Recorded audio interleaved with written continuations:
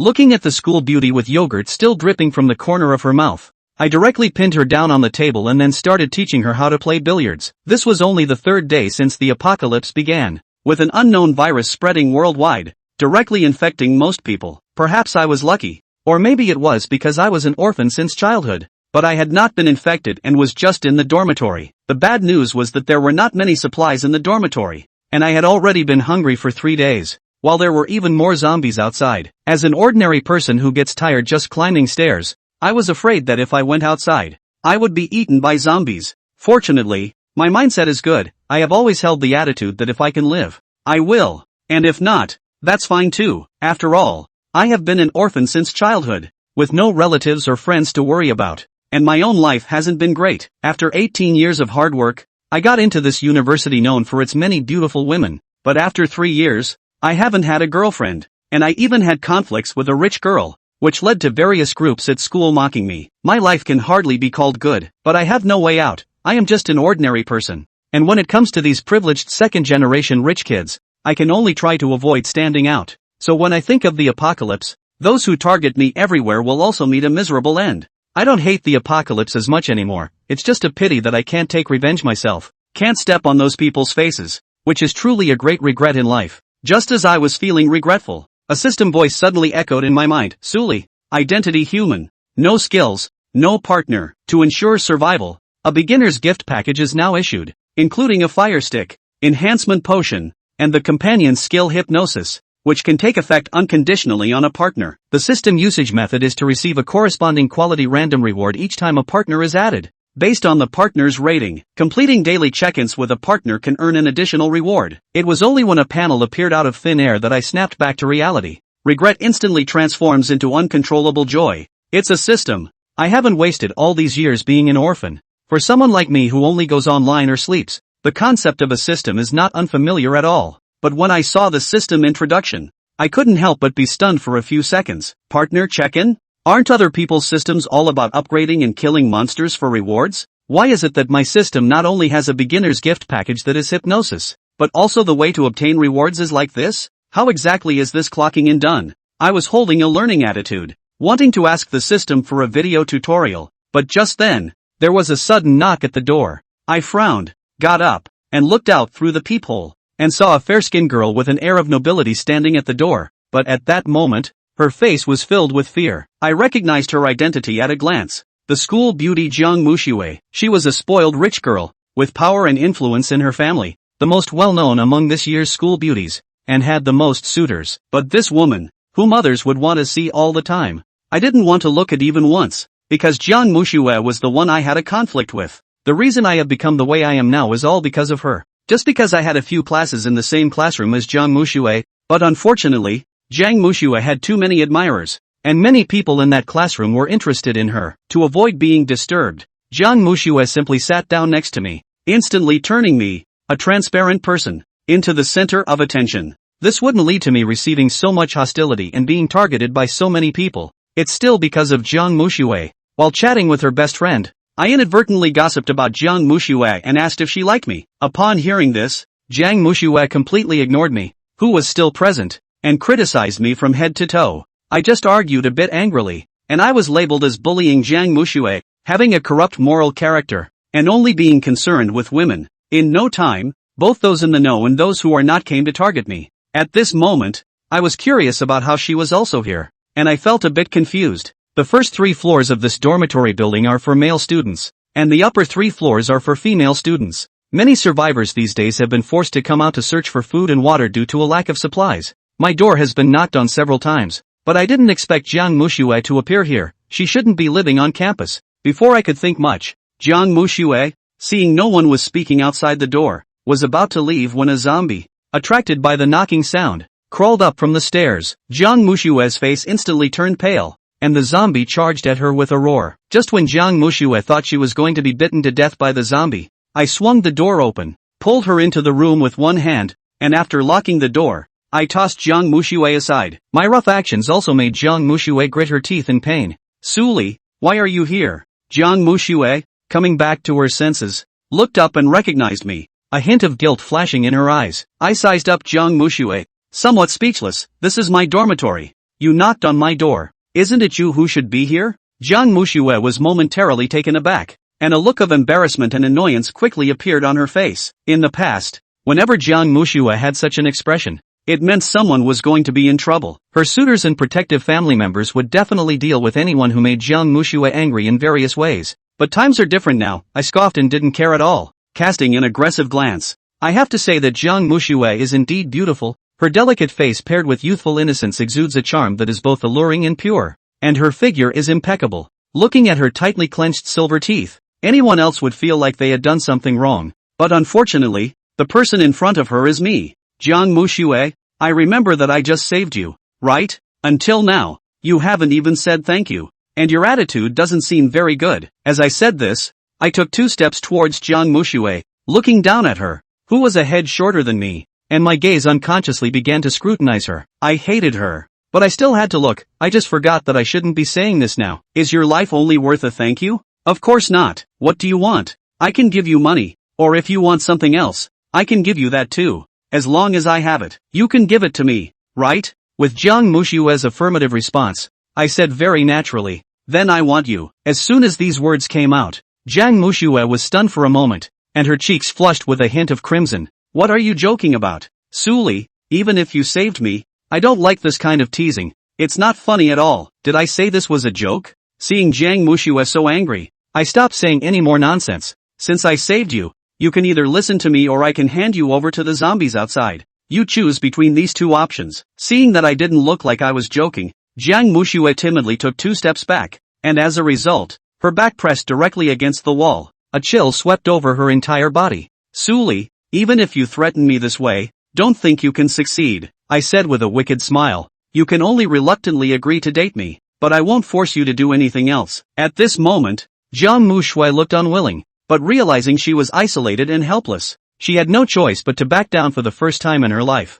Suddenly, the system's voice sounded, Partner 1 Jiang Muxue, Rating S, Reward Recovery Spell, which eliminates all negative states and restores the body to its peak after use. At the moment Jiang Muxue admitted defeat, the system determined her to be a partner. So it turns out a verbal agreement is enough? This saved me a lot of trouble. I excitedly checked the system panel, and Jiang Muxue's information was added to the partner list. Age 20, status hungry, today's check-in not completed. There were only 3 pieces of information, one of which didn't say much and was marked as 0, but I didn't pay much attention to that. At this moment, I had begun to admire Jiang Muxue's body that countless people covet. I already said I wouldn't do anything else, didn't I? Don't look at me like that. Jiang Muxue shrank back timidly, hugging herself tightly with both hands, clearly still holding onto some kind of unrealistic fantasy. However, in the next second, a handprint appeared on Jiang Muxue's face. I withdrew my hand and sneered, although I don't know what childish thoughts you still have.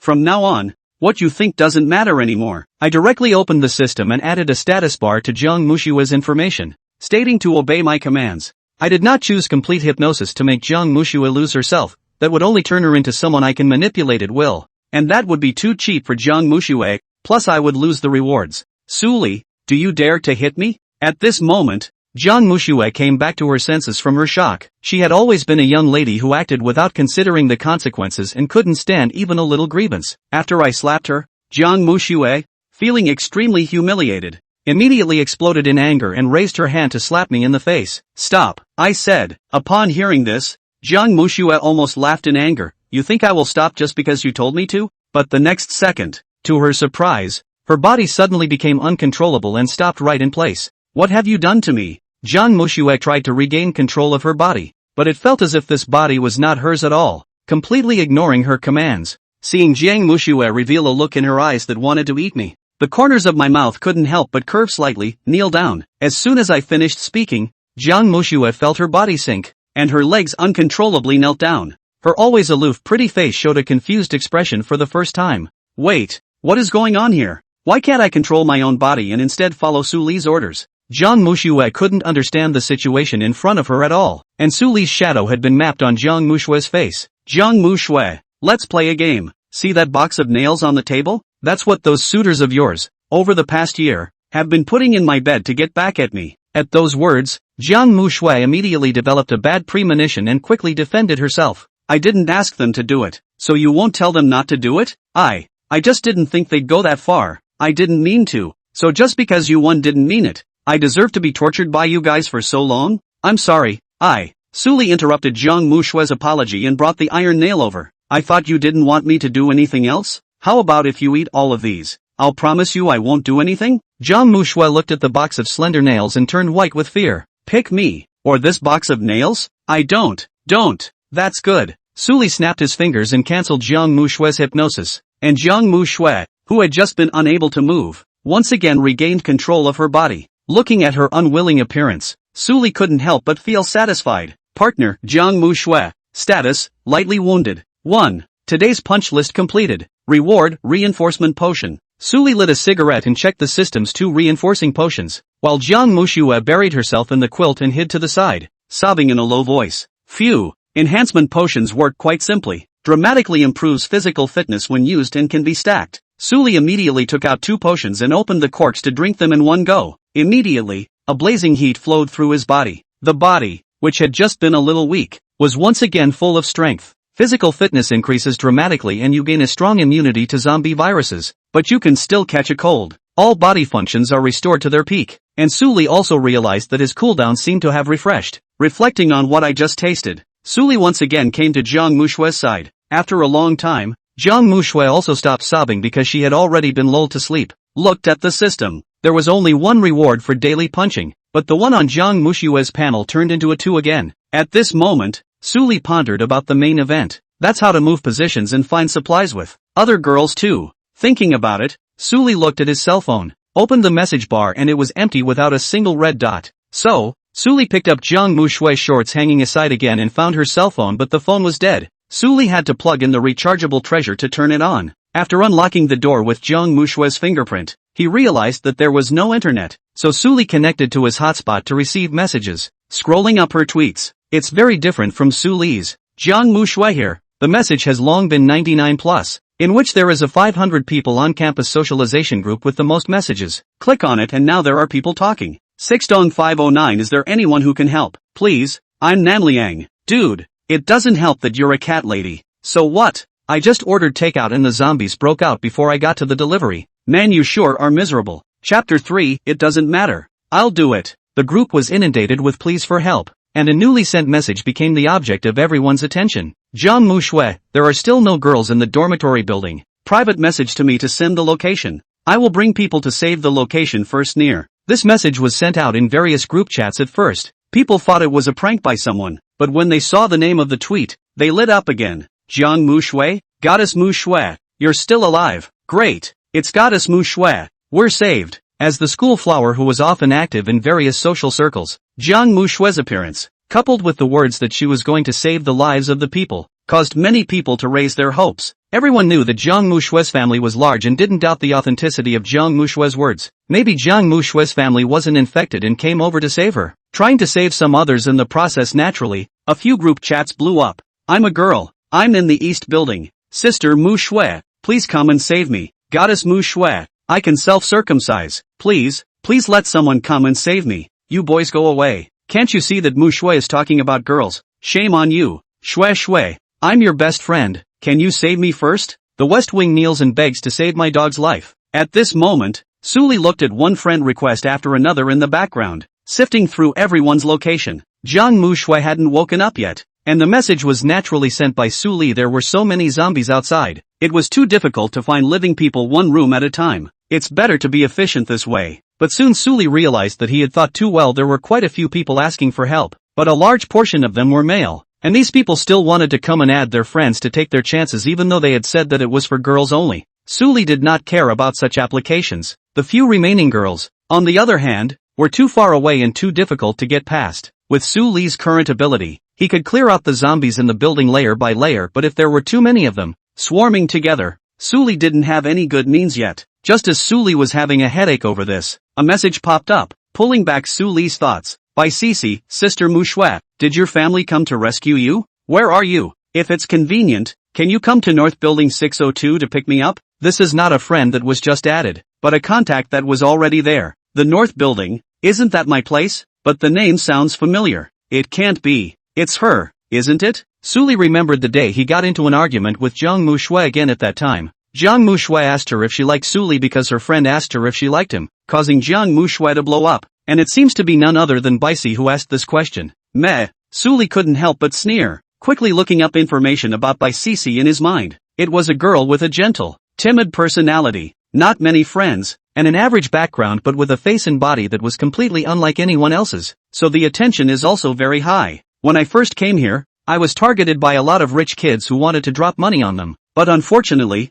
Baici just one friend and this friend is Jiang Muxue, and the two people are very good relations, almost the whole day to stay together, make a group of rich second generation directly honest. Suli recalled Baici's appearance. The first thing that came to mind was the figure that was more powerful than Jiang Muxue's. Immediately, Suli sent a message. Wait for me, I'll come in a while. Bays, yes, Pax, emoji, love you. Putting down his cell phone, Suli woke up Jiang Muxue. The confused Jiang Muxue, who had just woken up, felt like she had a nightmare, dreaming that she is being Suli. Wait, this doesn't seem like a dream. Opening her eyes and seeing Suli on the side, Jiang Muxue covered herself with the bedsheet in fear. Get dressed and follow me upstairs. Going for what? Looking for Baici. As soon as these words came out, Jiang Muxue's face immediately flashed with undisguised panic. Don't. She didn't offend you. Don't go and hurt her. Jiang Muxue pulled Suli's arm with a begging face. After that education just now, Jiang Muxue's eyes cleared up, totally afraid to say anything outrageous.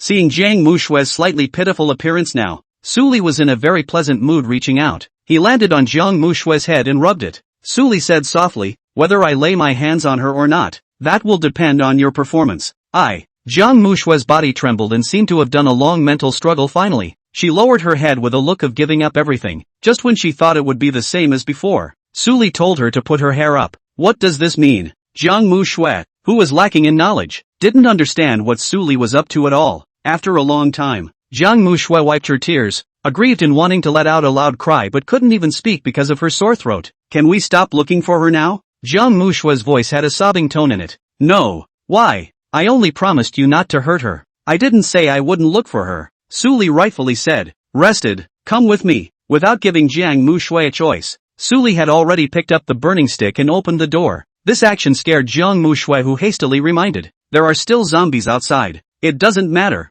I'll make a move. You. Jiang Muxue actually wanted to say where did you get the confidence, but recalling the scene just now where she couldn't move, she couldn't help but guess. Does Suli know something like chanting or something like that? And that's what's controlling her. After all, the zombies are outbreak. It's not surprising to have superpowers, is it? Thinking so, Jiang Muxue half-heartedly followed Suli and walked out of the safety of the dormitory. The dormitory building itself was less crowded. Plus it was morning when the zombie outbreak occurred. Most people were out of the dormitory, so there were far fewer zombies. As soon as he went out, in the corridor, 4 zombies were lying on the ground tearing at something. Hearing Suli's movement, they immediately lifted their heads and hissed furiously towards the two of them. Jiang Muxue was scared to the point that she took the initiative to approach Suli, while Suli was just unhurried. As the zombies approached, he copied the burning stick and smashed it on the head of a zombie, followed by a horizontal sweep of the stick. The attack that only had numerical values, no technique, hardened one zombie's head, and 3 zombies flew out backwards, their heads smashing against the wall, never moving again. Jiang Muxue looked at this scene dumbfounded. The little thoughts that had just arisen in his heart were silently dispelled. Go! The two continued up the stairs, continuing to empty the corridors in the same violent manner. During this time, Suli knocked on a few doors, but when there was no response, he continued up the stairs. Jiang Muxue asked Suli why he knew that Baici was upstairs. As soon as he heard Suli say that he had taken her cell phone, Jiang Muxue was a little nervous. You read my tweets? So did my family message me? No. Suli had purposely paid attention to the fact that there was no new news from Jiang Muxue's family. Obviously, they were all in a bad way. Chapter 4. Jiang Muxue, there are still outsiders. You can see for yourself if you don't believe me. Suli handed her cell phone to Jiang Muxue, and after getting her hands on it, she immediately flipped through the chats with her family and looked at the empty messages. Jiang Muxue still held a glimmer of hope. Maybe their cell phones are broken or they don't have internet like themselves. Go! Suli's voice pulled her back to her thoughts. 6 Ply. After some cleanup, Suli solved the last zombie after finding the door to room 602. He let Jiang Muxue go over and knock on the door. Soon, the door was opened from the inside. A girl who was the same age as Jiang Muxue poked her head out and was surprised to see Jiang Muxue. Sister Muxue, it's really you. Baici opened the door for the two to enter the house, closed the door, and after confirming that it was safe, Baici excitedly gave Jiang Muxue a hug. See, don't. There are outsiders. Jiang Mushue's body, which had just been exercising, hurt even more when she was hugged like this by CC. It was obvious that the two were really close. CC hugged for half a day before letting go and seeing Suli. She remembered that there was someone else. Ah, excuse me, may I ask who he is? He's Suli. When Jiang Mushue wanted to introduce the relationship between the two, she paused and had some difficulty in opening her mouth, but after turning around and realizing that Suli was staring at her, Jiang Mushue gave up the struggle. He's my boyfriend. After saying these words, Jiang Mushue felt like she lost all her strength. CC, on the other hand, was slightly stunned, spinning around. An incredulous expression appeared on that sweet face. At this time, Suli walked up and wrapped his arms around Jiang Mushue's waist, his movements incomparably intimate. Sister Mushue. Looking at the unresisting Jiang Mushue, CC's inner shock was beyond words. Jiang Mushue is very sensitive to physical contact, and girls who have a better relationship in life also mind having too much contact, let alone men. But this scene in front of her completely broke her perception of Jiang Mushue. What amazed her even more was this. Suli, isn't he the boy who had a conflict with Sister Mushue and gossiped about it himself? She was not familiar with Suli, and when she just saw Suli's face, she didn't recognize it until Jiang Mushue said the name. Sister Mushue, so you really like him? You scolded so fiercely last time. I thought you really hated Suli. Jiang Mushue knew that CC had misunderstood something, but she couldn't explain and could only nod bitterly in affirmation. After saying her surprise, CC wanted to ask something else, but at that moment her cheeks reddened slightly and she looked away in some embarrassment, thinking to myself, what is this Suli doing? I'm still here myself. Why don't I pay a little attention? I'm almost kissing Sister Mushue too. Why don't you say a word? So, I was wondering if we should go do anything now. Suli stopped moving and looked at CC. Perhaps because she had no other clothes, CC only wore a thin short sleeve, and a pair of super short pants. The figure was hazily mapped out in the light that was there. The most alluring side of CC was revealed to the fullest, and unlike Jiang Mushue's dainty style, her body was clearly better developed than Jiang Mushue's, but she gave off a more simple and clear charm. It seems like a good student who grew up with good grades and not a trace of bad habits. No wonder it's looked at by so many people. If it wasn't for Jiang Mushue, a gentle and lovely girl like CC with such a high face value would probably have been tortured by society long ago. We're going to take a look at some other supplies, gather some supplies, and move positions. Are you going to come join us? Suli replied casually, while in his heart, he was calculating how to take CC under his wing. Threats were the next best thing, and that didn't give Sully the thrill of revenge at all. Since he had such an ability as the system, he naturally wanted to make CC unconsciously, slowly fall, while also constantly tormenting Jiang Mushue. Yeah, do I need to come with you guys? CC questioned. Just wait. Suli had just finished speaking when he was slightly stunned, and the system's beep sounded in his ears. Mate, 2. Cecilia White. Rating S. Bonus, sharing. You can choose one of your own abilities and share it with your partner. The system suggests sharing immunity to infection. No. Is that a partner judgment? Suli had only spoken casually, not realizing that the system's decision was so simple and saved him the trouble since he could use hypnosis. The next thing to do would be simple. Scanning the rewards. It wasn't anything that boosted his strength, but it was good, and he instantly shared the infection immunity. Hopefully the rewards for clocking in later will come out with something that helps him more. Age, 20. Status, joy. 0.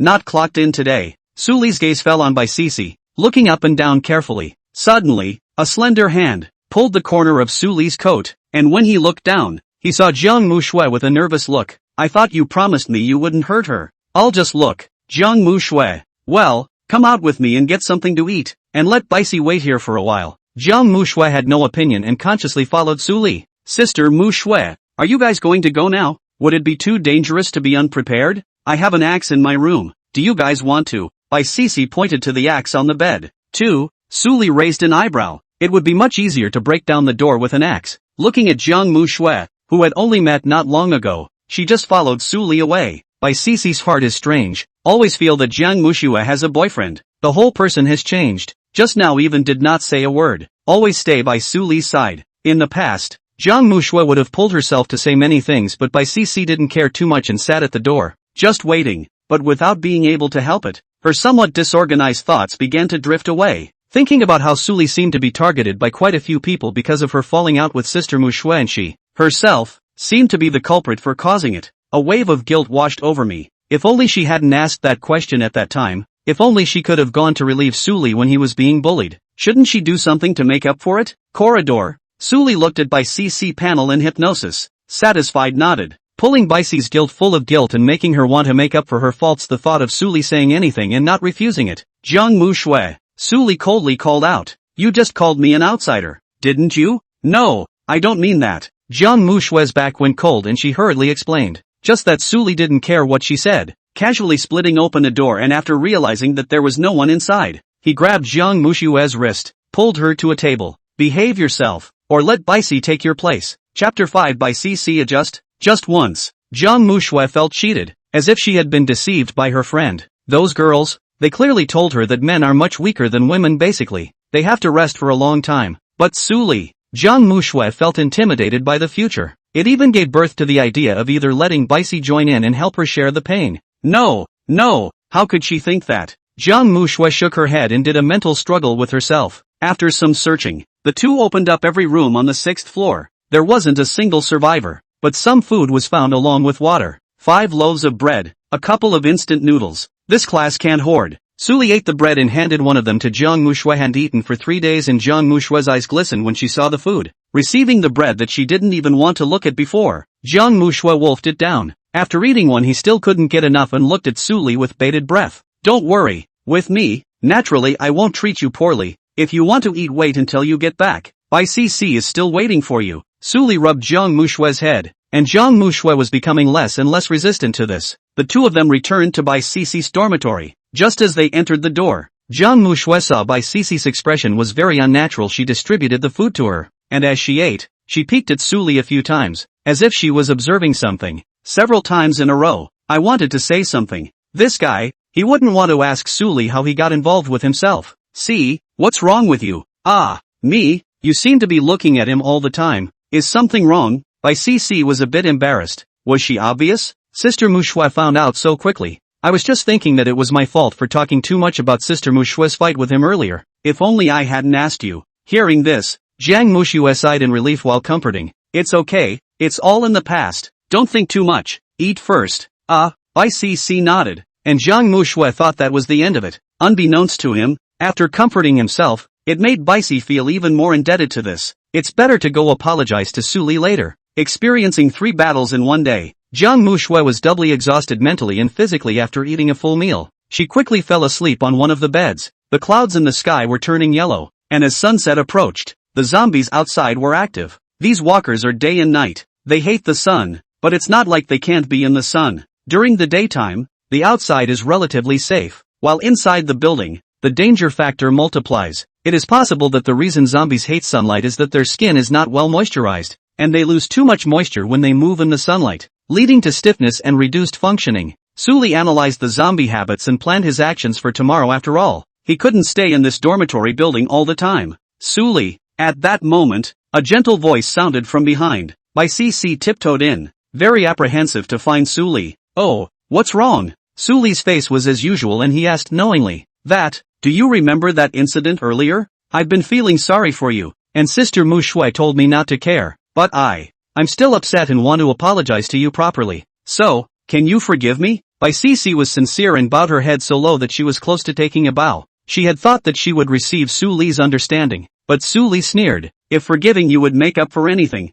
I would have forgiven you a long time ago. Bai CC's body tightened. Hearing Suli say this, her already guilty emotions gave birth to endless remorse. I'm sorry, you don't need to apologize. Suli interrupted first, directly making Bai CC a bit groundless. It turned out that Suli cared so much about this matter, and as a result, she was still thinking that an apology would be fine. She was really a bad person. I'm sorry, I was really wrong. Please, give me a chance to make amends. Let me do whatever I want. I don't want to be hated by someone my sister likes. Bai CC only felt that her brain was now blank. The emotion of wanting to be forgiven by Suli occupied the peak, and she decided in her heart that even if Suli asked her to go out and draw away the zombies, she would have no complaints. The corner of Suli's mouth rose slightly. Fine, then I'll give you a chance. It's up to you whether you take it or not. Bai CC's spirit lifted and she looked at Suli gratefully, ready to listen to Suli's request. How about from now on, you come and do whatever I say until tomorrow morning, and I'll forgive you? No problem. Paisley didn't hesitate much and agreed straight away. Good. I'm a little cold. Come over here and let me hug you. Well, ugh. Bai CC just wanted to raise her hand, but then she froze in place, wondering if she had heard wrong. Hug you? Aha. Receiving an affirmative answer, Baixi's face immediately reddened. But, you're my sister's boyfriend, how can I? She won't mind, how can that be? Even if you don't care, that's not allowed. It's not right. If you're cold, can't you go under the covers? Baici was a bit anxious. She hoped that Su Li would stop making such requests as a result. Su Li's one sentence pressed her back. Then don't ask me to forgive you. The opportunity has been given to you. You're the one who didn't cherish it. These words were like a bolt from the blue, putting Baici in a dilemma. How did this? Her whole body was bad, guilt fighting the bottom line. After a long silence, Baici said as thin as a fly. Just once. After saying that, Baici stood in front of Su Li in shame and turned her head to the side, not daring to look at her. Didn't I tell you to hug me? Baici opened her hands and hugged on Su Li in her thin clothes, nervous heart beating out of my chest, and the direction she turned her head. She happened to be able to see the sleeping Jiang Muxue. A very strange feeling kept hitting Baici's nerves, causing her to go down again and her mind to go blank. What the hell is she doing? Nice, Su Li praised in his heart, feeling the blazing body temperature of Baici's body, looking at the young girl's pink neck, and sniffing the trace of light fragrance. I have to say, Su Li knows how to enjoy himself, especially since Baici was trembling with nervousness. One couldn't help but feel pity. Look up, look at me. Baici did so, and just as she met Su Li's eyes, she felt a lightness in her body, and she was picked up and blocked her thin lips. Her eyes widened as she tried to struggle, but Su Li suddenly stopped. It's not like I just promised to listen to just one sentence. I'm asking you to hold still now. Jiang Muxue is sleeping, don't wake her up. Baici's petite body shook, looking towards the sleeping Jiang Muxue at the head of the bed. Her strength gradually became smaller, her eyes flooded with tears, her head was a slurry, completely unable to think about anything. Who am I? Where am I? What am I doing? Chapter 6, I can't help it. I'm a kind-hearted person. Clocking complete. Bonus, skill, wind pressure. Creates a high-pressure area in a designated location where things in the area are controlled by strong winds for 2 seconds before being bounced off by repulsive forces. Looking at the game interface like introduction, Su Li touched Baici in his arms, wiped the remaining tears from the corners of his eyes, and covered her with the quilt. He himself came to Jiang Muxue's bed and swept Jiang Muxue into his arms. Jiang Muxue opened her eyes in a daze, and after seeing that it was Su Li, she hesitated a little for a few seconds before choosing to not say a word and stay quietly by Su Li's side. She really didn't know what to do. Reason told her that if she continued like this, she might have to become Su Li's slave, but reality tells her you have no choice. At this moment, just as heavy-hearted as Jiang Muxue, there was also Baici. She lay on her bed, tightening under the covers, her eyes unknowingly wet with tears, as if she were a student who had gotten into trouble. Scared to death. She couldn't believe what Jiang Muxue would be like when she found out. Next day. Why are your eyes so red? Jiang Muxue said with concern. I guess I didn't sleep well. Don't rush. Baici barely squeezed out a smile and pretended that nothing had happened and said. Jiang Muxue did not suspect that it would be strange to sleep well after a zombie outbreak. But she suddenly realized that she seemed to have slept well yesterday for the first time since the end of the world. She had a good night's sleep and was extraordinarily relieved to get up in the morning. Jiang Muxue economically ate half of the bread. Her stomach was still a bit hungry. So he asked, what are you going to do later? Do you have to go to another floor? No, just go straight outside. You guys just grab your stuff and follow me. This place isn't meant to be lived in for too long. Su Li, who had planned this a long time ago, had a clear goal intending to go directly to the supermarket within the school district, first picking up enough supplies to find another stronghold to land on in the meantime. Then it was time to get down to business and get on with finding the poor surviving students. It can't be helped. He's a good person. His heart ached at the thought of so many female college students in despair under the end times. But until then,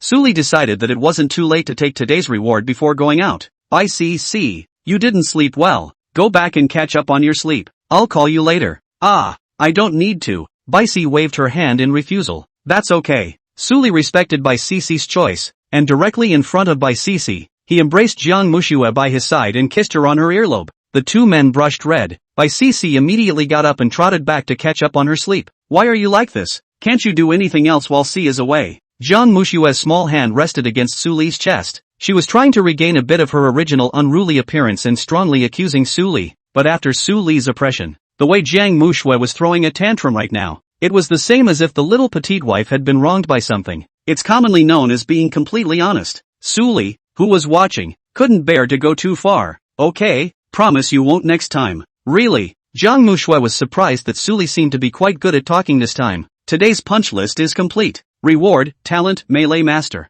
automatic proficiency in various melee techniques and rapid growth in combat. Today's rewards were okay, just not as good as yesterday's whites. Midday. There weren't many zombies outside the dormitory building, so Suli cleared the zombies on the several floors downstairs and brought the two of them outside. At this moment, the campus ground was filled with dried bloodstains, as well as many limbs and bones, creating a hellish scene. The two girls couldn't help but lean towards Suli, unable to bear to avert their gaze. Suli did not delay a single moment. Just as soon as I got out, I headed towards the nearest supermarket. Their path led through several other dormitory buildings, and as they passed through them, their silhouettes were seen by a number of survivors trapped in their rooms. Some opened their windows and shouted towards Suli in an attempt to call for help, while others remained silent. And quite a few of them recognized Jiang Muxue and were all shocked. What's the situation? Is that Jiang Muxue? She's surprisingly fine, and she's even with a man. Who is this person and why does he look so familiar? Nobody. What gives you the right to hold Mushue's hand? There were not a few admirers of Jiang Muxue.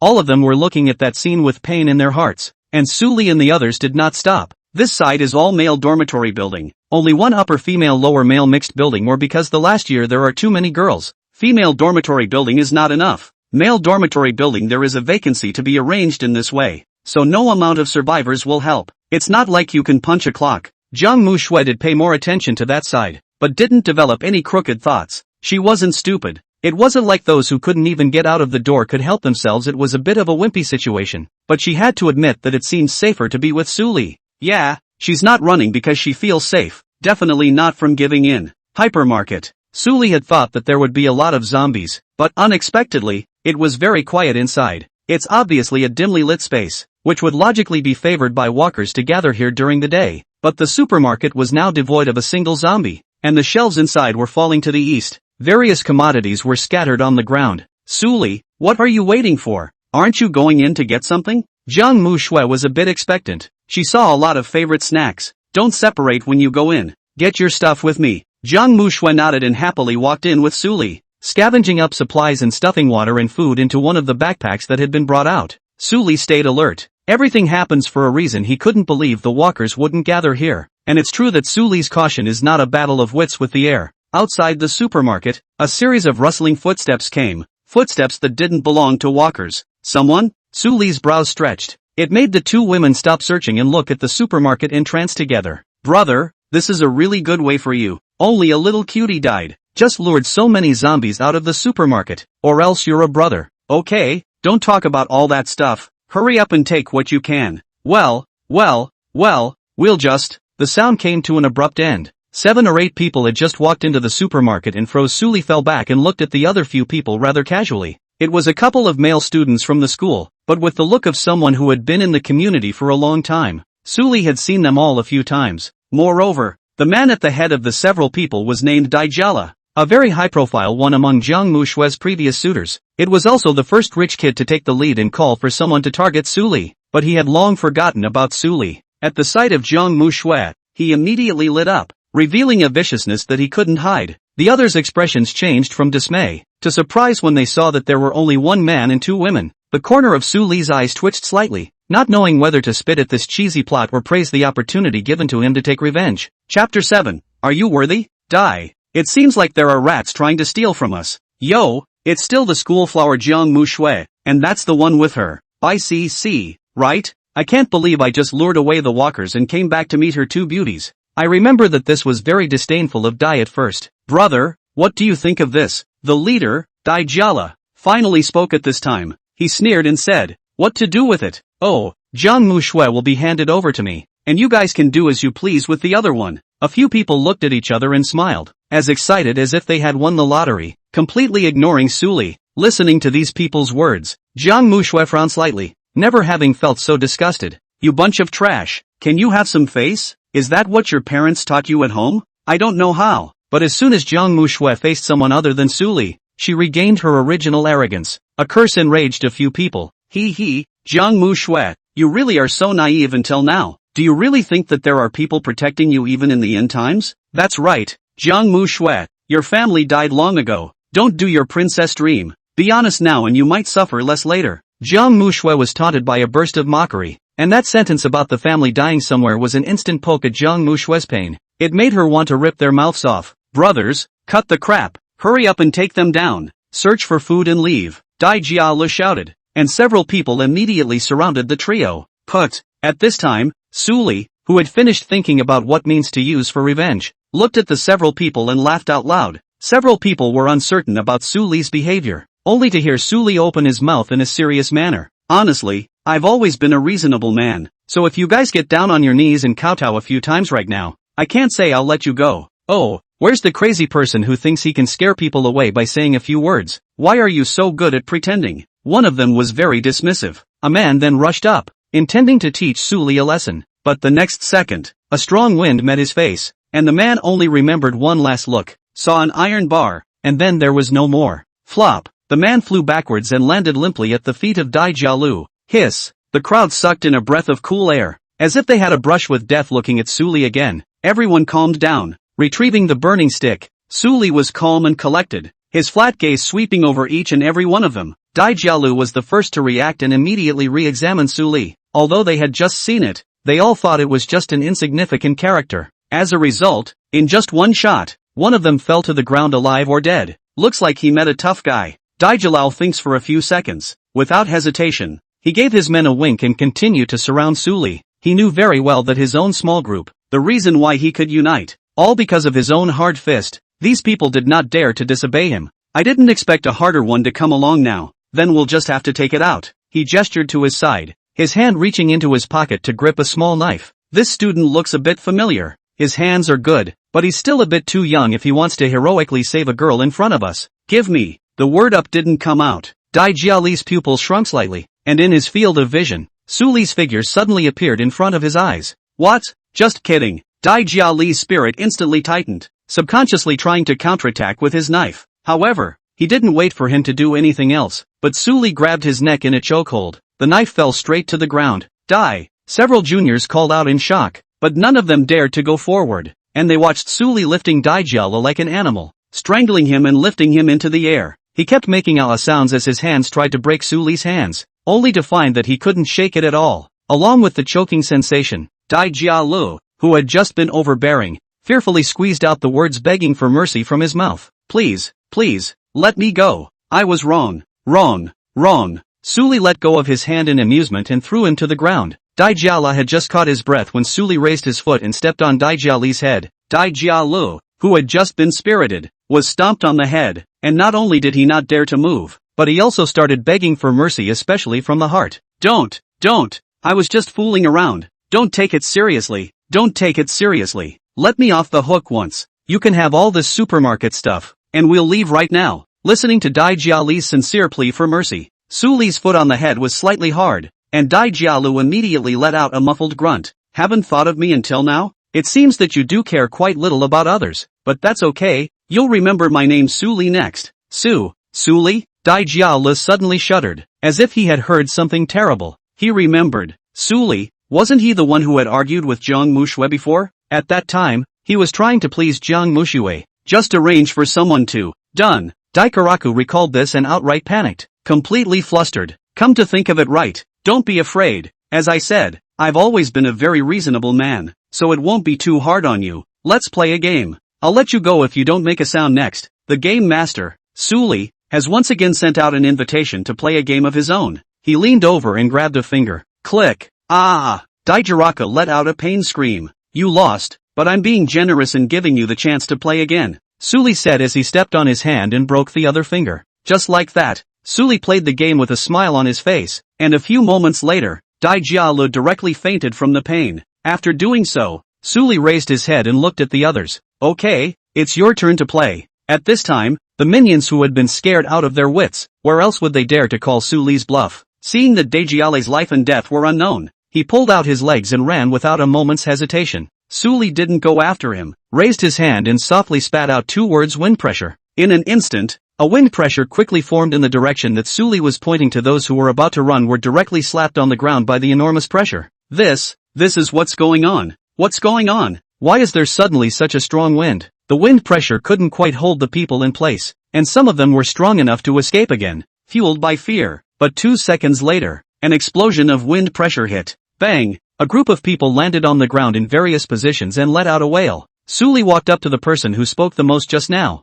holding a burning stick in his hand and looking down on him from above. Brother, Brother, I was wrong. We were all coerced by Dai Jialu. We're not in league with him. In the face of begging for mercy, Suli didn't half sympathize. That was your mouth talking just now, wasn't it, my man? Are you worthy of talking about? With a clanging sound, Suli swung his burning stick on the man's mouth, and in an instant, blood frothed everywhere, with a bunch of teeth mixed in. Chapter 8 Practicing Mouth Techniques. Suli, a kind-hearted man, did everyone as fair and just as he should have done. The ground wailed and wailed. Alright, go get some more useful things and dispose of them later, Suli said to Jiang Mushui. At this moment, Jiang Mushui looked at Suli, and very strange emotions were born in her heart. He was defending himself, wasn't he? Although he knew that it was most likely that Suli had taken himself as his private property and would not allow others to speak out of turn before he took a breath for himself. But this feeling of being protected by Suli was quite good. Moreover, compared to these hooligans, Suli did seem to be quite reasonable.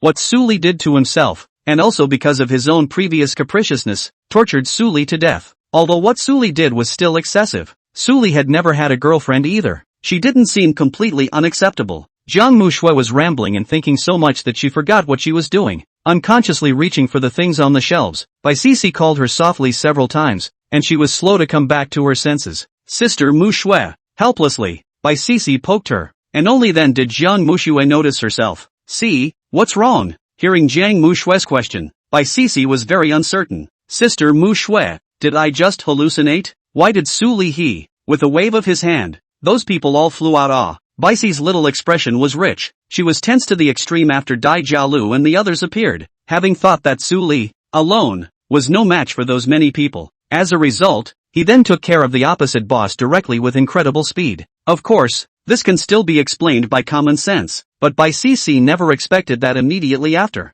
Suli raised his hand, and a fierce wind was pressed down in front of him, and those few people were directly bounced out. It couldn't be explained by her perception, and what made her even more skeptical was that Jiang Mushui didn't seem surprised at all. In fact, Jiang Mushui was quite surprised when she thought back now. It was just that at that time, she was in a very comfortable mood when she saw Suli go and beat up those people who had slandered her. Ignore the irrationality. But, Jiang Mushui had seen Suli's specialness before, and that ability to forcefully control herself was treated by her as a superpower like Nianli, so that scene just now can be explained. So then, Jiang Mushui told Bai Sisi what she thought. The two spoke in a very small voice, but Suli listened very clearly not far away after learning that Jiang Mushui actually thought this way. He didn't go over to deny it, so he let Jiang Mushui think this way. Can't hold it anymore. Come on then, get me a rope. What do you need a rope for? A few moments later, Suli tied those people's feet, or hands, dead or alive, with a rope, dragged them directly, and threw them outside, into a clearing in direct sunlight, and break everyone's legs, incapacitate them, and leave them here to suffer in the hot sun while waiting for the zombies to find them and partake of them when darkness falls. Among them, there was one that Suli took special care of, and that was Dai Jialu. Suli had no interest in educating him, so physical therapy was chosen, tying him to a pole, covering his eyes with a cloth, and simply sewing up his 10 fingers with stitches. It's just that Suli's medical skills aren't very good, accidentally all sewn together. In order to prevent Dai Jiala from getting too hot in the sun, Suli purposely made a few openings for him and tried the bloodletting therapy. Scanning the perfect masterpiece, Suli took Jiang Mushui and the two of them, leaving this area of the supermarket to find a new shelter. There were very few suitable places to live. Either the space was too small or too unsafe, causing Suli to want to go out and find a shelter. I know a place nearby. It's the school's music rehearsal hall. The doors and windows are barred and locked. There's a lot of space inside and it's usually locked and unoccupied, so there's definitely no walkers, Paisley suggested. Could be. There was nowhere else to go anyway, so Suli listened to Bai Sisi's suggestion. While it was still dark, I quickly found the rehearsal hall that Bai Si had said was well secured, just as she had said, with a locked fence on the outside and another fence on the door. The windows were only a few small ones, and even if they were open to let the walkers in, they couldn't squeeze in. Security is indeed full, but not only against walkers, but also against the three of them. See, it's how to get in. Jiang Mushui pulled on the fence, thinking to herself should she violently unlock the door. Use this. From the only pocket on his pants, Bai Si took out a set of keys and opened the lock directly. I'm in the music department and happen to be assigned the position of managing the rehearsal hall. I didn't think I'd use this place at this time. There was no extra room in the rehearsal hall, just a hall with shelves in the corner, along with dozens of chairs and cushions. It's very much in line with Suli's requirements. Good. Stay here for a while then. By the way, are you studying music? Suli really didn't know about this before. Aha. Paisley nodded. Learn something. Woodwinds like saxophones. Then do you know how to practice your mouth skills? Suli raised an eyebrow. Well, to play these things, you have to work on your mouth technique every day, or the tone aspect of the music will be difficult to progress. Baisi replied with an innocent look on her face. Then why don't you teach Manhwa today, so she can practice with you as well? Why? She didn't quite understand how she had to teach sister Manhwa music when it was the end of the world. Does learning music improve survival rates? Baisi couldn't understand Suli's meaning at all, but Jiang Manhwa, who had gradually grown over the past 2 days, immediately knew that Suli's purpose wasn't pure. After deciding to stay here, Suli counted up the supplies he brought back. No problem for 7 days if you eat for 3 people, but this was a case of economizing, and Suli wasn't satisfied with that. However, the 2 daughters who hadn't eaten anything good for several days were already satisfied, and Jiang Manhwa was even looking at him with bated breath, silently asking if she could have some.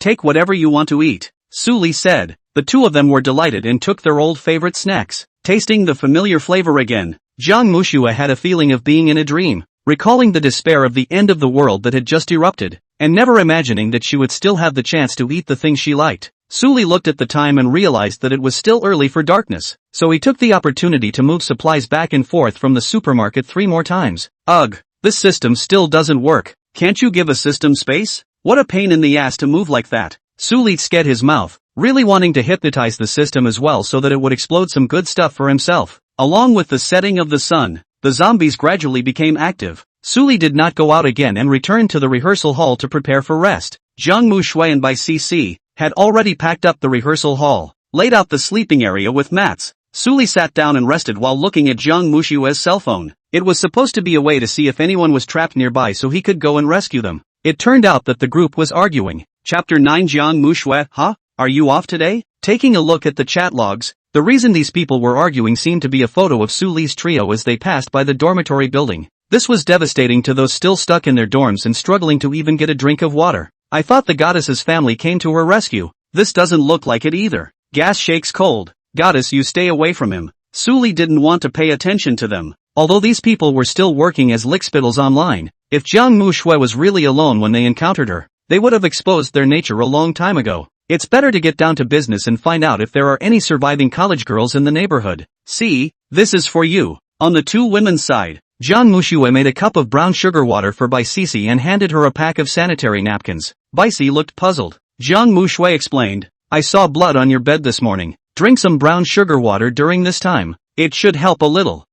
Baisi's small face blushed, without denying it, and not daring to deny it. He took the brown sugar water and swallowed it down with all the aggravation. She had been thinking less chaotically, but as soon as Jiang Manhwa said this, Baisi immediately remembered yesterday's incident and no longer had the face to face Jiang Manhwa. Sister Manhwa, what's wrong? Can I ask? Baisi was halfway through her sentence when she suddenly saw Suli looking towards her, immediately shut her mouth in panic and changed her words. Can I ask what time it is? Why do you have to ask if you can or not even for this? Wouldn't it be better to just ask? Halfway through the night, Suli had wanted to continue speaking in the group chat and have someone private message his location. It was a pity that the passing of Suli's trio had already been passed through by several groups of survivors. Seeing that Jiang Manhwa didn't have many helpers, just a man who does not know what relationship, then all doubt Suli is not really able to come to the rescue, so that the people who came to the private letter is very few, but also most of them are outside the school district. Suli was more curious. How come there were so few people asking for help in the female dormitory? Counting yesterday, only 5 or 6 people contacted him.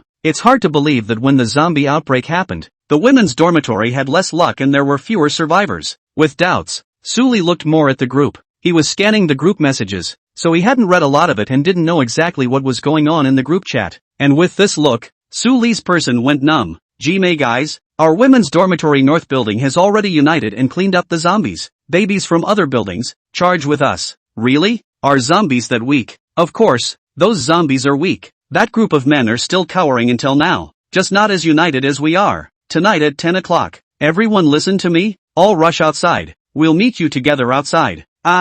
Sis is so handsome. I've contacted the survivors in our building. Wait until 10 and we'll be right out. Hey, don't be impulsive. There are a lot of zombies at night. If you escape from the dormitory building by the advantage of numbers, what will you do about the zombies outside? Yuck. I don't want you to care. You guys can't do it and still have to PUAS. Go away. Good point. Only girls protect girls. They just can't stand us. What's wrong with you? Who says I'm a guy? I'm not going out there anyway. You guys are on your own. Phantom Boy is almost there. That's all counting charm. You're invincible, kid. A couple hours later. 10 o'clock.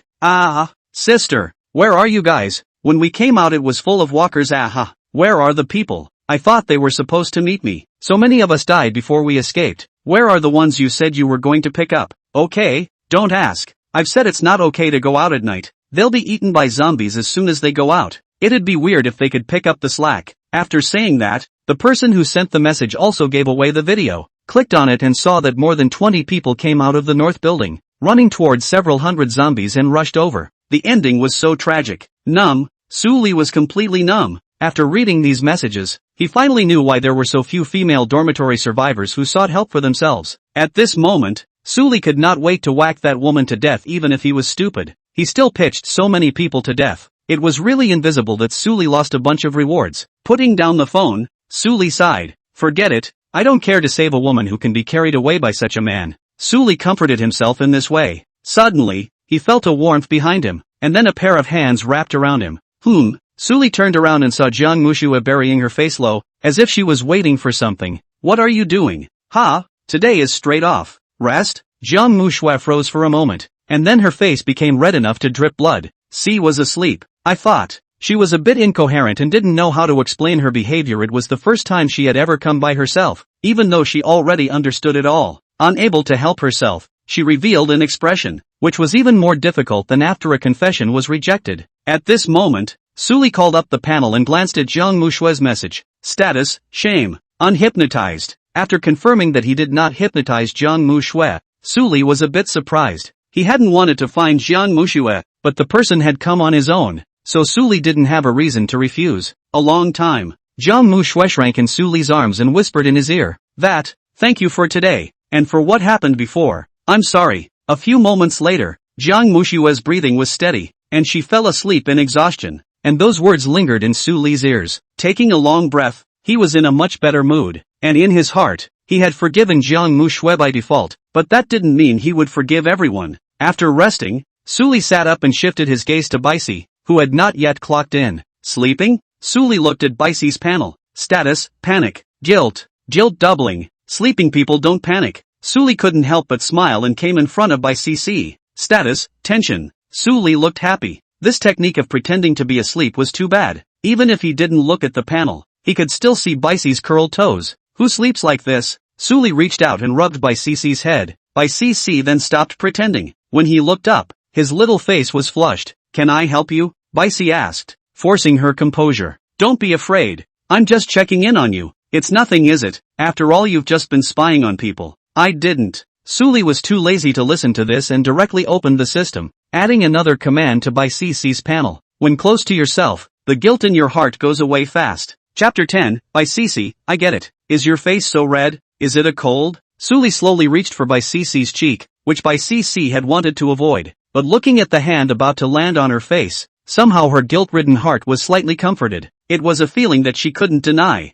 Well, Paisley's chin was pinched up. The force of the hand was light enough that she could break free by moving her neck. Suli was very skillful to come close, gently kissed on Baisi's lips. The touch was blowing, as if he had eaten a piece of soft jelly. No, okay. Baisi's breathing stuttered and her heart was beating extra fast, but she felt incredibly peaceful. At this moment, the guilt in his head towards Jiang Mushua was swept away, leaving only a rare pure land of the heart. She didn't know what was wrong with her. It was clear that she knew she must refuse, but she couldn't refuse Suli. She just wanted to sink into this moment of peace of mind. Bonus, skill, purple fire. Can manipulate special flames for combat while gaining resistance to flames. When he got today's reward, Suli was instantly brightened up. There were group injury skills, which was exactly what Suli wanted right now. And if this skill was paired with wind pressure, the power would go up another notch. Nice. Suli kissed Baisi's face, then left and returned to Jiang Mushua's side. He's not a greedy person. Just get the reward. Taking Jiang Mushua into his arms, his head briefly went over tomorrow's schedule, and Suli also quickly fell into sleep.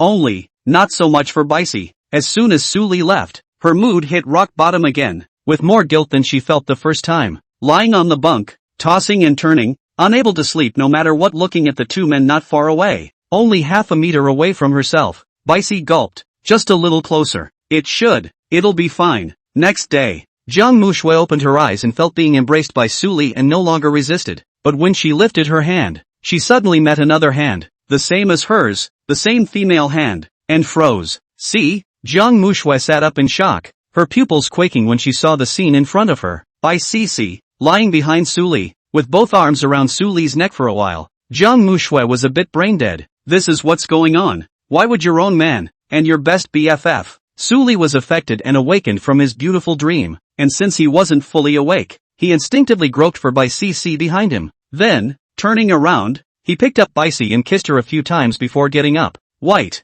Baici, Jiang Mushui let out a shout, and all of a sudden everyone came to their senses. At breakfast time, the three of them sat around. Su Li ate as usual, and the atmosphere between Jiang Mushui and Bai Cici seemed strange. I'm sorry. Bai Cici bowed her head once and apologized towards Jiang Mushui. Jiang Mushui, who had dissipated her anger, did not intend to make things difficult for her, and seeing that Bai Cici was so sincere, she said, forget it, you surely didn't do it on purpose. Just pay attention to it in the future. Sister Mushui, I'm sorry. Okay, just don't have a next time. It's not a big deal. Jiang Mushui felt bad in her heart, but she still acted open-minded for the sake of her good BFF. Bai Cici smelled even more guilty, and then, uncontrollably, he jumped into Su Li's arms. Jiang Mushui's smile froze, Baici's own expression froze, and even she didn't react to what she had done. Whites, what are you doing? I'm sorry Sister Mushui, I'm not quite sure what's going on here. I was careless. Do you think I'm easy to fool?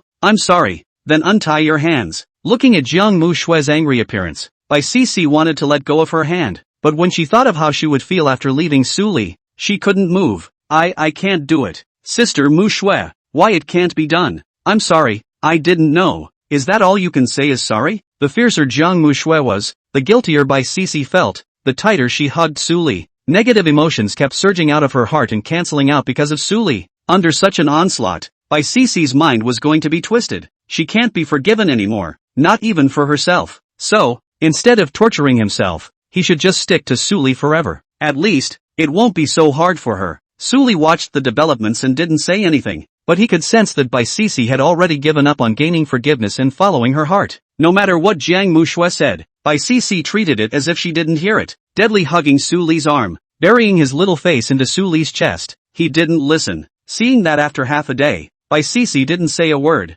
Jiang Mushui was disappointed. Bai Cici, I didn't expect you to be such a person. I really misjudged you. After saying that, Jiang Mushui's entire body jumped into Su Li's arms and squeezed Bai Cici out. It left her with no choice but to grab her arm. Su Li, kiss me. Jiang Mushui looked at him with an aggrieved face and implied affection. Su Li's heartstrings immediately trembled. He only wanted to give Baici torture, but this step didn't seem to be what he expected. Seeing that the development of events had run a bit off course, but the result was satisfactory to himself, Su Li had no choice but to delay today's trip and claim the system first. Punch card complete. Reward, reinforcement potion. Clocking complete. Reward, alloy heavy knife. Today's punchline went extraordinarily well. Su Li lowered his head, and the two of them snuggled up on each side of the left and right, looking like they didn't want to get up for a while. Jiang Mushui's mood was undoubtedly complicated. She had expected Su Li to have someone else, but she didn't expect that person to be her most trusted and caring best friend. Thanks to her caring so much about Bai Cici before and sacrificing so much for her.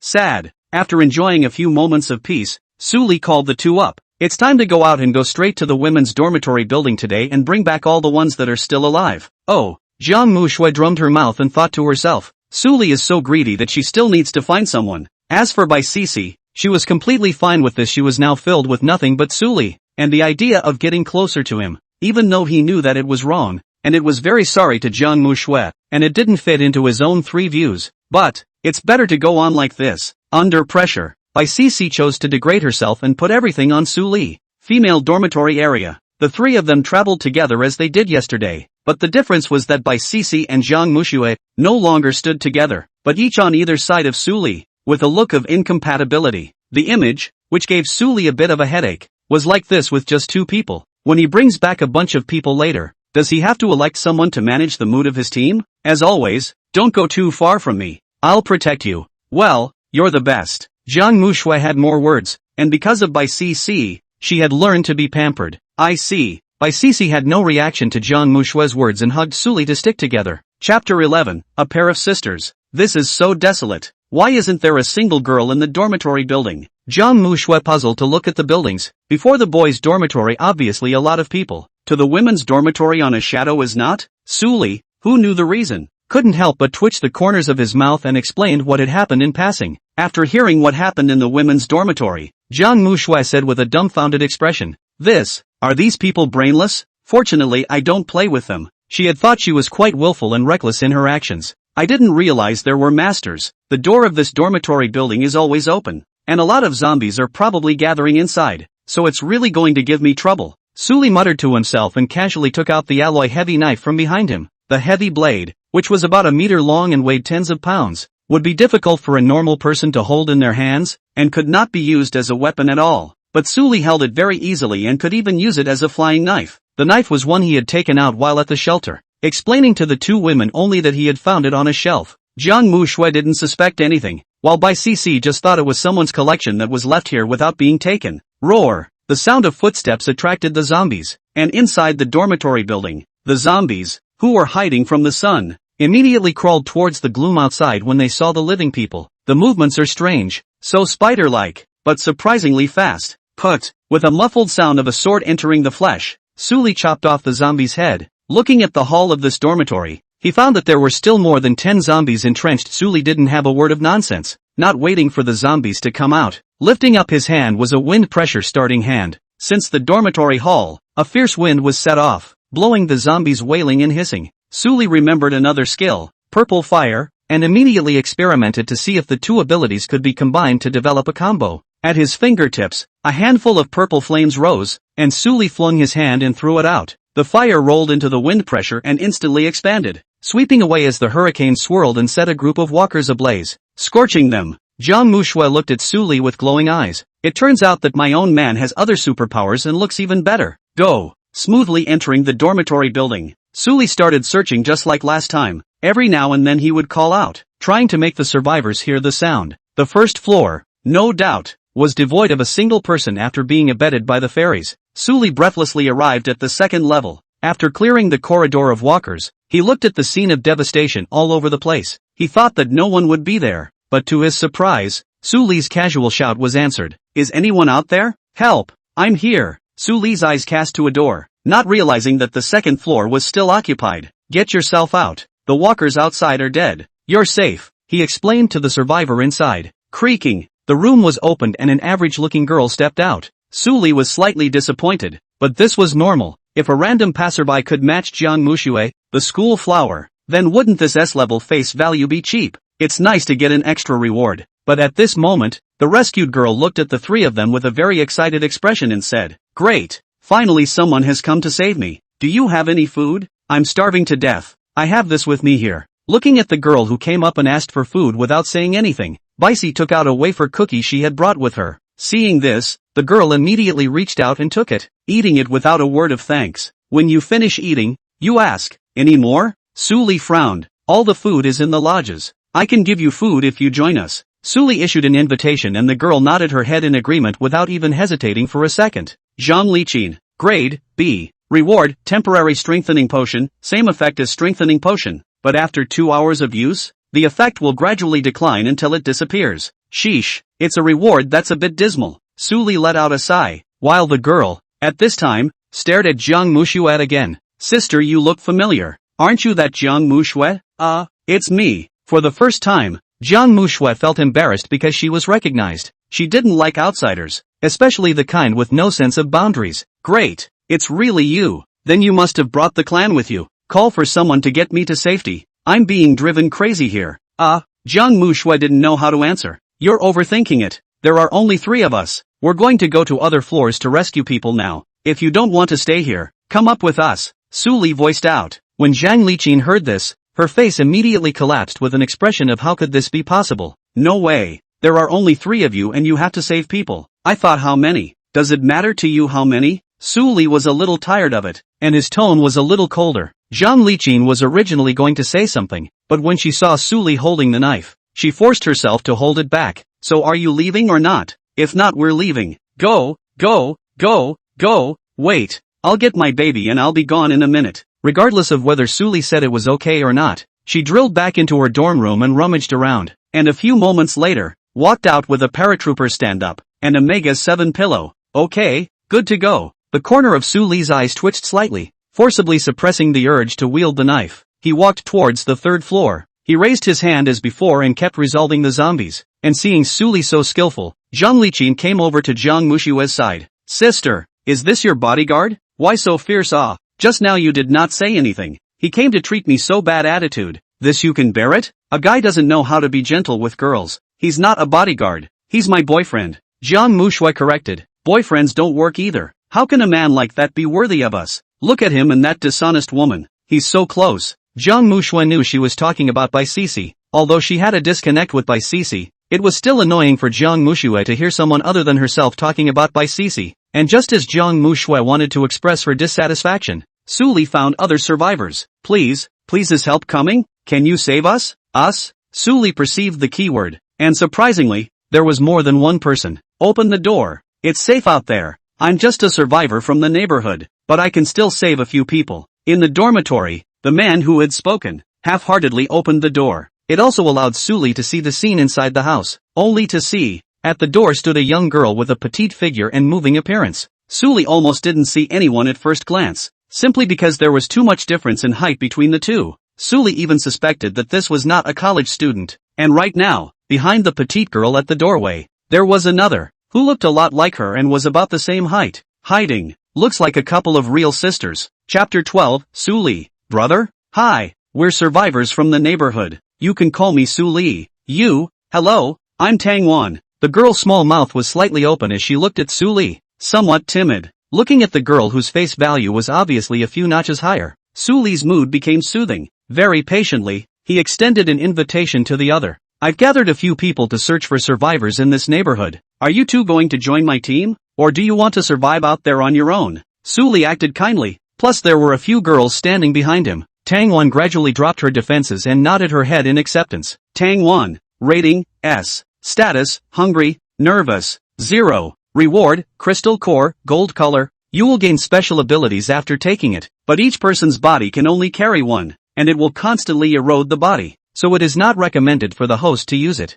The system recommends that the cores be configured for use in weapons. Note, when killing certain zombies, there is a probability of dropping crystal cores of different qualities. Tang Mo. Rating, S. Status, hungry, scared, 0. Reward, reinforcement potion. Su Li quickly skimmed through it and grabbed an important piece of information. The crystal core. This thing, it wasn't just the system that had it. Killing zombies also had the possibility of popping out this kind of thing, which meant that other people could also get this kind of item called a crystal core. To this Su Li expressed indifference. The system produces all good things, and the way to improve strength, not just one crystal core. Others, even if they have a golden crystal core, cannot be compared to Su Li. But this also reminded Su Li that there were other extraordinary forces underneath these end times, and to deal with these unknowns, he's going to have to do a better job of clocking in and sticking to the frequency of getting rewards every day. Su Li gazed past Tang Wan to the girls behind Tang Wan. I'm sorry, she's my sister Tang Mo. She's a bit communication challenged and doesn't dare to speak much. Tang Wan immediately explained, fearing that Su Li would think his sister was rude and thus not intend to let Tang Mo join them. It's okay, just come out and follow me closely. Su Li gave way. Intend to take 2 people with you and continue up the road. It's not easy to come here, so naturally, I'm going to eat everyone up. But just then, a discordant sound came from behind him. So what? We found 3 people. Why don't you go back to your shelter? I'm not asking how safe your shelter is. At least let me eat something first. Zhang Liqin tensed her face, looking like she was very dissatisfied with Su Li. Su Li considered himself a reasonable person. Normally, when others didn't move their crooked minds, he didn't move to kill. But in this case, he kind of couldn't help it. At this time, Tang Wan's eyes flashed with surprise when she saw Zhang Liqin. Zhang Liqin, why are you here? Didn't you take the others out? Why are they all dead and nothing happened to you at all? Su Li looked down. Zhang Liqin's face showed panic. I got lucky with those cuties. Didn't listen to my commands and almost got me killed. I was lucky to escape back. After listening to the brief few words, Su Li associated something and his tone instantly chilled. Tang Wan, you mean, she's the one who organized those girls and ran out to give head to the zombies, right? Well, she still wanted us to go together, and when I didn't go, she even brought someone to scold us for a long time. Tang Wan's small face bulged with aggression. It feels like you get punched in the face and will cry for a long time. I know. Su Li didn't say a word more. picked up the knife and placed it directly on Zhang Liqin's neck. So, that is you. Ha, you, what are you doing? I'm just a girl, what can I do? I didn't think there would be that many walkers at night. Facts aside, aren't the others at fault? Well, you're right. So on the 4th level, you stand in front and scout. Suli pointed to the stairs, signaling Zhang Liqin to go upstairs by herself. Wait, you're so powerful. Why don't you just scout ahead? How can you let me go ahead and scout? Oh, it's okay. There are so few zombies on the 3rd floor. There are definitely no more zombies on the 4th floor. Go on. I'm going to protect everyone from the back. I don't. Zhang Liqin still wanted to argue, but Suli's fist had already met her face, and the punch knocked her entire body to the ground. His face was bruised and purple and he had a bunch of nosebleeds. Roll yourself up, or I'll throw you up. I'll let you choose. Zhang Liqin's teeth chattered in pain, and she lay on the ground for half a day without slowing down. You, how do you hit a woman? She turned her head to Jiang Muxue and the others in an attempt to get help, only to find that the way Jiang Muxue looked at her was coincidentally similar to Suli. One more word of nonsense and it won't be a fist that lands on your face next time. Zhang Liqin was instantly struck by ice when she realized that no one had spoken up for her. Truly feel the threat of death. Under Suli's compulsion, Zhang Liqin warily walked to the front of the line, while cursing Suli countless times in his heart. He prayed that there were no zombies on the 4th floor. Step by step, trembling up the stairs, Zhang Liqin, heart in her throat, finally walked to the 4th floor. Looking at the empty, and no zombies corridor, she immediately breathed a sigh of relief. Great, these people are not on her side, but God bless her. But the next second, her face suddenly changed. Only a hideous zombie with a hideous face and rotting body crawled out of an unclosed dormitory. Zhang Liqin screamed out in fear, instantly drawing the attention of the zombies. She pulled herself up and ran, but stumbled and fell to the ground. Help me, please, I was wrong, help me. Zhang Liqin woefully pleaded towards Suli for help. The zombie, on the other hand, had long since pounced on her, taking a bite out of her legs and feet as if she were a wild animal on the hunt, dragging her whole body into the house. All that was left behind was her screams of pain. In a few seconds, the screams diminished until they disappeared. Zhang Liqin dead. Evaluation, no evaluation. Suli shook his head. He was really sorry. He didn't expect there to be walkers upstairs either. But facts aside, is she not at fault? She only lost her life once, whereas Suli would have felt guilty for 0.3 seconds. Listening to Zhang Liqin's voice disappear, behind a few women, their faces showed some intolerance, but there was not the slightest sympathy. This kind of little cutie who killed so many people, even if it dies 1,000 times is not too much. The hissing of the zombies came from elsewhere. The other zombies hiding somewhere were attracted by Zhang Liqin's earlier screams, and even there was some movement upstairs. Brother Suli, why don't we go to another building to search and rescue?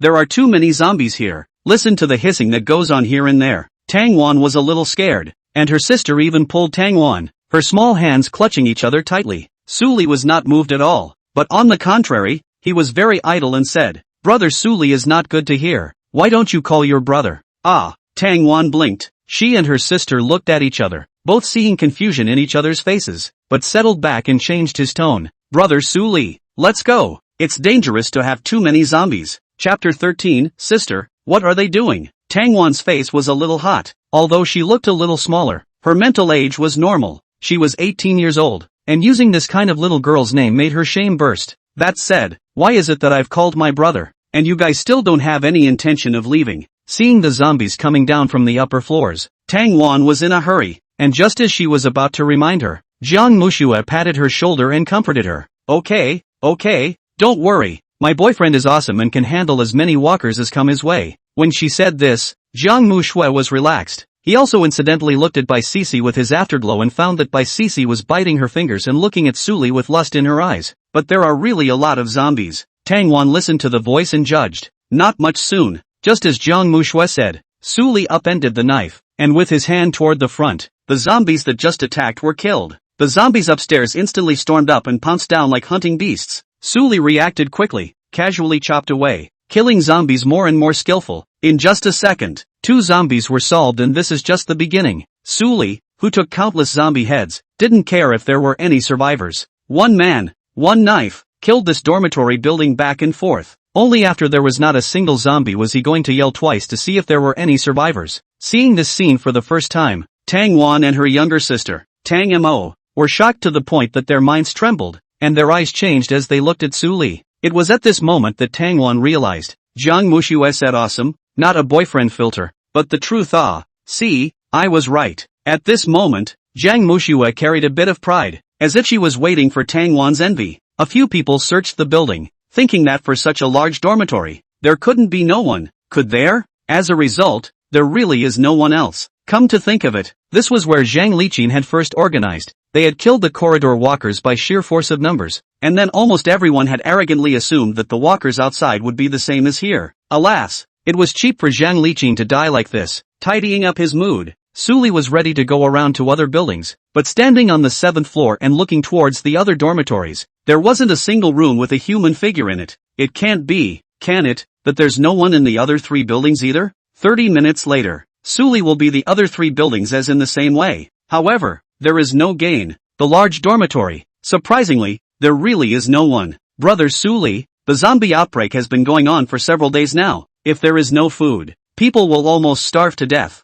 Even if there were originally survivors in the dormitory, they would have left long ago by now in order to stay alive. My sister and I are still in the dormitory, or because we have some food in the house. Tang Wan spoke out and analyzed. Although Suli had also thought of this point long ago, he still held a hint of luck, and it was only at this moment, being reminded by Tang Wan, that he accepted the reality. Ugh. So let's go back today and pick up some stuff from the grocery store before it gets dusk. Very few hours out today. It was also Suli's fault that he had delayed too much in the morning, making it so that there was nothing else he could do now except moving supplies. After a few trips back and forth between the supermarket and the shelter, the walkers gradually woke up. The school district has become very busy again. Several people then ate their dinner. Tang Wan, who had just come here, Tang Mo 2 sisters, looked very formal during the meal, only took a bag of bread, and a bottle of mineral water, and left the rest untouched. You guys can eat as much as you want, don't care about consumption, Suli said to the 2. Then Tang Wan hesitated and took another bag of bread, plus a carton of milk. As a celebrity who often socialized,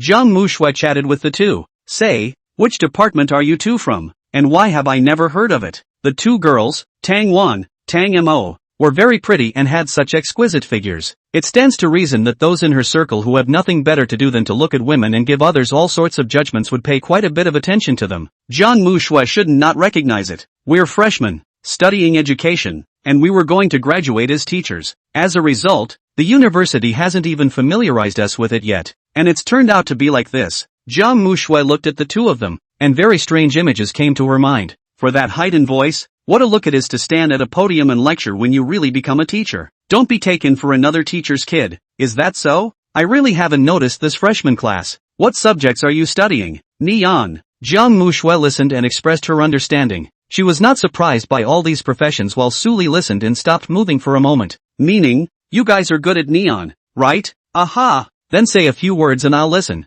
This. Tang Wan was a bit embarrassed. What should she say? Say self-introduction or something? That way Suli and the others wouldn't understand. It seemed like it would seem pretentious and a bit rude. Speak what they understand. It seems like any neon language that can be known by the crowd can't pass muster. Finally, a little embarrassed, she said, Aligardo, Anija. Listening to the slightly childish voice, Suli, who had had a good cooling time, thoroughly raised his interest. He asked, what does the pervert say? Shout out to the peptides. Where are the stragglers? Watku. Nasty then. What does that even say? Shouting peptide. Miscellaneous library. Ya rara inside. Tang Wan's face turned slightly red, always feeling that Suli had done nothing and everything. At night, with only 2 mats in the rehearsal hall, the space was obviously a bit small. 2 cushions, one for Suli and Jiang Mushue, and the other for Bai Sisi. Although they were smaller, they were still too cramped with Bai Sisi, so Tang Wan suggested going to sleep on the bench, but it got a refusal from Suli. But we'll squeeze sister Cc. After a short time together, the 2 had already gotten to know Bai Cc.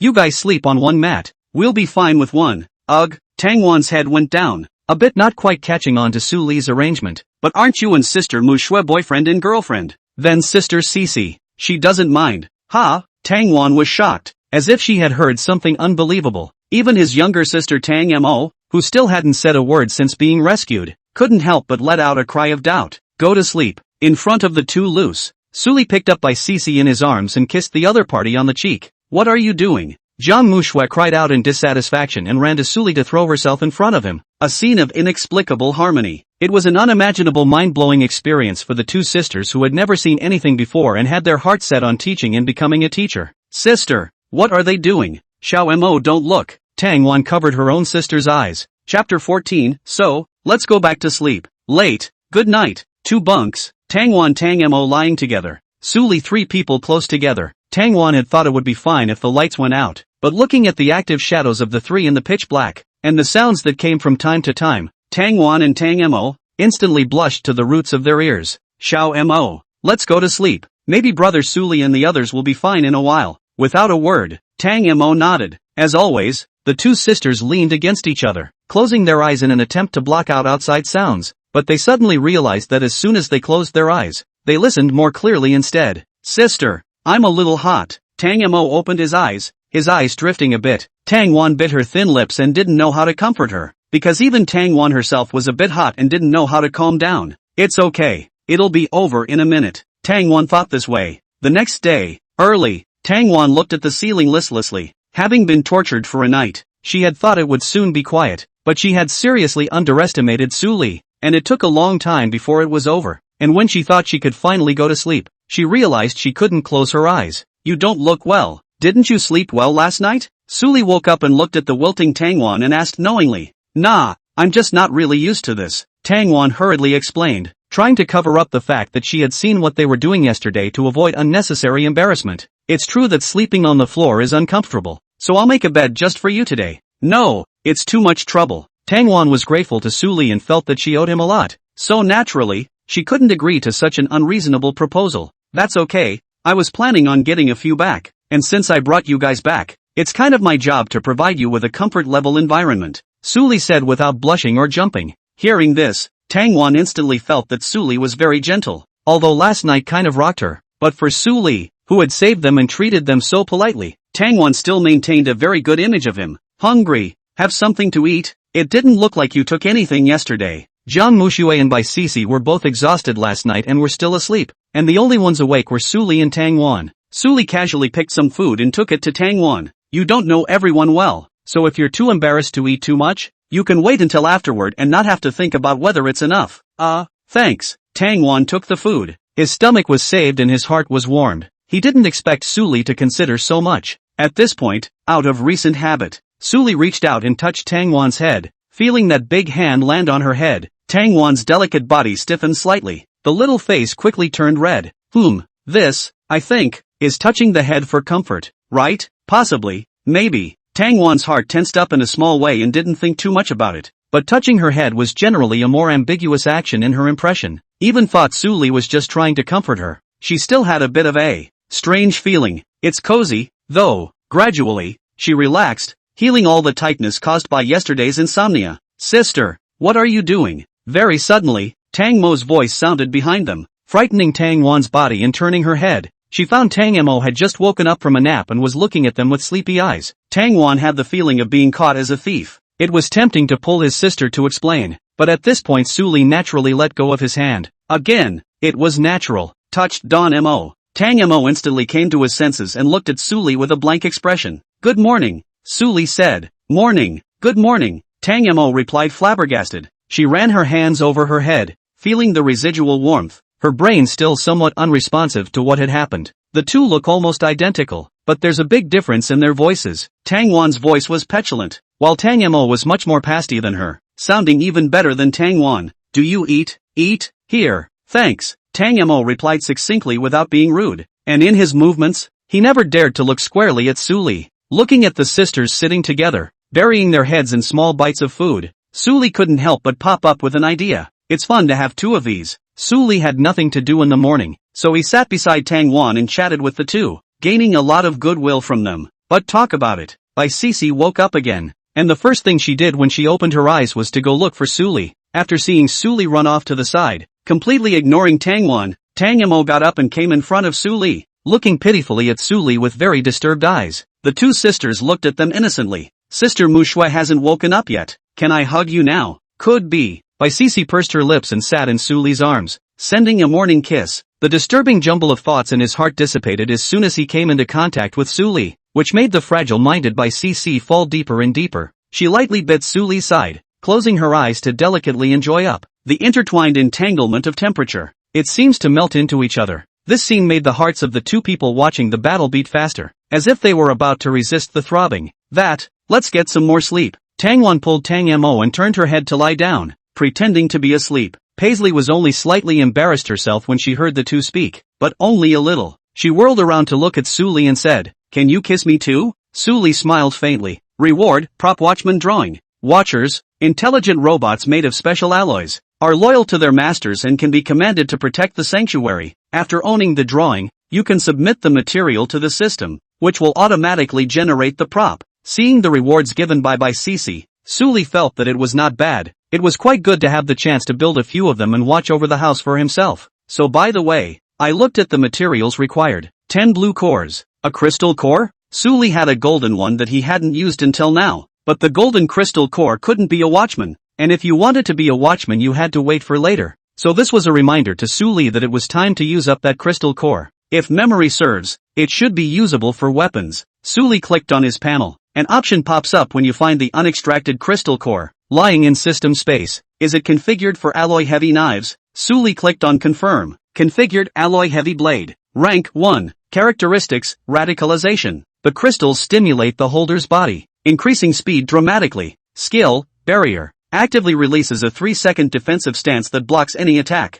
Several strings of messages appeared one after another, but Suli understood the meaning after a brief glance. The heart said that this crystal core was indeed useful. He kissed Cece with satisfaction, and Cece rubbed against Suli, clinging to him like a cat. Chapter 15. Suli, when Sister Mu Shui is awake, can I get closer to you too? Cece's hot face, pressed against Suli, that delicate and pretty little face, gave people an infinite reverie. I didn't say no. Suli touched Cece's delicate skin and said, "That's good. I'm afraid you wouldn't like it if I did that, and you wouldn't want me if I got angry. And that would be hard for me." Cece's hold on Suli tightened. She seemed to have more to say, but unfortunately, Jiang Mushui woke up. Cece Benz wanted to leave, but after 3 seconds of thinking, she chose to close her eyes, her soft body completely relying on Suli's arms. Getting up in the morning itself was difficult, and Jiang Mushui seeing the scene was even more difficult. Early risers get to steal food right. Next time she'd get up early too, to assert her sovereignty. Although he was tired early in the morning,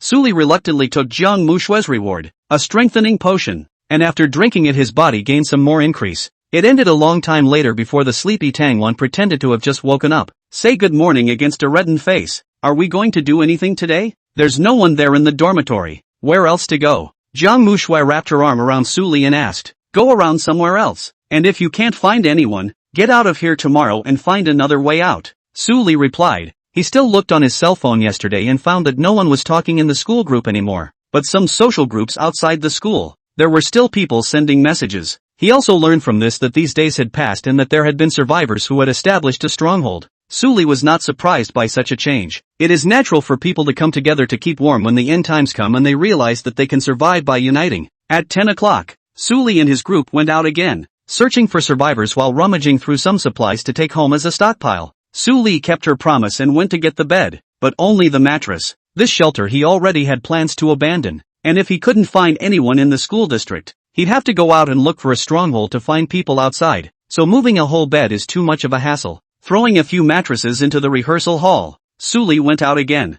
This time, his destination, the cafeteria they had never been to, where it was not in Suli's search at first, although there was meat, vegetables and other reserves in it. He had no means to save it when he took it back, now in the past. On the other hand, all the places that should have been searched were searched, leaving a few unsearched areas. Just the cafeteria has fewer walkers. Those school buildings and other places where the zombies were overcrowded and there were no survivors at a glance. There was no point in going over there. To the cafeteria, ugh. I just recharged my meal card, and I haven't even gotten to the good stuff yet. Tangwon and Tang Mo, seeing the once familiar place, now littered with wreckage, were inexplicably sad, with the illusion of living in a dream. There doesn't seem to be any walkers in the cafeteria. It's an iron door like the rehearsal hall. Can't walkers get in? As soon as Suli arrived in the neighborhood, he was keenly aware of the difference. At first he only thought that the cafeteria happened to be closed when the zombie outbreak occurred, but through the window, the cafeteria was also seen to be in a state of disarray. Suli immediately realized that things were not simple. Apparently, this had suffered a zombie outbreak, but it had been taken care of by someone. He reached for the cafeteria door, and as expected, it was locked.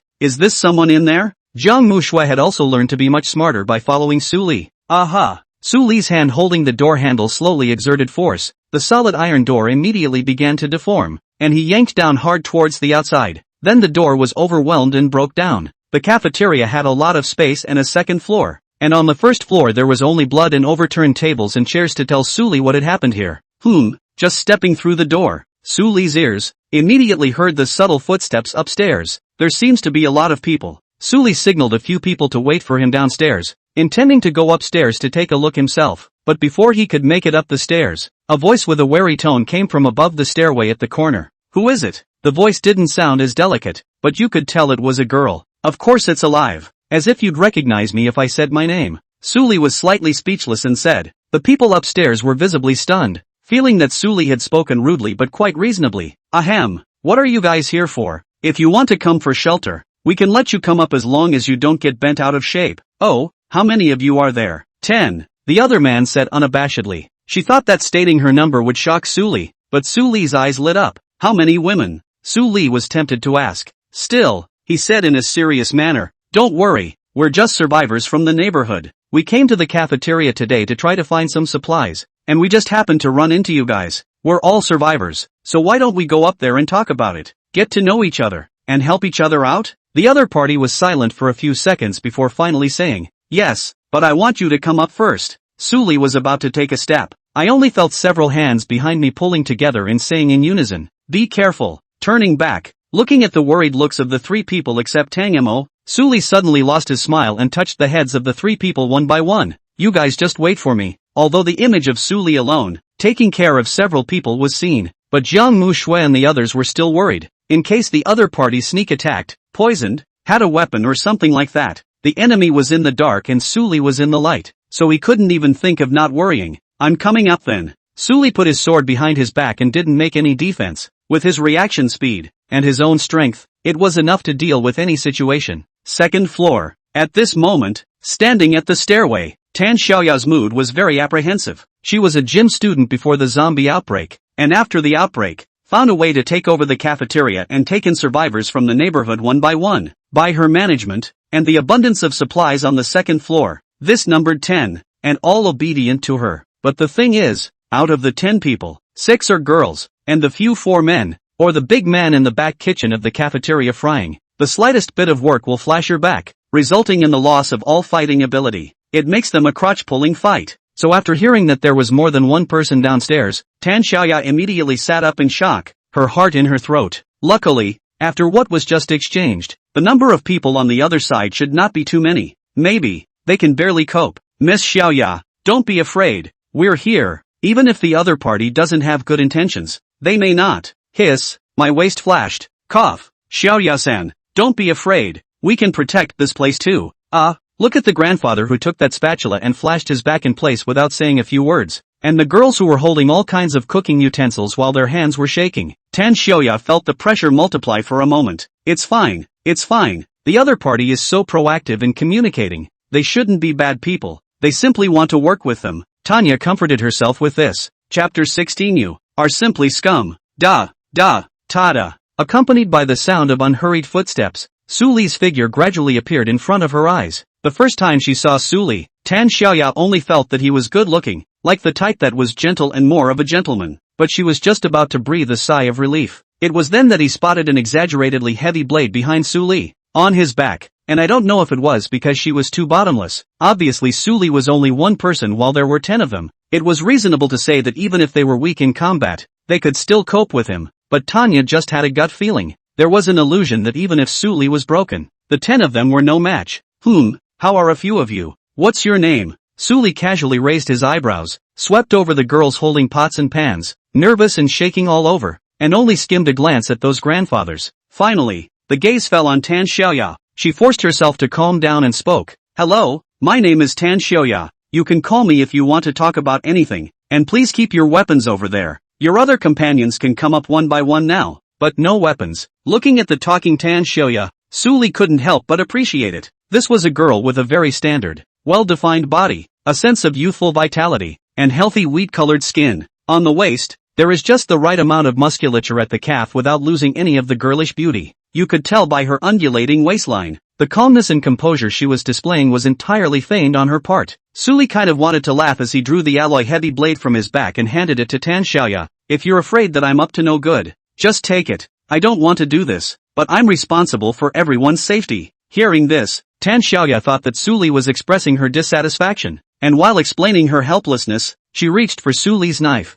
As a result of this catch, Tan Xiaoya stumbled and almost fell to the ground. Hiss. Fortunately, Tan Xiaoya reacted quickly and immediately increased the strength of her palm and wrist. Hold the nearly fallen knife steady. Using the strength he had used in exercising his body, he was able to barely pick up Su Li's knife. Are you kidding me? What's this? Who's a good guy to make a knife this heavy? And a one-handed one at that. In order not to continue crumbling her image, Tan Xiaoya hurriedly put the knife aside and regained her demeanor as the stronghold stalker. You have the weapon. May my companion come up? Well, that'll do. Tanya put her hands behind her back and rubbed her fingers surreptitiously. Couldn't help but wonder if Su Li's weapon was so perverted. Then what about Su Li's companion? Her eyes signaled the crowd at the shelter to remain on guard, and without moving herself, she grabbed a handy stick and looked to the stairs. At Su Li's call, the people downstairs began to come up as well. Tanya had thought it was a man too, but what she didn't expect was that the one who came up was a girl with an elegant and generous temperament who couldn't help but look at her for a few moments once she appeared. Sister Xiaoya, this person looks familiar. It seems like Jiang Mushui. The girls on Tan Xiaoya's side immediately recognized Jiang Mushui when they saw her. Su Li. Jiang Mushui walked up and looked at the few people on the second floor, then jogged to Su Li's side, touching him left and right on his body with concern. Su Li was not polite at all and met Jiang Mushui's small mouth with a kiss. The young girl immediately blushed. Kissing and whatnot, she and Su Li weren't that shy anymore, but there were so many people now. Jiang Mushui lowered her head to prevent Su Li from doing something else under the eyes of so many strangers, but the two were still enviable in their affection. How had Tan Xiaoya and the girls ever seen this scene before? The girls were blushing, and a few of the cooking Moncler outlet store Moncler jackets were acting as if they hadn't seen anything. This shouldn't be Jiang Mushui. Tan Xiaoya person was a bit hot. She knew Jiang Mushui, that notorious princess of the noble circle, but as far as she remembered, this great lady, how could she make love to a man? Soon, Tan Xiaoya thought of a possibility. It's the end of the world. The human order has collapsed. Jiang Mushui is just a weak woman, and now she's like this perhaps because she's threatened by Su Li. Thinking this way, Su Li's impression in Tan Xiaoya's eyes instantly changed for the worse, but Tanya didn't say anything. She just watched silently, watching as a civilized young woman with a face and body that were tops to Tan Xiaoya's somewhat inferiority complex walked up downstairs once again. Bai Cici has always been inseparable from Su Li. The first thing that came up was to come to Su Li's side and lean together. Seeing this, Tan Xiaoya was even more convinced of her suspicion that Jiang Mushui and this girl were both threatened by Su Li. Couldn't help but clench his fists, but she wasn't going to mind her own business for a while. She was just getting worried about these girls around her. But in the next second, Tan Xiaoya's pupils shrunk, only to see a loli that was only up to her stomach in height and had a cute and sweet look, come up from downstairs and then flew to Su Li's side. That's Tang Mo. A few moments later, Tang Wan was the last to come up, staying by Su Li's side just like several other women. Well, that's all we have. We can talk about things, but why do you have a strange expression on your face? Did I disappoint you by having too few people? Su looked at Tan Xiaoya in disbelief, but Tanya wasn't so happy. She looked at Su Li who stood in the middle of several people, still with a calm face, unable to restrain himself. He said, You are simply scum. At the words Su Li was stunned by what was said. It's like he didn't do anything, right? Why is this girl tagging him? What's wrong with me? Su Li did not get annoyed or angry, and faintly asked back, You even, not even them, you're simply too much. Don't think I don't know what you've done to them. Doesn't your conscience hurt? Tan Xiaoya pointed her finger at Tang Wan, Tang Mo, with a look of indignation. The other girls looked at Su Li in the same way. Those few old men even showed an intolerant look, as if they had seen some kind of tragedy. Su Li, who understood, looked at them, suddenly a bit at a loss as to how to explain. Fortunately, before the misunderstanding escalated further, Tang Wan also understood that Tan Xiaoya had misunderstood something, so she busily stepped forward, swinging two small jade hands.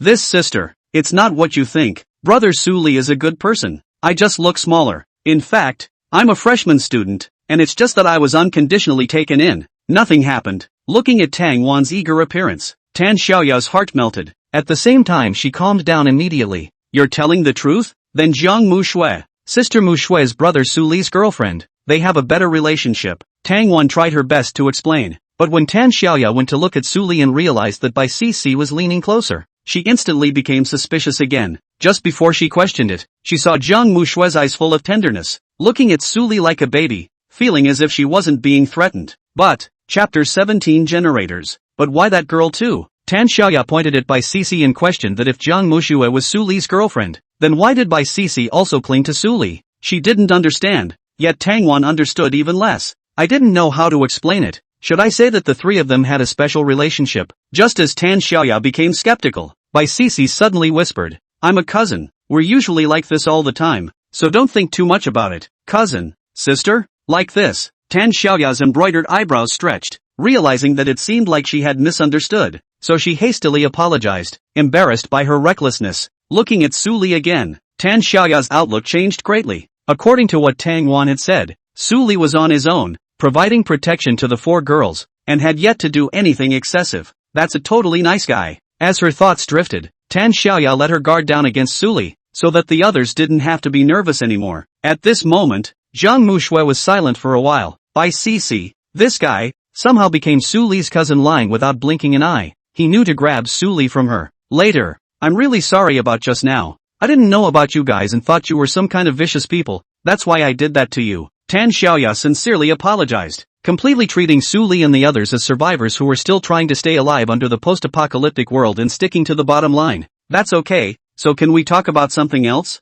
Suli asked. Sure, what do you want to do? If you want food, we don't mind at all. There's plenty of meat in the cooler here, but the problem is there's no way to get it out. Tanya was friendly. Without waiting for Suli to say anything, he offered to give food. No, I'm not really interested in food. So you want to? I was wondering if I could get you to join me in my sanctuary and survive together from now on. Suli frankly said his purpose. Although Tan Xiaoya they are not only girls, there are also three big men. But it is not harmful, just use them as labor. But it has to be said. Suli said it too bluntly, which really caught Tan Xiaoya off guard. She could not have imagined that the moment Suli opened his mouth, he was going to take over and be their boss.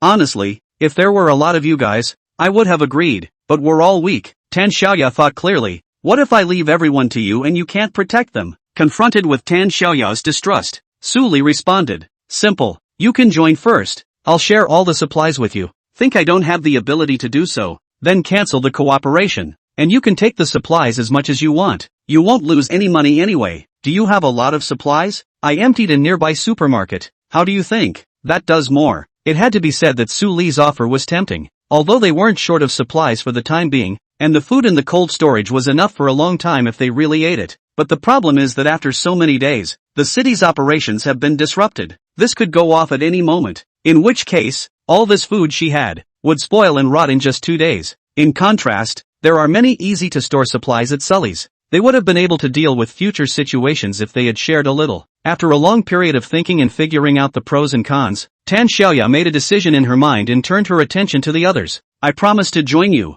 but Sister Xiaoya, I'll just listen to you. If you're okay with it, I'm in. And me too. Tan Xiaoya is very sought after among the crowd, and as soon as she hears that she wants to join Su Li's sanctuary, she makes herself known. Tanya, age, 20, rating, S0, reward, drawings of integrated generators. Xia Yutong, age, 19, grade, A0, reward, drawings of mines. Li Hanmo, age, 20, grade, A0, reward, reinforcement potion. In this instant, various prompts popped up in Su Li's backstage, and the rewards for a total of 7 girls, including Tan Xiaoya, were handed out. On a quick scan, Tanya graded S and the rest were A's. You don't really need to rate the system to see that. It's not surprising that these girls, all of whom were described as pretty, and Tan Xiaoya, who was even prettier and more unique, had such ratings. It was the reward this time that made Su Li couldn't help but be slightly surprised. Generator? Su Li read the introduction. Integrated generator drawings. Made by providing one purple crystal core, this generator can generate electricity through solar,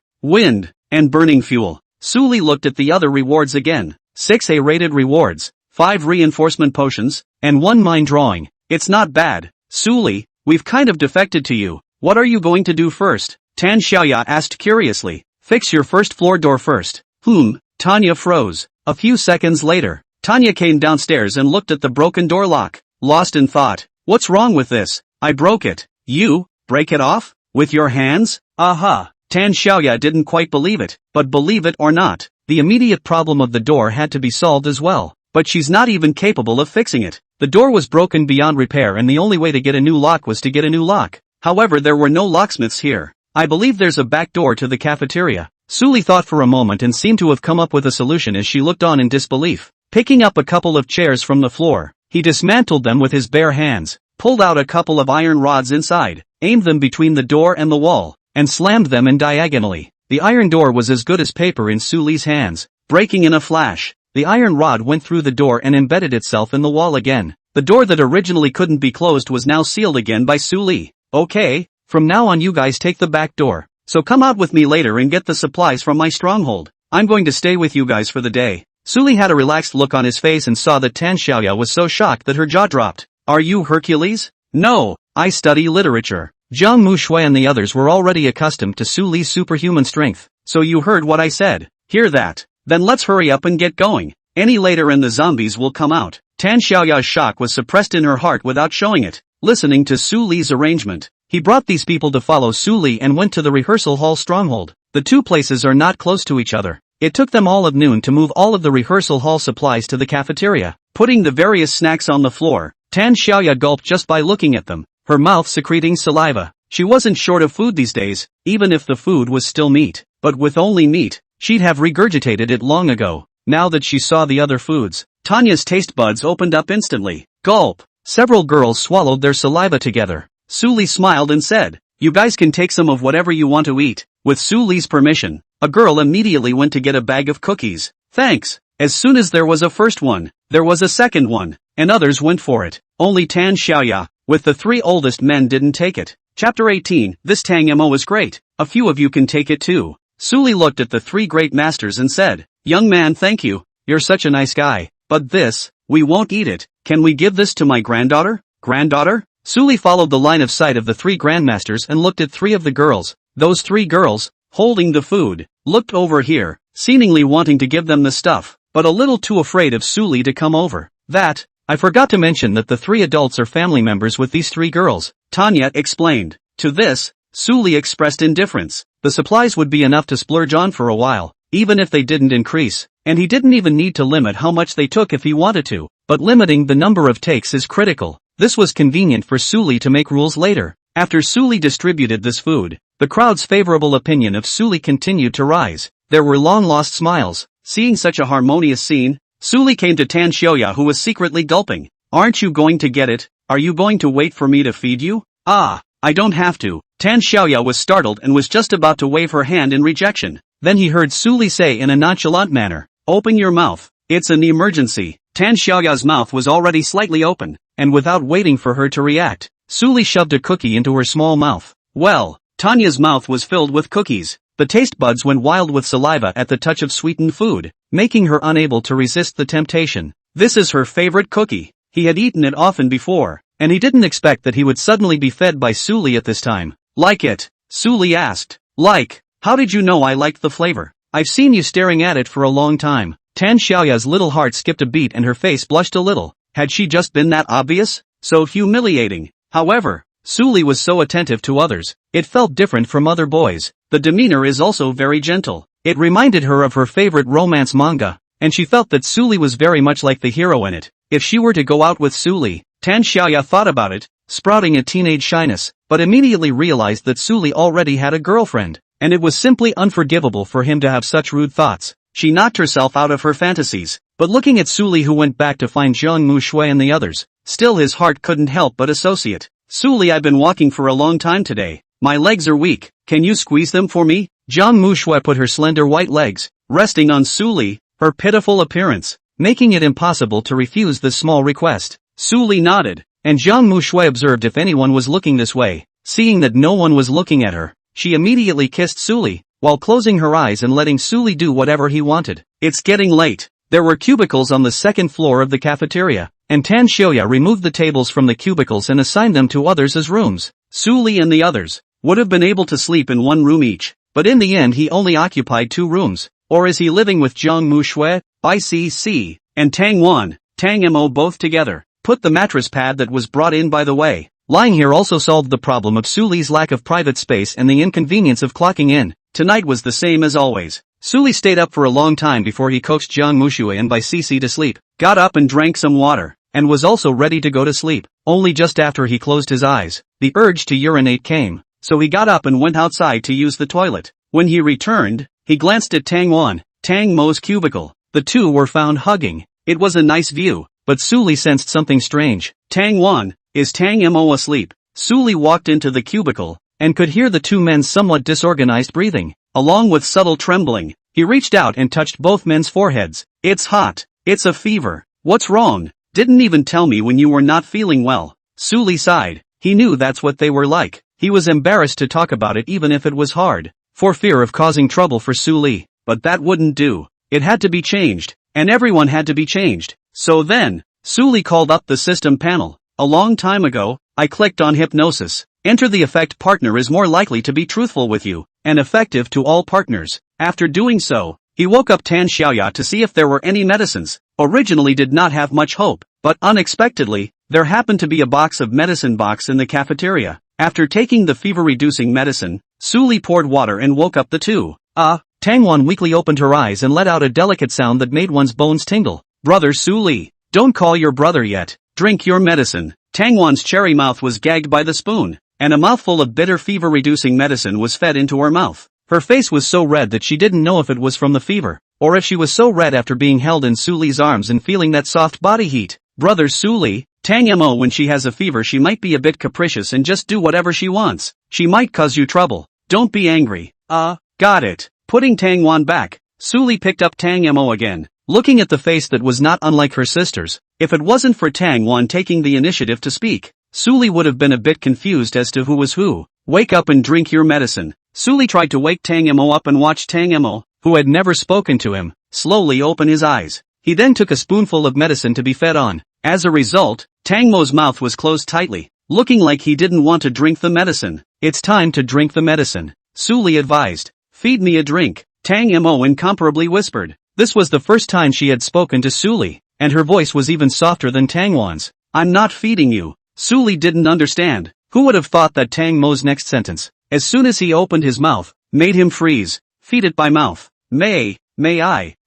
Su Li was a bit confused. It was hard to imagine that the person who said this was not Jiang Mushui, not Bai Cc, but Tang Mo, who was seriously sociopathic. Is this what is called capricious? Nope. Maybe it's just given instructions that are easier to express your heart to yourself. But that effect doesn't change the thinking. So what Tang Mo is going to do now is all she wanted in her heart in the first place. It's not impossible. Su Li wasn't very sure and said. And then he took a mouthful of fever-reducing medicine, still trying to figure out how to feed it. At this time, Tang Mo raised his head in a daze and moved up towards Su Li. The two lips were pressed together like this. Tang Mo's little tongue took the lead in exploring, prying open Su Li's mouth and taking the fever-reducing medicine. Soon the medicine was finished. This made Su Li actually a little embarrassed. After all, and Jiang Mushui her too, Su Li only in love feeling. But in Tang Mo's place, this doll-like sense of vision, it made Su Li feel slightly morally corrupt. Wait, this medicine is finished. What are you doing, Tang Mo? Su Li just wanted to let go of his hand, and realized that Tang Mo seemed to be relying on himself, opening his hands and hugging tightly on Su Li's body. The little mouth wouldn't part. Su Li wanted to stop it, and was perfectly capable of picking Tang Mo up, but seeing how she was so gracious, Su Li's hand, which was about to pull away from her, dropped again. Can't help but take a keen interest.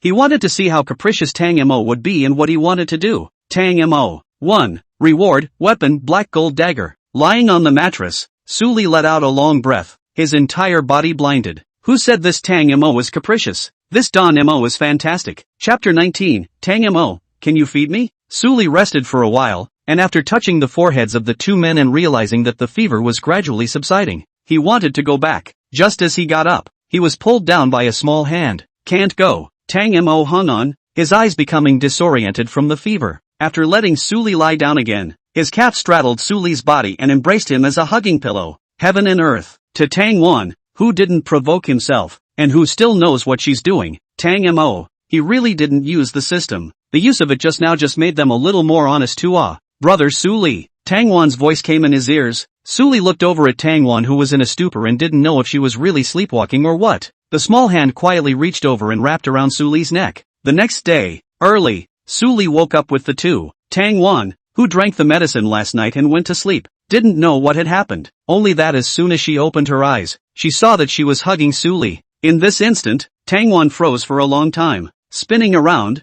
There was a sense of panic that the 6 o'clock ringer meter had gone off and tried to shut it down for a nap, only to have it be 8 o'clock when I opened my eyes. I'm sorry. Tangwan let go of her hand and her face turned red in the morning. In the next second, she finally saw Tang Mo and realized that her own sister, like herself, was wrapping her arms around Suli. And it's obvious that you're awake, but you're still sticking to people and not moving, until he saw Tang Wan's gaze. Only then did Tang Mo slowly let go, reluctantly leaving Suli. She looked at Suli with those beautiful eyes that contained many emotions, obviously remembering what she did yesterday. Still, she didn't say anything, nor did she show any detachment from Suli. Instead, closer, brother Suli, sorry for troubling you to take care of it yesterday. It's okay, just don't hide your hard feelings from me in the future. It's easier to get me in trouble that way. Tangwan nodded her head like a child who had done something wrong. Alright, you rest a little longer. I'm going to find Mushui and CC. Putting on his clothes, he left to find Jiang Mushui and the others. That said, why would Suli have no top when feeding the medicine? Also, what happened to my sister and Suli? It felt like Tang Mo looked at Suli strangely, and Suli looked at Tang Mo strangely. His own sister has always had the problem of spitting out the truth with a fever. And yesterday, did Tang Mo make some unreasonable request when she had a fever, causing Suli to be unable to get her mind off of it? Mo, what did you do yesterday? Drinking medicine, Tang Mo said slightly sheepishly. Yeah, I'm glad I didn't make anyone mad. By the way, why do you smell weird? It could be the smell of medicine. Tang Mo became even more vain. Tangwan stared at her sister strangely for a while, but ultimately didn't suspect anything. But as soon as he looked down, he saw another stain on the sheet. She secretly counted the days. It seems like Tang Mo's time isn't this early. Is this a bad rest and body disorder? Never mind. I'll get a pack of tampons later. Jiang Mushui has finished. Reward, reinforcement potion. Whitespace is done. Bonus, skill, perception tracking. The target is marked as a tracking target after being attacked by you, and the location of the target, for 1 minute, can be sensed by you. Jiang Mushui, you've been a bit ineffective lately. None of the good stuff is popping out anymore. Suli patted Jiang Mushui's face, his mind wandering, as if sensing that Suli was not too happy with her. Jiang Mushui hugged Suli's arm with both hands and kissed him on the arm a few times. Again, he took Suli's hand and placed it on his waist, interpreting the throwing of his arms to the fullest. If outsiders didn't say anything, who would connect the current Jiang Mushui with the previous, haughty princess who didn't put everyone in her eyes? Honey, why, do I look good? Good looking. Suli realized that Jiang Mushui talked a lot this morning, probably because of the influence of the system. Not that he hates it. On the contrary, he was quite curious as to what words Jiang Mushui would say that she didn't say on a normal day. As for by CC, she was fierce every time, but every time she rested very quickly, and today she even set a record and fell asleep directly. Haven't even said a word all morning. Honey, I'm listening. Jiang Mushui was enjoying the time that belonged solely to the two of them at this time, sticking to Suli's ear and calling the word husband over and over again. What do you think? Is C better looking? Or am I the best looking? At those words, Suli was under a burst of pressure. Originally, he didn't know what to say, but at this time, Jiang Mushui looked at him with a look, full of expectation, and apprehensive. Suli hesitated for 0.3 seconds before saying, "You're the best looking." Jiang Mushui's expression quickly shifted to one of triumph, and the corners of her mouth couldn't help but rise. It was as if it wasn't even her who had just been apprehensive. The others at the stronghold are waking up one by one. Although he enjoyed enjoying himself all the time, Suli knew he had business to attend to. He's not at all happy with the status quo here. And it didn't take long for the bad news to come through that the school district was without power. Or rather, the entire city was without power. Tan Xiaoya and the others, who had just felt that their lives had changed for the better, once again hit rock bottom. Sure enough, the day has come after all. Tan Xiaoya was glad she made the decision yesterday, or she wouldn't know what to do now. The cold storage has a backup power supply. When the power goes out outside, the cold storage can still work for a day, and the power turned down should last 2 days without a problem. But once the 2 days are over, there's no way to keep this meat. Is there no way out at all? Although they had Suli's supplies to rely on, they still couldn't bear to give up the cold storage like this. But what's the point? Meat is something that, if you want to preserve it, you either have to marinate it or air dry it. However, they didn't have much salt or air drying conditions. It's like they can't do anything but watch the supplies rot. The atmosphere at breakfast was depressing. The 3 Moncler jackets used the gas that was still left to make many dishes out, but the only ingredients in the way were meat. So there were only cumin meat slices, fried small crispy meat and other dishes. Tanya is tired of all this food. However, Su Li's few people, for the first time, had a bite of hot food. At dinner, the three cooking ones sat at a table. Tan Xiaoya brought those girls to sit together, and Su Li gathered a few people together. 3 sets of people, 2 sets of people worried. Only on Su Li's side. The atmosphere was cordial and everyone was quite happy. Jiang Mushui took small bites of the food, careful and completely uncluttered.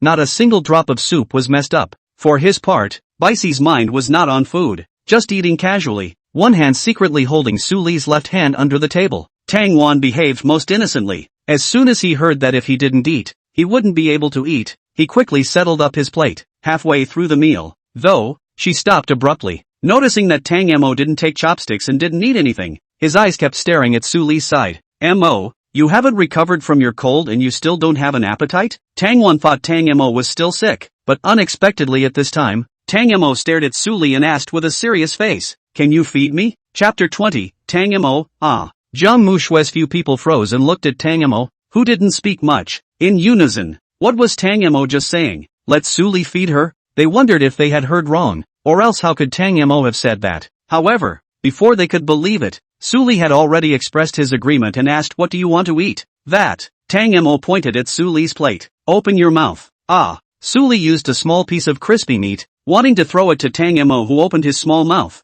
Tang Mo sat next to Bai Cc, separated from Su Li by 1 Bai Cc. Seeing Tang Mo acting like this, Bai Cc was puzzled, but still got up to make way for her position. Without a block, Tang Mo was successfully fed. Chewing on it in his mouth, he tilted his head and kissed Su Li while no one was reacting. A moment of silence. Everyone was as quiet as if they were in class, gazing at Tang Mo, whose small face was beginning to blush. Mo, what are you doing? Tang Wan was so scared that tears fell out of her eyes. A budding tiger pounced and grabbed Tang Mo back, wanting to criticize him harshly, but she didn't know what to say. His own brain, whose underlying code had clashed by this Tang Mo mess, was torn between the options of reprimanding Tang Mo and apologizing to Su Li. In the end, Tang Wan chose to force Tang Mo to bow while pressing his head. One side also lowered his head and apologized. "I'm sorry, Xiao Mo, she might have a bit of a fever. Her head isn't quite clear. I'll take her to rest." Tang Wan was panicking a bunch at the moment, being kissed by a girl suddenly and forcefully. Su Li, a man,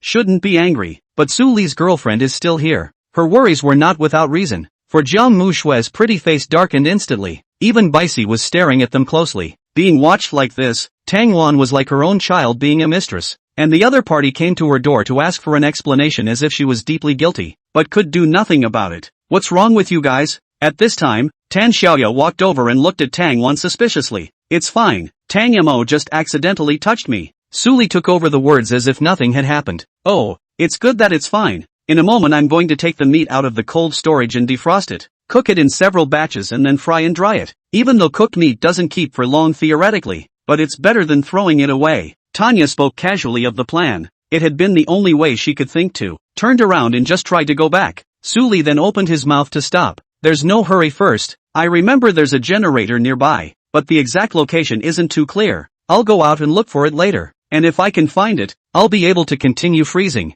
"Generator?" Tanya jerked her head back, but her interest soon waned again. "Are you sure that generator? Can you keep the cold room running? Even if it can, where to find the energy to generate it? I have seen it that time. The power is certainly enough. As for the energy, I heard that the school from the internal use of high-end products, can wind power, light burning coal, regardless of the power cannot maintain the cold storage. Take back always have other uses." What Su Li said still makes so much sense. If they do have such a generator, it would be nice to get it back, even if it doesn't sustain the cooler, just for lighting. But, no, it's too dangerous. I can't let you risk that much on something that won't necessarily help. Tanya refused decisively. The generator must be in a room somewhere, which would involve walking into a tall building with entrenched walkers. The few times she went out, she was afraid to even go near those buildings. Even that would attract walkers. Sully wanted to walk in, and doing so was no less than Tyson going one-on-one with Tyro. "I have my own methods. You don't have to worry." Su Li did not agree with Tan Xiaoya's objections and said with a slight flirtation, "However, I didn't expect you to be quite concerned about me. When, of course, we're all friends, how could we let you do something so dangerous?" Tanya was getting a bit overwhelmed by the occasional flirting. Only one friend card can be issued. Who would have thought that Su Li would not eat the negative effects and said very heartily, "Well, you're a good person. A good guy card is rolled." Su Li added, "But I still need to go out. You can completely rest assured in terms of safety. I'm rather more worried about whether the stronghold will be in danger after I leave. Seeing Suli twice reserving the idea of going out, Tan Xiaoya couldn't say anything else. Maybe he really does have his own way. Don't worry about here. I've been guarding the place for so long without a single problem. Last time there was a guy named Dai Jiala who brought people to break in, but they were all fought off by us. Tan Xiaoya patted her chest and proudly said. Suli's eyes moved slightly, almost forgetting the name. That group is probably eaten clean. Well, I'm relieved to have you. Suli's tone was calm, slightly hooking the corners of his mouth. This look and this tenderness for her, it made Tan Xiaoya inexplicably a bit embarrassed. As a life more unfeminine girl, she still rarely touched the opposite sex. Suddenly there was a boy, complimenting himself while looking at her. It's really a bit uncomfortable, but it was a feeling that she didn't seem to hate, and a bit of a strange snicker. Listening to it put her in a good mood. The conversation between the two made Tang Wan's side breathe a sigh of relief, and Jiang Mushuan by Cici's eyes, both moved away from them. Finalizing her plans, Tanya went back to address the issue of cold storage. Tang Wan pulled Tang Mo and went to the sleeping compartment for a stern reprimand. You can go towards Tang Mo, who only talks to himself, not speaking to her now either. Head bowed, standing at attention, not a word, complete with the attitude that you can say whatever you want and I don't know if I'm listening. Tang Wan felt uneasy inside. My sister doesn't even listen to her anymore. Is this the rebellious stage? After half a day of preaching, seeing Tang Mo not say anything, but just a lowly head punished, Tang Wan as a sister felt very aggrieved. The other side, Jiang Mushuan by Cici were calm on the surface, but their mental activities were very rich. Suli, what's wrong with Xiao Mo today? Why did he kiss you? Jiang Mushue hugged Suli from behind him. Feeling being in a cotton-like softness caused Suli to constantly raise his interest. Yesterday I had a fever and fed her some medicine. Probably wanted to thank me or something. Suli's reply was unusually perfunctory. Slightly turning his face sideways, he skillfully kissed the corner of Jiang Mushue's mouth. Is that so? Well then. Jiang Mushue beamed, dissatisfied with this answer, but wasn't going to pursue it. As usual, she circled, pouncing into Suli's arms again.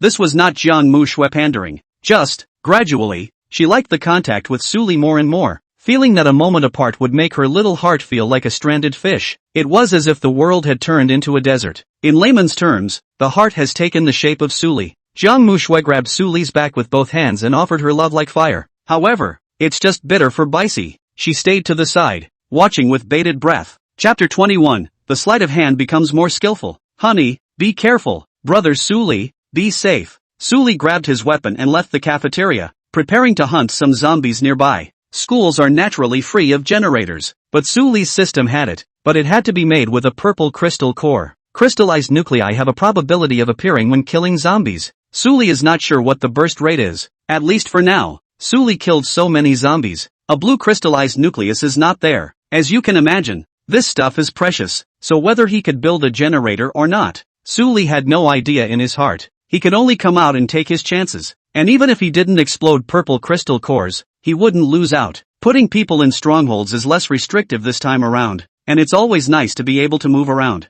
Suli sighed and stretched. After drinking so much of the strengthening potion, his physical quality was getting stronger every day. When he went out, with Jiang Mushue and the others, Suli had to worry about this and that, which really made it a bit difficult for him to hold back. Today is finally easier. Lifting his feet, Suli started in place. His figure was light and airy, so fast that he was a little surprised. After all, he was letting go of his body for the first time, sprinting through the campus. A moment later, Suli's footsteps lurched and stopped in place. He made his way to the empty playground. The green lawn was stained red, and many skeletal remains were scattered on the ground, exposed to the hot sun's rays and emitting a foul odor. Is that, like, a walker? Suli noticed that there were a few zombies wandering around the playground at the moment. He wondered how there could be walkers in a place like this with sunlight. There is a reason for all the anomalies. Suli walked towards a few zombies, wanting to see how they were different from the others. Roar! The figure of the living was found. The zombie let out a low hissing sound, stimulating the hunting instinct, and came towards Suli with open teeth and claws, but it was surprisingly slow, as if it were an old man with bad legs.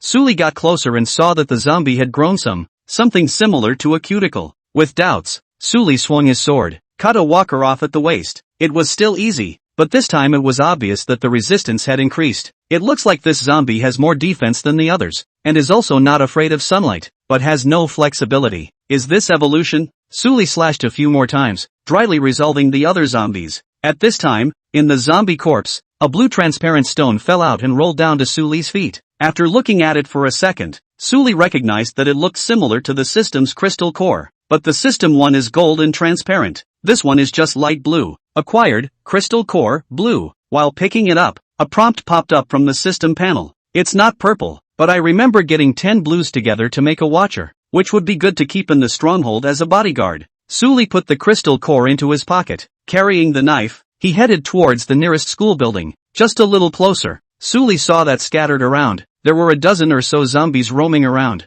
all of which were not too fearful of the sunlight, and the body wasn't very stiff, much more flexible than the ones on the playground. Are these the more evolved ones? In the midst of his mind's confusion, a dozen zombies had already spotted him and stumbled over. Unlike before, 2 of the zombies surprisingly didn't move, but stood still, letting out mournful roars. Inside the school building, there was a dark shadow, drilling out from the doors, windows and other exits, and a group of ordinary zombies looked like they had been summoned. It was clear that he hadn't noticed Suli, but he was still frantically surging this way. And shake people to swarm? Surprise flashed in Suli's eyes, but soon there was only a hint of disdain. Set the heavy blade up. In his mind, Suli instantly gave birth to a variety of coping strategies. It's the effect of Fighting Master, a bonus you got earlier that automatically makes you proficient in all kinds of cold weapon fighting. With force from his waist, Suli swung out his sword. Wrapped in a cracking sound, the sharp blade cut through the zombies and penetrated one body after another. Immediately after that,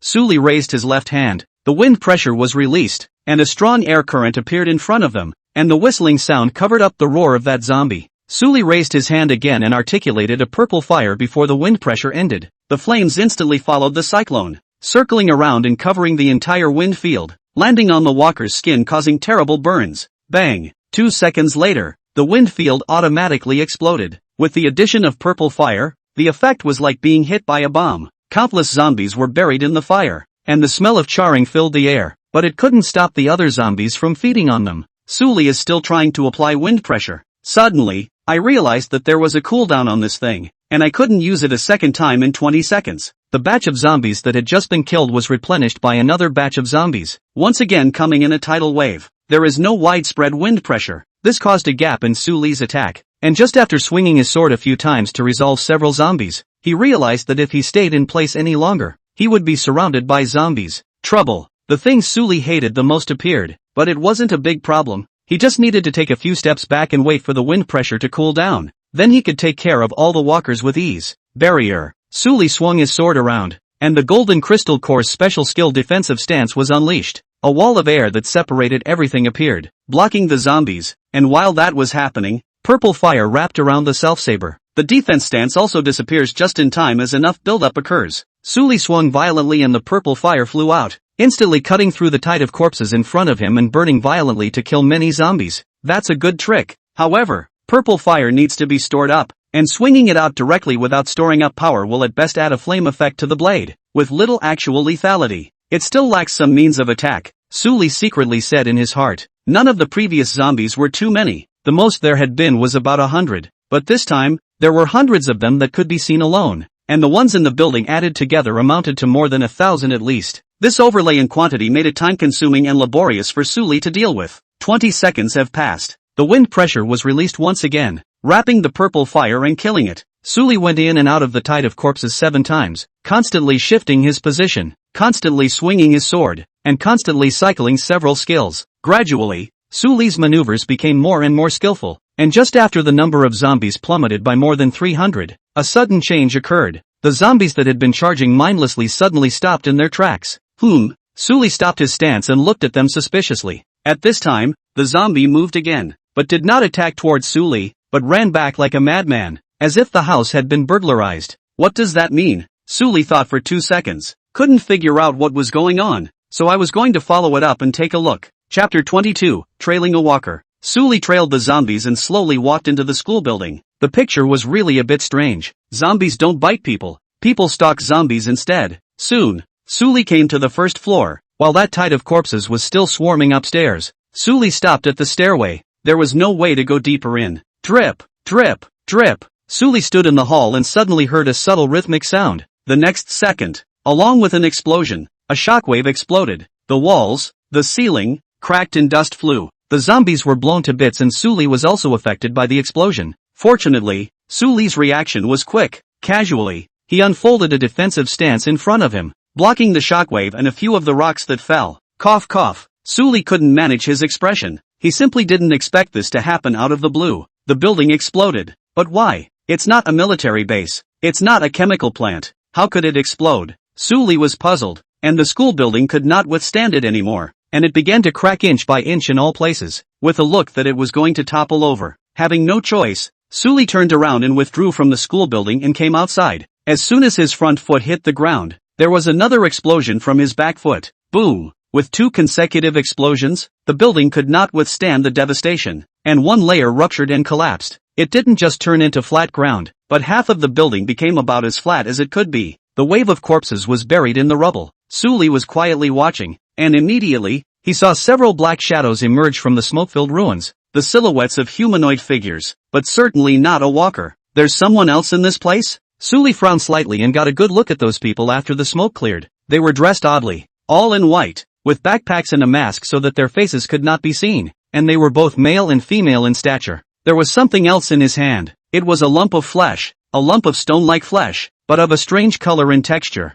a pale blue, octopus-like smooth skin. It took 3 people to lift it. At the moment, they were talking about something, and Sully immediately listened carefully. This is too fast. In less than half a month. Oh, I don't know if it's good or bad. There's nothing good or bad about it. It's good that we're still alive, and we don't expect anything else. Wait, there's someone there. What a guy. The eavesdropping ended. Sully was discovered, and several people's eyes immediately fell on him. Should I say I was just passing through? Sully had a helpless face. He really didn't mean to stand here. Who would have thought that if he came to brush a monster, he would still encounter a hidden plot, a special operation by a mysterious organization? For a while, many plot unfoldings flashed through his mind. What with the mysterious virus actually being man-made for the purpose of researching evolution and such, and for that reason the mad scientists wanted to do whatever, finally messing with the outbreak of the end times. And these are the people who are responsible for the zombie outbreak and such. Ahem, a little too much thought. Sully stopped fantasizing and felt that his thoughts were not realistic, because he had never seen, whose mysterious organization, nearly 10 people, facing one of their own, but looked so nervous. At this moment, the white-clothed people looked at Sully, and one by one, they stiffened their bodies. It seemed to be afraid of Sully's feeling. Bang! One man threw a smoke bomb, and under the cover of the smoke, several people immediately moved, but no one took a shot at Sully. He couldn't see what a few people were doing, but a few seconds later, a jeep sped out from behind the building, flanked by 3 motorcycles, as they headed in the direction of the campus. It's far away in the twinkling of an eye. Is this a run? Without saying a word, he turned and ran. I'm afraid it's not here to be funny. It's obvious that the zombie outbreak had nothing to do with them, and there's no way that a real organization that can create a virus would be so shabby. But Sully didn't intend to leave it at that. After all, this was the only group of people outside of the students that he had seen while he was here, and it blew up a building. It's not normal at first glance, so we should capture one and interrogate the identity a little bit anyways. Is the sample okay? It's okay, just focus on driving. Aha! In the car, a few people dressed in white exchanged words, and suddenly, the man sitting in the passenger seat, his face changed violently. I saw it wrong? That person just now, did he, catch up? What are you driving at? The driver's seat looked into the reverse mirror and his expression froze under the mask, only to see that a figure behind them was holding a knife, and at an unscientific speed, was approaching them a little bit. The back is haunted. The white man driving the motorcycle shouted into the jeep. To say that the most horrified people who saw the scene were undoubtedly the 3 motorcycle riders, watching Sully get a little bit closer, and without a bit of protection on them, they had the feeling that death was coming. At this point, because of nervousness, one of the people driving the motorcycle, and unsteady, the motorcycle hit the fire hydrant, the whole side over. The one driving the motorcycle and the 2 sitting on it flew off. Sully's figure approached extremely fast, seeing that it is about to come after them. The less injured people on the ground, busy standing up, riding the motorcycle and straddling it again. Save me. At that moment, the other man, who was badly injured, reached out toward the other man for help. The man on the motorcycle shuddered. After only 0.3 seconds of hesitation, he started his motorcycle decisively and quickly and drifted away from her. At this time, the abandoned white man, looking at the distant caravan, eyes full of despair, and finally, because he could not withstand the fall, his consciousness became more and more blurred, and he just fainted. Suli stopped in his tracks. The white man was struck by something in the abdomen, blood bursting out from it. His life was at stake.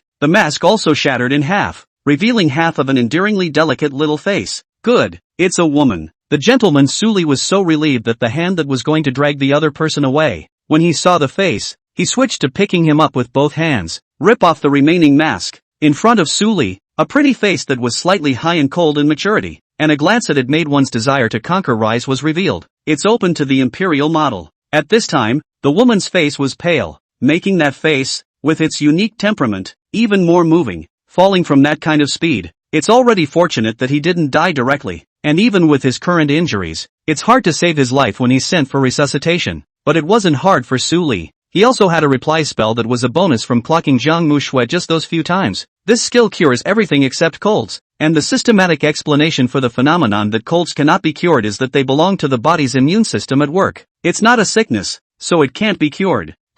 That makes sense. Opening his hand, Suli's palm radiated green light and unleashed the never-used reply spell. Chapter 23, Brother Suli? Suli returned to the collapsed high-rise and rummaged through the crystal cores that he had just dropped. This explosion killed many zombies. There should be a lot of crystal cores, but the location of the cores is random. Suli wants to find it. He needs to tear the zombie corpses one by one to see if there are any crystal cores. It's no less troublesome than writing a thesis. After working for most of the day, Suli had only turned over 100 zombies, got 22 blue crystal cores, and 2 purple crystal cores. Looking at the crystal and stone in his hand, Suli tapped on the system and chose the watchman drawing, submitting 20 blue crystal cores to make 2 watchmen. A few moments later, the system panel changed. In front of Suli, there was a flash of white light, and 2 robots as tall as a man, shaped like tanks but with obvious differences appeared. The watchman is white in color and smooth in texture, displaying a reassuring steel body. There are 2 barrels on either side of the body. Suli followed the system and activated the 2 watchers, and immediately the 2 robots lit up and spun their tracks to come in front of Suli.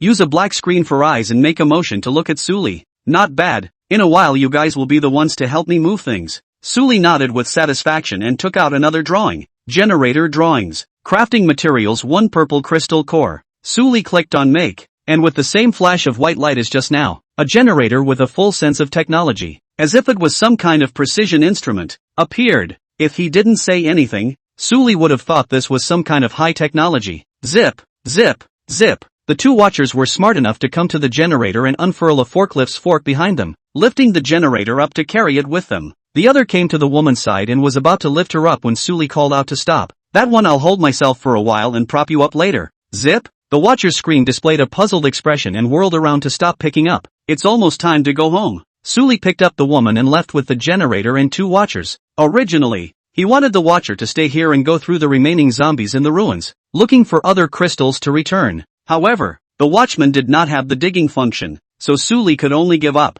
Let's wait until we run out of crystals later. Cafeteria. Ugh. Tanya had done some exercise as usual and was sitting down on the first floor to relax, but somehow she was in a bad mood. The heart could never let go of one person, and that was Suli. After such a long time had passed and he still hadn't come back, it couldn't help but make Tan Xiaoya, who liked to think a lot, think of a situation she was very reluctant to accept. It's not in danger, is it? She sat alone on the first floor, waiting in silence. I don't understand how Suli's girlfriend, with his cousin and those 2 Lolitas, managed to trust Suli so much. Even with a little more strength, they are always awesome people. It's still dangerous in these post-apocalyptic times. As the first man to compliment me, don't let anything happen to you, or I won't be able to explain your cousins and the others. Tanya thought darkly. I don't know how much time had passed, but Tan Xiaoya was getting a little sleepy. Suddenly, 3 shadows were seen outside the window. Tan Xiaoya was immediately on guard. Suli had gone out alone, and this situation didn't seem to be Suli, but upon closer inspection, Tan Xiaoya froze, because it was really Suli, but it was Suli who was surrounded by 2 more strange tanks. Suli. Tan Xiaoya stood up and took the initiative to run to open the door to welcome Suli back. She just didn't realize it herself. The low mood got a lot better all of a sudden. You're finally back. No injuries? Tan Xiaoya took a closer look at Suli and did not see any wounds. Then her gaze fell on the watcher beside Suli. What's this? Picked it up in passing looking for a generator. The manual said it was a new product from the Academy of Science. Put it on trial at school, and I got it back. Suli said with a reason that had been made up long ago. Tan Xiaoya blinked, seeing Suli's serious look, and didn't suspect anything, but she was wondering, What's the point of having two robots in the school? So did you find the generator? Found it. Sully let the two watchers walk in and unloaded what was loaded behind them. One put down a generator and one put down a white woman. Who's this? Someone picked up on the road. How do you pick up everything? Tanya stepped forward and checked the woman's body, finding nothing serious. Another study of the Sully generator. She poked and prodded the button on the generator and wondered what she had pressed.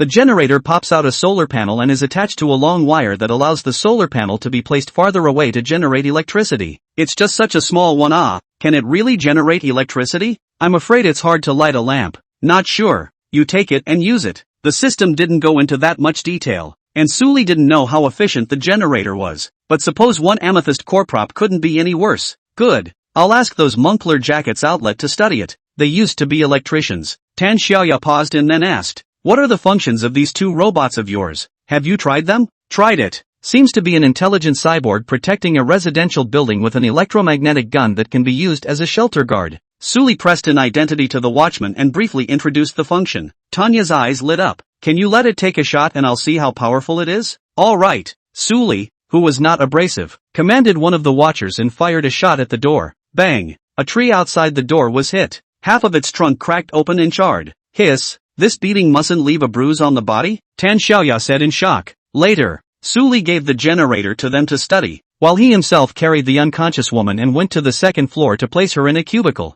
It was only then that he and Jiang Mushui, a few people, embraced each other for a short while to feel the warmth. Where did Tang Mo go? Sleeping? What's wrong? You dislike people. Bringing a woman back again and looking for Tang Mo. Jiang Mushui pulled Sully's hand and looked at him pitifully, a feeling of being immediately out of favor. No way. Originally, he had played the card with Jiang Mushui, and he wanted to let Jiang Mushui take a break. And in Jiang Mushui's enthusiasm, Sully could only generate power for love and teach a little lesson. For a long time, Jiang Mushui's face was flushed and she no longer dared to clamor with Sully. Sully looked at the panel. Tang Mo still hadn't clocked in, and thinking to get his reward, Sully came to Tang Mo's cubicle. At this time, Tang Wan was sound asleep, but suddenly, she was awakened by a hand landing on her head.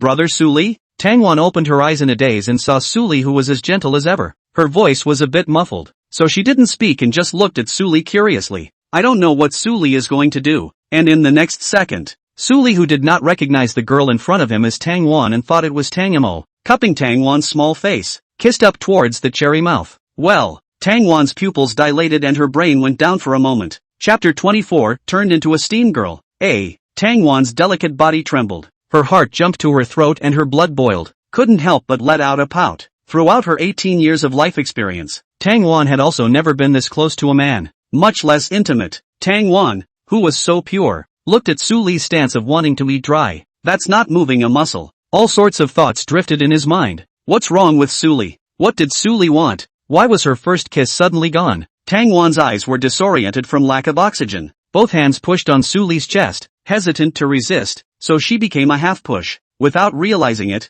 the way you look is precisely what makes your heart rush the most. Well, Tang Wan had no strength left. The two hands blocking Sully gradually loosened, and the whole person was held in Sully's arms. 1. Tang Wan, completed. Bonus, skill weakness breaking. When the skill is turned on, the target's weak spot is automatically marked. A familiar system prompt rang out, and Sully subconsciously went to look at the rewards. But suddenly, Sully realized something was wrong. Don. Wan. Sully lowered his head and looked at Tang Wan, who was weak, one arm covering her eyes, one hand covering her stomach, her breathing disordered and her face scarlet. Finally realized. Got the wrong guy. Looking towards the traces on the side of the bed, Sully Ren instantly sobered up. He had heard from Cop before that some people would come out more than once. He thought it was normal. As it turned out, it wasn't the same person at all. Brother Sully, the two sisters will be upset. At this moment, Tang Wan bit her lip and huffed in aggravation. The cute and well-behaved look caused Sully to be flooded with a pang of guilt. He was trying to say sorry. I thought you were Don Mo or something.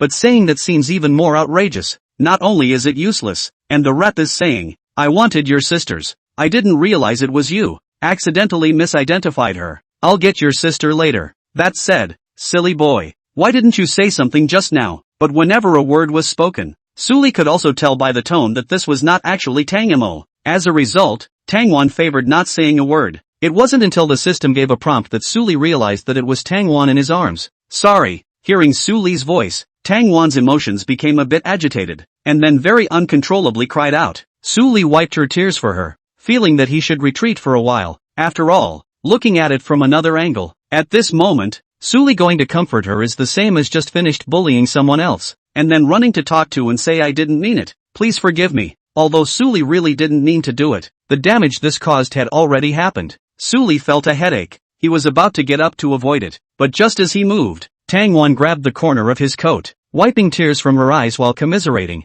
Don't go. Tang Wan was now very insecure, and when she saw Su Li leaving, her heart panicked even more. Stopping his movements, Su Li stayed back. He picked Tang Wan up again without saying anything, and he didn't know what to say. Facing a few thousand zombies, Su Li was at ease. At the moment it seems helpless. Fortunately, Tang Wan cried a little, but did not shout out I hate you or something like that. As a matter of fact, the reason why Tang Wan shed her tears actually had little to do with just now, and couldn't help but shed her little pearls, mainly because Tang Mo was disobedient today. Makes her sad to be a sister. Plus with what happened in the morning, Jiang Mushui and Bai Sisi weren't talking to her anymore. Tang Wan then kept her mood suppressed. After Su Li's arrival, Tang Wan's tears were considered completely strained, and in this regard to Su Li, Tang Wan's resistance is not strong. Only, she was a bit unsure of how to face Su Li, causing her heart to hang. It became very disturbing. Su Li felt Tang Wan's small body, shivering in his arms. The warmth of her body passed over. Tang Wan was like an automatically heated hugging pillow, a soft little one shrinking against Su Li. This ambiguous atmosphere lasted for a while. Su Li's side remained silent, and it was Tang Wan who was the first to break the silence. Brother Su Li, why are you doing this? Good. The first thing that comes out of your mouth is the fatal question. Just when Su Li didn't know how to answer, Tang Wan came up with an answer on her own. Do you, like me, forgive Tang Wan's head for not being able to think of anything else? In her perception, it's also only when she likes someone else that she'll be able to get along with them. How? Like, Su Li went along with Tang Wan's thoughts, but it's not really a lie. Who wouldn't love a noble, sweet, cute, and neon-speaking innocent Tang Wan? At those words, Tang Wan blushed even more. Really? Really? Aha! Tang Wan quieted down, but her heart was so hot that her entire body was smoking hot. It's turning into steamy key. Then brother Su Li, the next time you want to find me, actually you can just say it directly. Tang Wan was incoherent with nervousness. Wait, I'm not saying I don't care. I mean, brother Su Li's words. Not really. I mean, if it's really like, what am I talking about? Tang Wan stumbled over her words, no longer knowing what she wanted to express. So much so that he wanted to crash into Su Li and pass out. And after such a long time, Su Li's emotional intelligence came back online. Looking at Tang Wan, who was too shy to open her eyes, he took the initiative to pinch Tang Wan's chin. Looking with it, he asked, so please, may I kiss you now? Gulp. Tang Wan gulped, her heartbeat, which had just calmed down, speeding up again. Her mouth slurred and she nodded slightly, trying to show her agreement. Close your eyes. Tang Wan obediently closed her eyes. At this time, Su Li placed both hands on both sides of Tang Wan's ears, isolating some sound for her. Tang Wan only felt like she was in water. Attention became focused, unable to hear the cacophony of the outside world, only her heartbeat, and the sound of Su Li's rhythmic breathing. With her eyes closed and her ears blocked, the level of sensation in Tang Wan's body increased significantly. She clearly felt Su Li approaching. Then, her own mouth was gagged, an experience so clear that it seemed like a dream, allowing Tang Wan to experience a pleasure she had never been exposed to before. I have to say, Su Li really knows his stuff. After the slight outburst, Tang Wan even took the initiative to cooperate. According to this situation, there might be another delay, but it turned out that just as it was getting intimate, a figure appeared and broke the atmosphere. Sister. In the doorway of the cubicle, Tang Mo was wearing a nightgown and staring at them dumbfounded. Hearing Tang Mo's voice, Tang Wan was startled, and when she opened her eyes, she saw the grim-faced Tang Mo. Mo, let me explain. Tang Wan wanted to say this, but she couldn't speak for the moment until Su Li let go of her hand, which allowed her to go and talk to her sister. But Tang Wan realized again, one seems to have no reason to explain. Chapter 25, Flatland Fall. It's not what you think. Tang Wan panicked, straightening her somewhat disheveled clothes. Looking at Tang Mo was filled with shock. Over and out. Tang Wan wanted to cry. Everything she said was so pale, and she had lectured Tang Mo for half a day this morning about not allowing her to do those things. As a result, this afternoon, it was Tang Mo who bumped into the image of her and Su Li kissing together. What kind of luck is that? Her dignity as a sister in front of Tang Mo was completely shattered, and after stopping for 3 seconds, Tang Mo's brain worked rapidly, trying to analyze the situation in front of him clearly and finally come up with an answer. She's had her home stolen. Realizing this, Tang Mo once again fell into deep thought. After some coordinated left and right brain thinking, Tang Mo once again came up with an answer and thought of a countermeasure. Taking off her shoes, Tang Mo jogged over with her little feet upside down, and then inadvertently her feet slipped, forming a perfect flat fall, smoothly tipping over to Suli. Suli opened one hand to catch it and swept the stumbling Tang Mo into his arms, but he forgot that he was still holding Tang Wan in his right hand. So, after pulling Tang Mo in, he accidentally stuck the two together. Yikes! The two grunted softly. The aesthetically pleasing to the extreme made Suli, a person with little patience, suddenly become patient. Tang Mo didn't say anything, just tilted his head and gently pecked Suli. Mo, why are you again? Tang Wan subconsciously pulled Tang Mo back, looking angry, but before she could get angry, it suddenly occurred to her that she wasn't qualified to criticize Tang Mo, so the rest of the words were swallowed. Tang Mo looked over at Tang Wan, not caring at all about Tang Wan's admonishment. Instead he reached down and grabbed her, giving Tang Wan a kiss on the cheek, though no words were spoken, but it was like saying, "It's okay, I forgive you. Let's all three of us have a good life from now on." What the hell? Tang Wan inwardly shouted, thinking that this was really incorrect. How can? But then again, she hadn't resisted, her sister hadn't gotten angry, and Suli was. There was no refusal at all, so it didn't seem like a no-no. Nope, how did she suddenly fall? But, there doesn't seem to be any harm in falling, except for being weird when facing Sister Mushui and Sister CC. At this moment, Tang Wan was in a tangle inside. However, her person was very much from the heart, wrapping her arms around Suli for half a day now. She did not see any sign of letting go, and even secretly moved upwards. And for Tang Wan's current state, Suli's experience was so rich that it could even be said to be full of understanding. After all, Baici was brought up by his own hand. After reading this, Suli looked at the word unfinished on Tang Mo's panel, choosing a decisive approach. He brought Tang Wan along for a second brush as a way of shattering all those nonsense things in her head. The conflict between Tang Wan, Tang Mo's two sisters was dissolved under Suli's mediation. The two clasped one palm, looked at each other with those soft, imploring eyes, then he looked up at Suli again. Their other hand, naturally, was placed in Suli's hand. Tang Wan collapsed softly, just like Jiang Mushui before her. She was really tired and just closed her eyes and fell asleep with her little head resting on it. Suli kinda wanted to rest for a while, however, he still had things left to do, and after putting Tang Mo to sleep, he got up to leave. Come to the back of the cafeteria. Suli, you're here. I'll tell you good news. That generator is super powerful, and the charging speed is exceptionally fast. Surprisingly, it can really supply the cold storage. Hey, Tanya ran in excitedly, sharing her joy. After doing some research on that generator, the crowd was surprised to find that with just a small solar panel, this generator produced enough electricity to run large appliances. After testing it a couple times and charging it for a while, not only did it start the cooler, but it also lit the lights on the second floor in the process. How could Tan Xiaoya not be happy with this call? This thing is so interesting. How does it work? I've been an electrician for years and I've never really seen a conversion rate as high as this. It's not scientific. It's probably new tech. The three Moncler outlet store adults gathered around the back kitchen looked at the generator and were a little skeptical. I can't help but wonder if my years as an electrician were still too short-sighted. Suli secretly laughed. It may not be high-tech, but the system is silently working.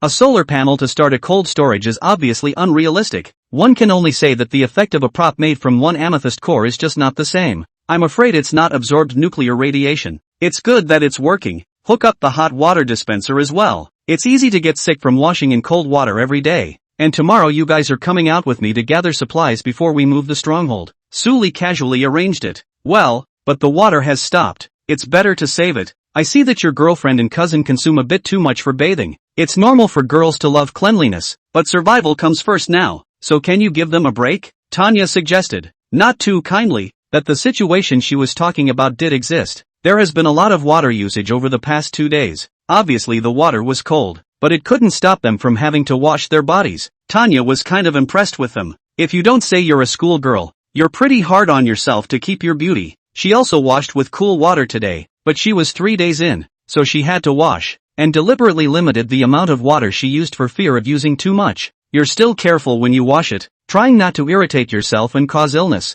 but that's not a concern now. Suli found a generator so she could boil water for use. Thinking carefully about all of Tan Xiaoya's questions, Suli asked, how much water has been saved? Let's see. I don't know. Tanya thinks, Tanya gives up thinking. You can check it out. I used a bucket to store the water ahead of time and it looks like it will last a long time. Tan Xiaoya pointed to another room. Suli went to open the door and looked inside, and saw that there were a dozen red buckets, quietly placed in this utility room. There is no shortage of water resources for a short time. Suli thought about other problems and realized that apart from the fact that the place where he lived wasn't very good and it wasn't convenient to do anything, this stronghold has been very good. The only thing to do now was to go back to that ruin and dig for crystal cores. Create a few more watchers to give the stronghold a sufficiently armed force. But that'll have to wait until tomorrow. Suli nodded, not agreeing or saying no to Tan Xiaoya's offer to use less water, but smiled and complimented. You're very thoughtful and smart about it. Which has. Tan Xiaoya didn't move on the surface, but inwardly she couldn't help but let out a ha-ha. It's fun to be spoken to. Well, I have things to do, so you guys take care of those and call me if you need anything. Turning around, Suli left. He remembered that he had picked up someone else. Chapter 26. Do you think I'm a zombie? Inside the compartment where the woman was placed, Suli came for half a day, and there was no sign of the other party awakening. In desperation, he decided to wake up manually, but due to the usual contact with girls, that was all about doing something interesting with Zhang Muxuat, by CC. So this hand hanging in mid-air, Suli for a moment actually did not know where to touch, thought about shifting direction and poked the side of the woman's face. LOL, how polite of myself. Seeing that people still don't wake up, Suli sighed as he uncovered the fabric on the woman's belly, which was stained with blood. She was bleeding so much when she was injured that her abdomen was stained with blood and she had to take her coat and shirt away to wash them to get cleaner. Warm white skin showed off at the small of her back, and two mermaid lines trimmed the woman's figure. Aha! Asleep, the woman drifted awake, feeling someone doing something to her and trying to remember. She recalled the last scene she saw before she fainted. She and her teammates encountered danger and had a motorcycle accident while retreating. He himself was injured by his teammates at the time by association. She tried to reach out for help, but the man took one look at her and immediately fled, leaving her behind. Memories end. Her thoughts returned fully. Am I dead? Where is this? Heaven. It's so cold. Slowly opening her eyes, a light was right above her head, stinging her eyes. Once she was well acclimated, she saw her surroundings that were unfamiliar to her. I'm not dead. In the midst of her heart's doubt, Suli's figure appeared in her field of vision. The next moment, her spirits tightened. Almost by instinct, he sat up violently and stepped back a little, and Suli was a little amused to see the woman's reaction. It really breaks my heart. It was so hard to save you, and the first thing you do when you wake up is to repay me like this? Suli's line of sight shifted down to where the woman had been injured earlier. She also followed Suli's line of sight and looked towards her small abdomen, remembering that the location of her small abdomen had been hit hard and had been bleeding, and at the moment, the belly is intact. Even the skin is more tender. You saved me? The woman touched herself and asked with some trepidation. Aha! Suli had a natural expression and didn't say a word more, looking like a good person. It made her drop her guard a little. Thank you, but, the woman's voice was mature and intellectual, with a touch of imperial and cold. Extremely a penetrating force, not as soulful as a young girl, but the whole body of the person listening to it. But Suli had no intention of appreciating it. Raising a hand to interrupt her, she volunteered. I think you ought to ask how a wound that bad heals so fast, and where this place is, and who I am, and all that, don't you? The woman looked at Suli and froze slightly. The face, which had little range of expression, showed some obvious uneasiness, like a child whose little mind has been guessed. Though anyone could have guessed these questions, she still felt a little cold inside. Nope, not a cold swish in the heart, is also cool on the body. Wait, where are her clothes? The woman who had just focused on her injuries and did not notice any other abnormalities finally realized at this moment that her blouse shirt was gone. There was only a black lace-trimmed undergarment. She panicked and tried to find something to block it, but eventually realized there was nothing and had to wrap her arms around herself, not wanting to expose too much. Red colored the cool face. It made her look even more tantalizing than when she was just sitting there doing nothing. Ha! I forgot to tell you. You're too badly hurt. You're covered in blood, and I don't have any other clothes here, so this will have to do. Suli explained in a serious manner. The woman wasn't offended by it, which was perfectly understandable, but the shame wasn't alleviated half as much. No, calm down. You're not a little girl anymore. You should look stable. It's just that she's not wearing a jacket. The women who make videos on the internet wear much more revealing clothes than she does now, and they serve as formal dance tutorials. She shouldn't be shy either. At least it shouldn't show so much weakness in front of a strange man. With that figured out, she took a deep breath, letting his mood calm down. He also gradually loosened his grip, his expression flat, but she tried to put away that sense of indifference towards the person who had saved her life. At this time, Suli took off his own jacket. It was handed to the other side. Wear it for a while if you don't mind. You can call me Suli, the owner of this shelter and the one who picked you up. Suli also only had a jacket and a short sleeve. The few times he'd gone out he'd only worn short sleeves, which had resulted in blood all over that short sleeve, which had been taken to the cleaners and hadn't dried yet, and was now in the state of wearing a thin jacket, and taking his jacket off. Naturally, he revealed his upper body. Suli had a perfect body, well-muscled, firm and good-looking. The woman blushed again and took the jacket. Thanks, my name is Lu Chung. You're welcome. Now that I've answered your questions, can you answer mine now? Suli took a few steps closer and sat across the table. By the way, until then, do you want to join me and feel free to leave if something comes up or you're not satisfied?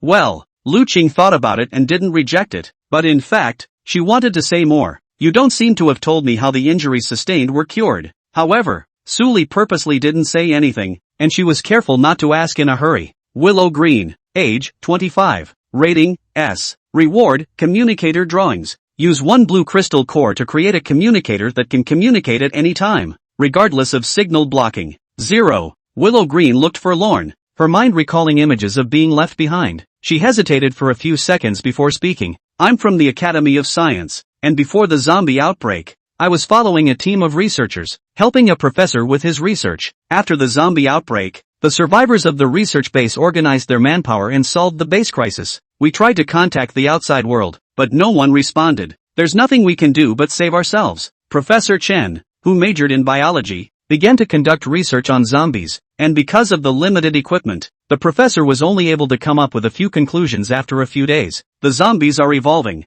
fast, and the evolution is also social. A swarm of zombies evolving in different directions. Some will evolve physical strength, and some will evolve voices that rally other walkers. And each horde will have a zombie that evolves by shedding its limbs and turning into all sorts of strange things that don't attack, don't defend, and don't rally the zombies. To know what it does so that we can get a solution to the walkers, the professor asked us to go out and obtain samples to take back for research. Everything went well at first. We made explosives at the base, and after a few days of observation, we found a particular walker inside a school district building. But just as we succeeded in obtaining the samples and were about to retreat, a walker we had never seen before appeared before us. The walker looked human and had a knife. We presumed it was a highly evolved and extremely dangerous walker. So unarmed we fled. I was more unlucky. I fell down on the road and fainted straight away. After saying that, Willow Green had another bout of mourning, like she was remembering the images that were thrown away. Suli, on the other hand, was puzzled. A zombie with a knife? Do you take me for a zombie? Chapter 27. He has to call me sister? You mean that walker was you? Lu Qing was shocked. Aha. Suli nodded. He thought that Lu Qing had recognized him, but he didn't expect that by the time it started. Lu Qing knew that the one with the knife was actually Suli. However, Lu Qing's misunderstanding also allowed Suli to clear his doubts. No wonder they ran when they saw him. This was treating him as a special infection, thinking that Suli was going to eat people. I admit I was covered in blood and it was a little scary, but I should have spoken. Can't you hear me? I thought I heard it, but you were so quiet. I thought it was a walker's roar. Lu Qing clasped his hands in embarrassment. I really don't blame her for recognizing it as a zombie. At that time, Suli was 7 times in and 7 times out of the tide of corpses, and her body was not only covered with blood, but also with all kinds of chunks of meat and intestines. That's still a little human. She secretly spat in her heart, but suddenly, Lu Qing found Hua Dot. Wait, if that one was you, then the one chasing us was you too. Lu Qing instantly tensed. He looked at Suli's warm face, but felt a chill on his back. Humans, faster than cars. This was clearly not in the realm of humans, but Suli did indeed do it. This means that Suli is not human. A series of changes in Lu Qing's expression, along with a shift in temperament, were all seen in Suli's eyes. It wasn't hard to guess what Lu Qing was thinking, but also because he knew what Lu Qing was thinking, Suli couldn't help but be playful. Looking at the nervous Lu Qing, not only did he not explain, but he also gave a smile of uncertainty. Looks like you found out. Suli stood up and took 2 steps, gradually approaching towards Lu Qing, and at this moment, Lu Qing had his heart in his throat, his body stiff and unable to move. Cold sweat slid down his forehead. Suli brought his face close to Lu Qing's ear and said in a low voice, "Actually, the zombie outbreak was my doing. Guess who I am? You are." Willow Green associated with fine thoughts. That little face turned pale, and the original cold as ice turned into the currant blossom. However, in the next second, Suli diagrammed the dagger. I was lying to you. Seeing the expression on Lu Qing's face become dismayed and gradually turn red as he felt he was being tricked, Su Li burst into laughter.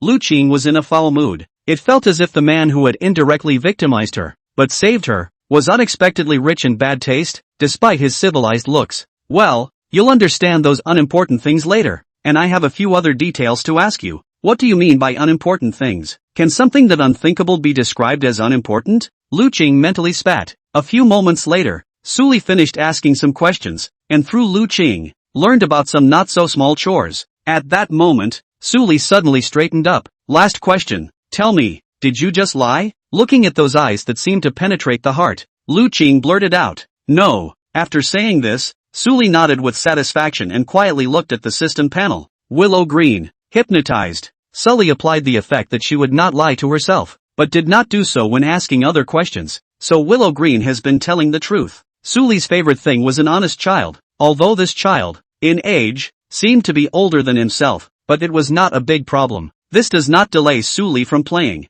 Starting today, you can stay here. Of course, if you want to leave, you can leave anytime. I won't stop you. Su Li arranged. At those words, Lu Qing's expression moved slightly. It was reasonable to assume that she didn't feel a sense of belonging to the base and had been abandoned once. Just don't be stupid enough to go back. But, I want to go back. As Lu Qing spoke out of turn, Su Li paused and looked at her, unable to help but be puzzled. Immediately, Lu Qing explained, it's like this, my parents, my sister are all in the base. They are also part of the team. I want to. She wanted to go on about something else, but Su Li interrupted her again, without anger or disappointment. Everything remains the same. I know. Get some rest and I'll drop you back off sometime. Su Li waved. Want to come and say hello to the others? I have something to do in the next 2 days, so I might need you to stay here for a day or two. Lu Qing stared at Su Li in a daze. Nodding lightly, he followed Su Li. She had just thought of all kinds of outcomes, thinking that Su Li would be angry, or disappointed, or retained. Only she didn't think it would be this kind of response, but the less Su Li acted like he cared.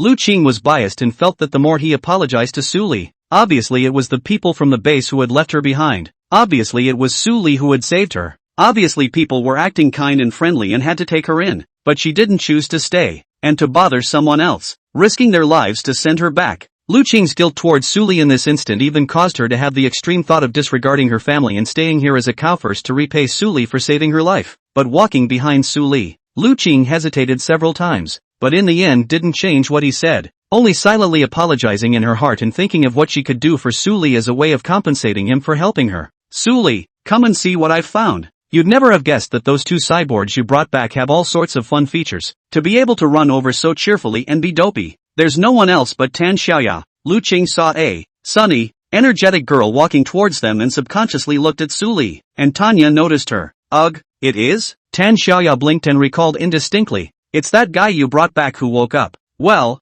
I just talked to her. Her name is Willow Green, the survivor out there, and she seems to be a scientist who does scientific research. So take her to meet the others. Seeing that Tan Xiaoya was so excited, Su Li gave her this task. No problem, but you can have fun checking out those 2 cyborgs first. What's wrong? Su Li hadn't studied the specific functions of the Watchers and didn't know what Tan Xiaoya was talking about. Just go over and take a look. Oh yeah, I forgot to introduce myself. My name is Tan Xiaoya. Tan Xiaoya looked closely at Lu Qing, not quite sure what to call him. So unsure. I'm 20 years old. Can I call you my sister? Yes, I'm 25. The 25-year-old Lu Qing lowered her head, suddenly having a small inferiority complex about her age. I didn't realize people were so young here. That said, if Tan Xiaoya is 20, then isn't Su Li only about 20? So Su Li had to call her sister as well. She had to call the other brother. Lu Qing had originally felt intimidated by Su Li. After all, from the conversation just now, Lu Qing had always felt that he was in an inferior position. Su Li,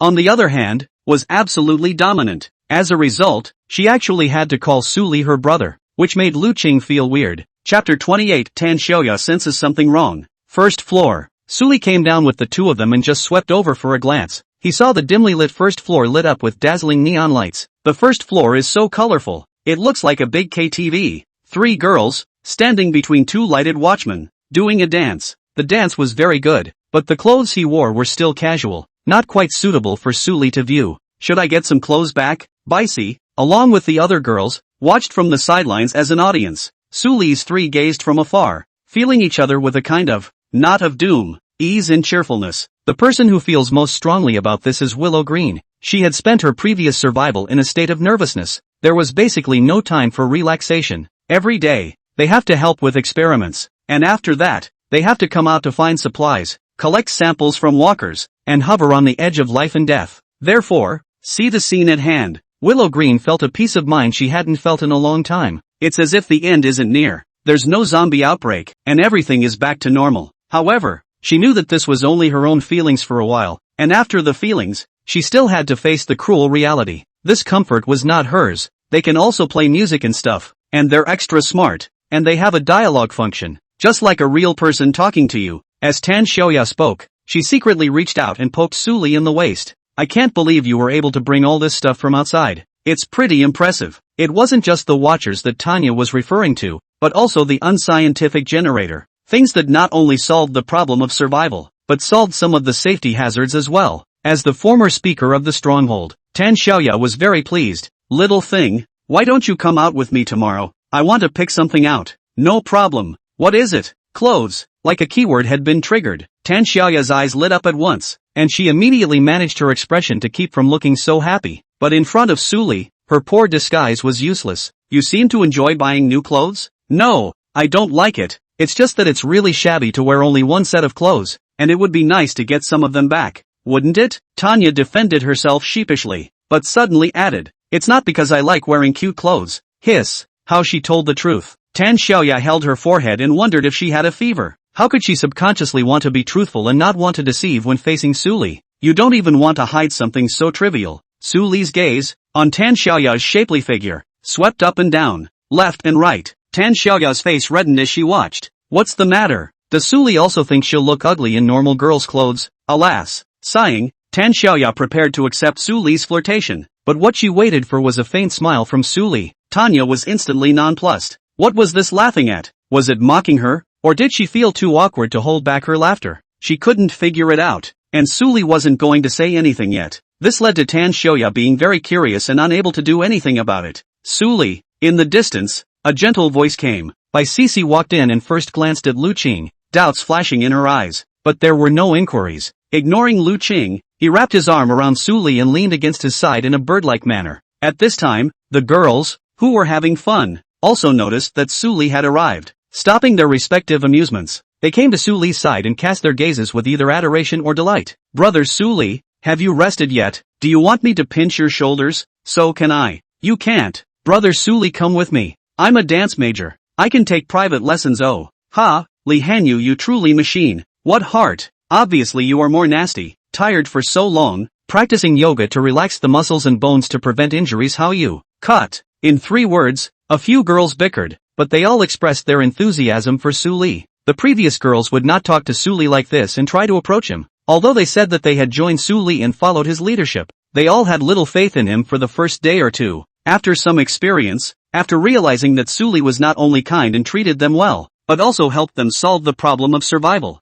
the view of Suli subconsciously shifted. A few girls, even knowing that Jiang Mushue was Suli's girlfriend, were still saying something out of the ordinary on their lips, good as a step-by-step test. Of course, Suli didn't mind at all, and the others didn't dare to mind either, except for a simple-faced Tan Xiaoya. Hey, what are you guys doing? Letting you guys be nice to Suli isn't what you mean. Jiang Mushue is still upstairs. Tan Xiaoya stood next to Suli and protested to her own girls. Ahem, Sister Xiaoya, you don't understand. I don't blame you. Tan Xiaoya's best sister patted Tan Xiaoya's shoulder with a know-it-all smile. Just kidding. Jiang Mushue and Suli. There was basically no time when there were 2 people together, followed by a Baisi, Tang Wan Tang Mo. These 2 were also so close to Suli. Only Tan Xiaoya would simply think that only Jiang Mushue was related to Suli, right? Is Seth White a cousin? What cousin is like that? A few people looked at Bai Sisi, who was leaning on Suli with a slightly flushed face, the heart that knows better than one. However, they continued to respect Tan Xiaoya and didn't go overboard when they saw how opposed she was. The words spoken were instantly healthy. Tanya stood still as the CPU was trying to run.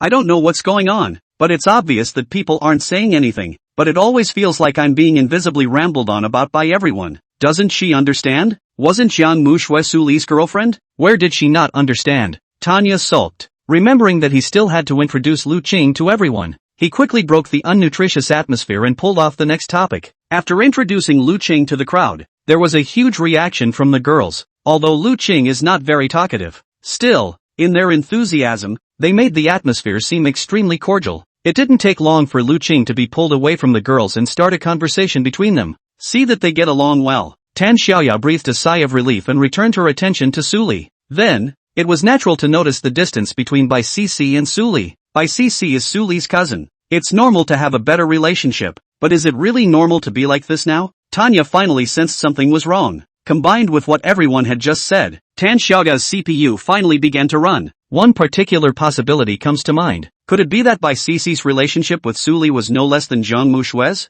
No, Tanya, how can you think of others like that? You can't. The more Tanya thought about it, the hotter she got and stopped brainstorming. Chapter 29, Tan Xiaoya Can. At nightfall, Su Li rested for a day without doing anything else, simply lying on the bed, looking at the ceiling, calculating many things in his mind. A lot happened today. It left Su Li a little confused. Having solved the problem of electricity, there is still food, water, clothing and shelter to be solved next. There is a good stockpile of food now, but Sully's purpose was never to live, but to be able to live a comfortable life. Granted, Su Li's current life, compared to that tortured past before, was better by an unknown amount. Forget it, don't think about it so much. Take a step and see what happens. Look for clothes tomorrow, and by the way, see if there's any place suitable as a new stronghold. Muttered to himself. Su Li stopped thinking about what was there and rolled over, trying to fall asleep. Before closing his eyes, he looked at Zhang Muxue. That beautiful sleeping face made one's heart itch, but Su Li was furious with Zhang Muxue when he thought of his previous life.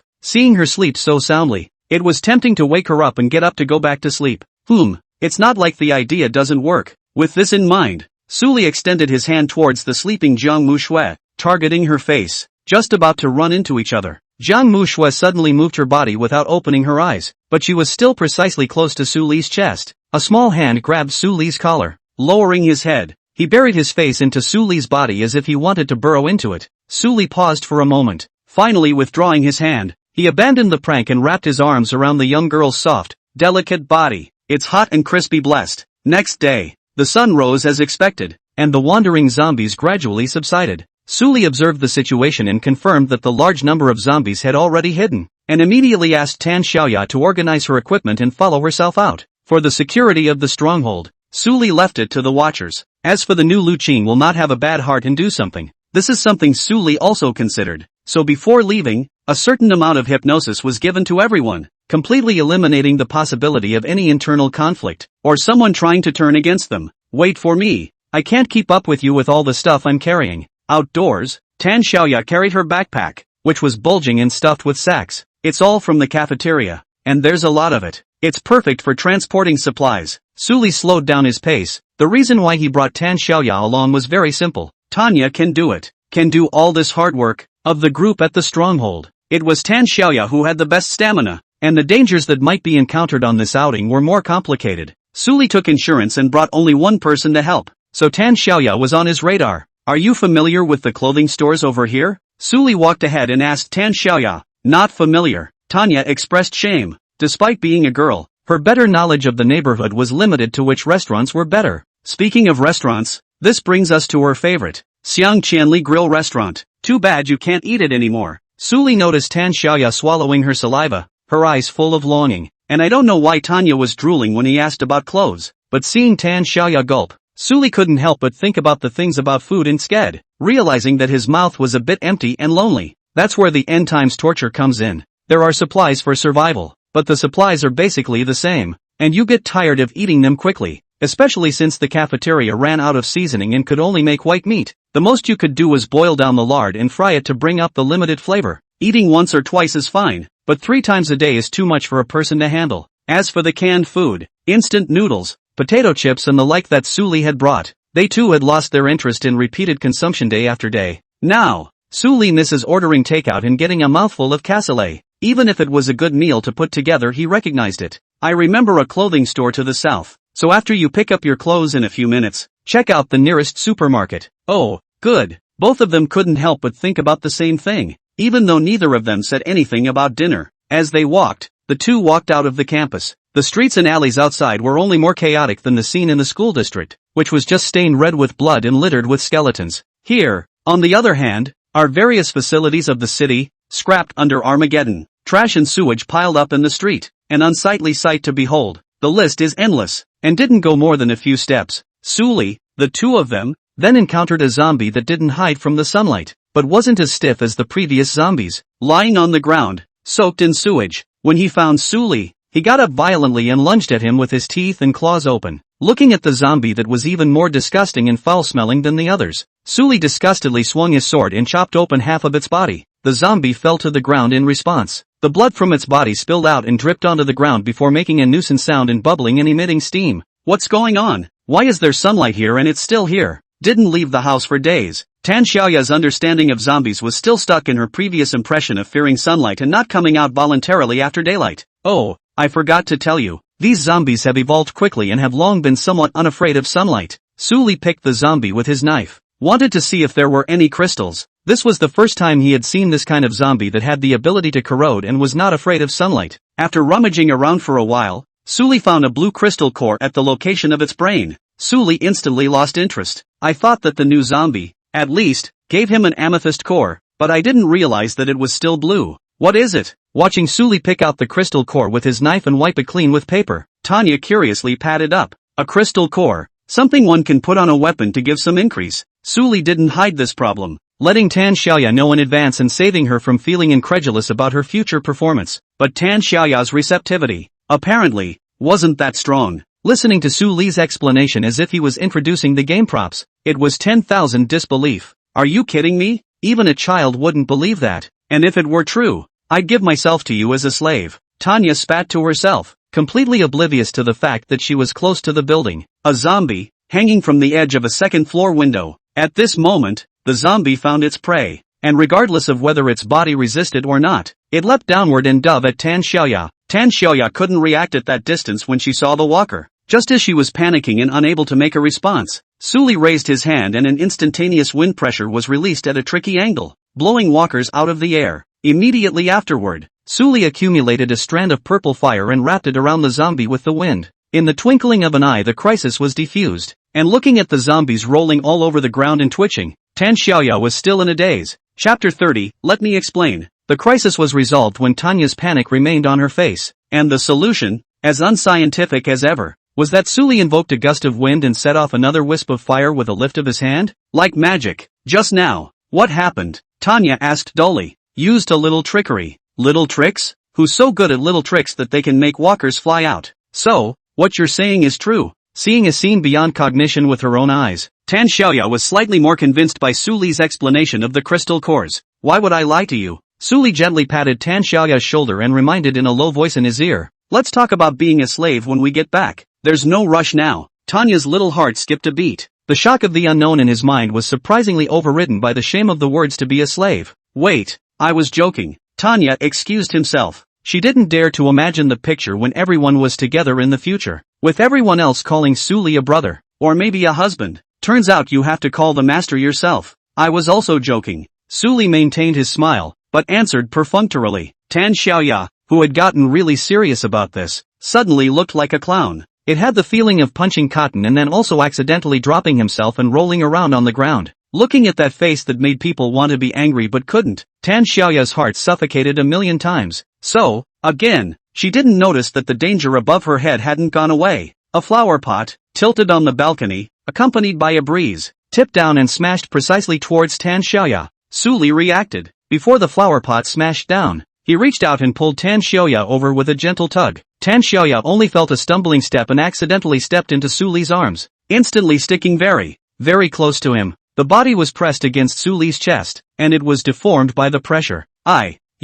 Thanks. The articulate Tan Xiaoya suddenly stumbled over her words. She didn't move away from Suli, feeling that Suli was saving her. She might make Suli feel uncomfortable if she just got out of danger and dodged away in a flash. But, why didn't Suli take the initiative to let go of her too? Right now this ambiguous distance, appearing on her and Suli, was clearly wrong. So, can I get up now? Tan Xiaoya blushed red and raised her head to look up at Suli who was much taller than her. This angle and the dress itself, it gave Suli a view of the high ground. I thought you couldn't get up because your legs were weak. I'll let go if it's okay. Suli pretended to say in a tone that was not intentional. Oh, I'm okay with that. So Suli was worried about her. She thought she liked to hug her, but it was true. His girlfriend was the school's top girl. How could she look at herself? A girl with little femininity. It's almost as good as not being disliked. Tanya stood up straight, her fingertips skimming through her hair as she straightened her instrument. Be careful. If I wasn't there, you'd be dead twice already. Okay,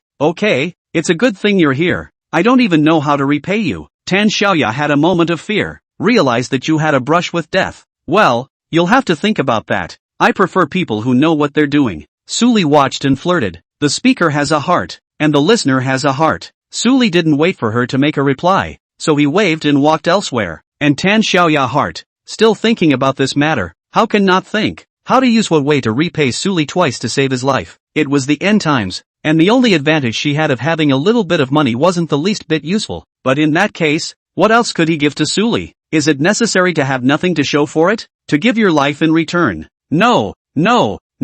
Isn't she destroying Suli and Jiang Mushue's relationship like this? But then again, Jiang Mushue and Suli, are they really a normal couple? Cafeteria. The crowd at the shelter continued the same boring life as before. Since the power outage, the phone has lost its signal, and even if it has power, it can only be used to watch previously downloaded movies and the like. There's nothing else to do every day except eat something, take a shower, and do laundry. Luckily, there were more of them. You can chat, make some chess, poker and other entertainment for yourself. After Suli left, the group of girls then sat together and talked about something or other to pass the time. Sister CC, how do you take care of your body? Why is it so good? Envy me to death. What's the secret? Pass it on. Paisley sat in the center, pulled by a couple of girls begging for instruction. To this she could only shake her head, stating that everything was a gift and you could not learn. At this moment, Bai Sisi turned her head and looked at Jiang Mushue. According to before, when Jiang Mushue saw her, she would definitely skim her mouth with a look of contempt. But unexpectedly,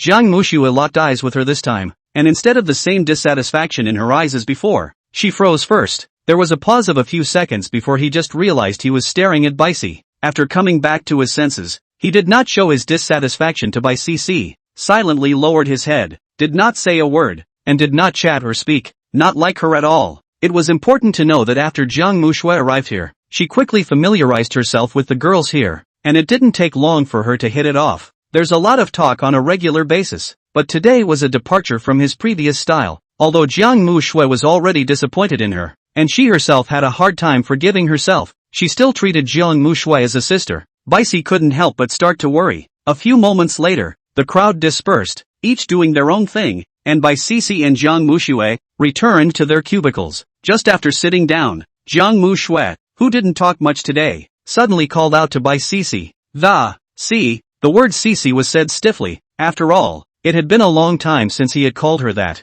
Baisi looked at her at the sound of her voice. Then he heard Jiang Mushue, who was very difficult to open her mouth, ask, "You say, with a character like mine, isn't it not very pleasing to people?" Down the street, a clothing store, Suli carried his knife and swept away the surrounding zombies, then began to move up the clothes in the store. At this time, Tan Xiaoya is in the $0 purchase, but because the mind is full of the 4 words to the body, the heart of the $0 purchase, completely cannot raise the slightest interest. Wherever they passed, they took off their clothes and stuffed them into sacks, until it was called off by Suli. "I know you might like to wear this, but others might not, so you might as well come over here and get some clothes." Suli pointed behind him, and Tan Xiaoya hadn't understood what it meant, but as a result, she looked down and looked at a piece of clothing in her hand, only a layer of tulle, and there was no difference between wearing it and not wearing it. Suddenly, I realized that I had come to the wrong partition. No, I don't like it. Let me explain. I just wasn't paying attention. Chapter 31, Talking Xiaoya is in a hurry. It's okay,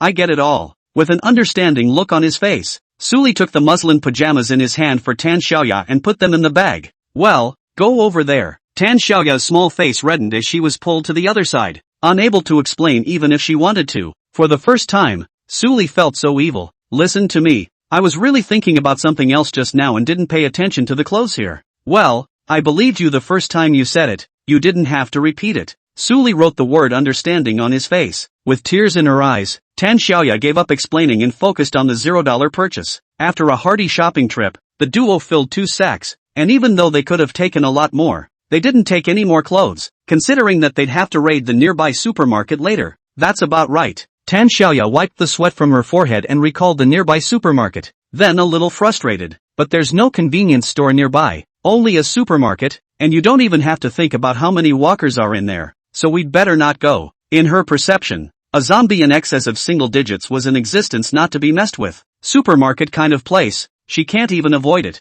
How can she take the initiative to go there? But what she didn't expect was this. Suli still jumped at the chance when he learned that there was only a supermarket nearby. Suli, you wouldn't still want to go, right? Aha. Suli nodded. Tan Xiaoya was instantly dumbfounded, hoping that she had misheard and was hallucinating. But that's really what Suli was planning to do. If he had brought more than just Tan Xiaoya with him today, he might have been apprehensive. But if only Tan Xiaoya was there, Suli could guarantee her and his own safety, and even if he encountered a large-scale necrotic tide, there would never be the slightest slip-up. Even if the number of zombies in the supermarket was more than the one in that school building before, he could also easily take what he was going to take from the tide of corpses. It's not impossible to kill them all. There's just so much wasted time. Suli intends, really so many zombies. He will use a little bit of brain. After all, people are an intelligent life. Cannot rely on brute force. No way. Is the crystal core you're talking about that powerful? There's a possibility of a necrotic tide there.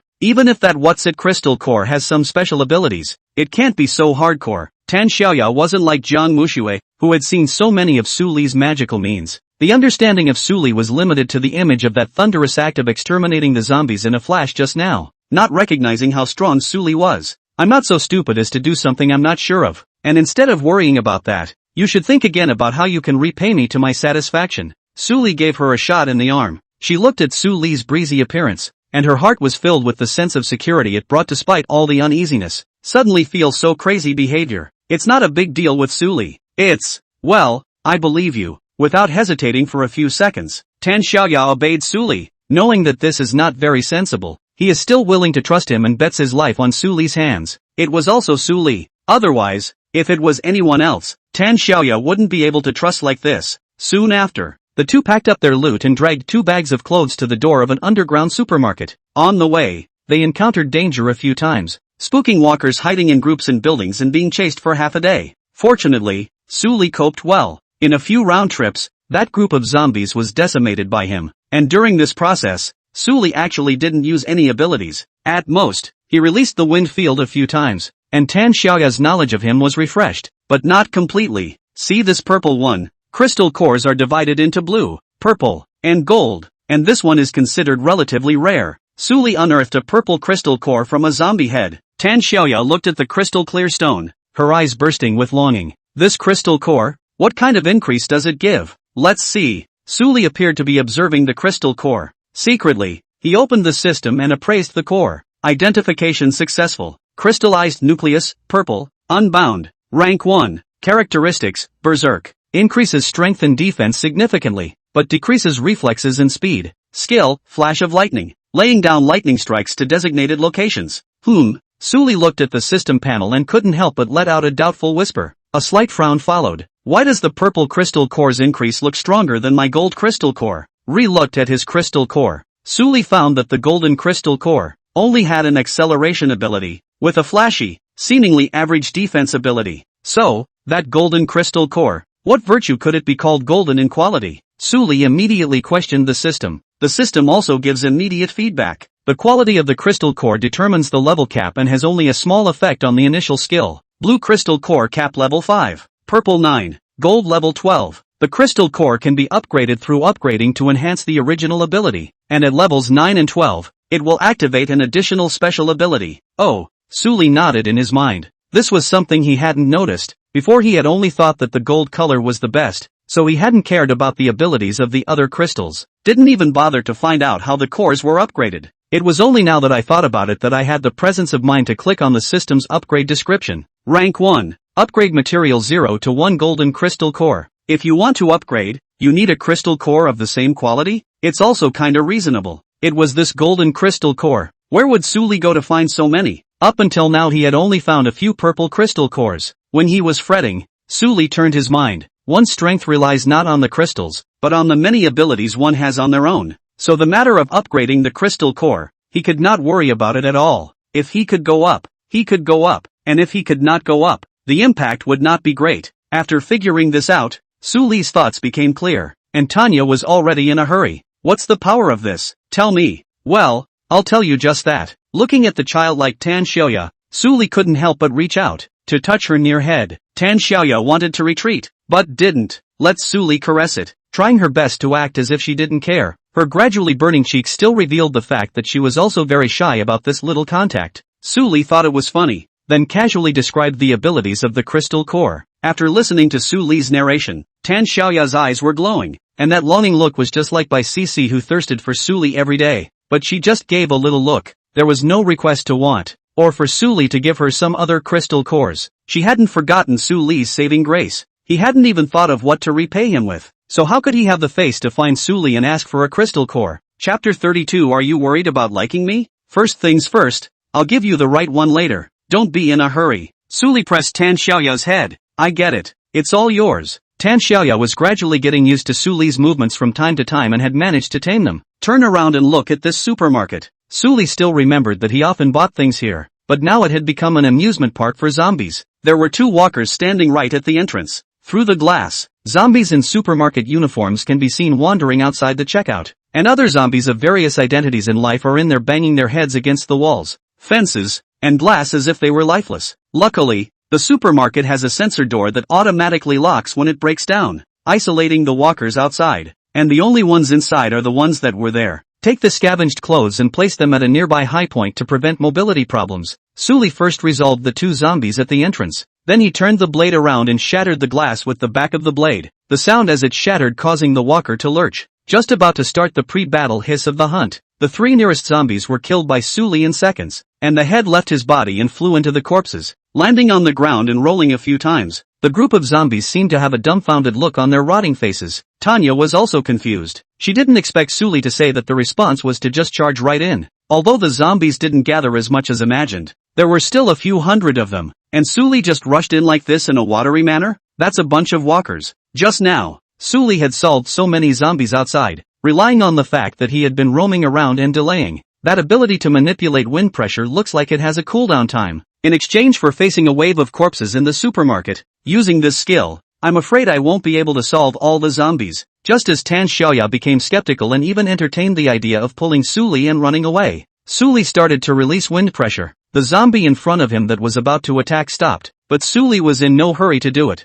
The heavy blade in his hand gathered a wisp of flame. The blade became reddish, and that purple inflammatory fire wrapped around the blade, emitting crackling and bursting sounds, accumulating for 2 seconds. Suli swung out a blade. A beautifully brilliant arc flashed and engulfed the zombies in the wind field. The smell of charring emanated and the temperature in the air rose instantly. After Suli's accumulation of drinking the strengthening potion, the convergence speed of the purple flame had also risen, and its power was naturally a notch higher than before. Just a simple swing like that has a killing range of about 7 meters. The flames spread inward, the burning damage inflicted still increasing, and those purple flames followed the direction of the wind pressure, thumping and exploding once more in the tide of corpses. Tan Xiaoya stood at attention throughout. Those worries in the back of his mind were lost to the fire. Just like the walkers. So strong. So strong. Tanya couldn't help but let out a sigh of admiration. She had only seen Suli manipulate a small wisp of fire just now, not realizing that the true power of that fire was so amazing. But soon, she realizes there's a problem.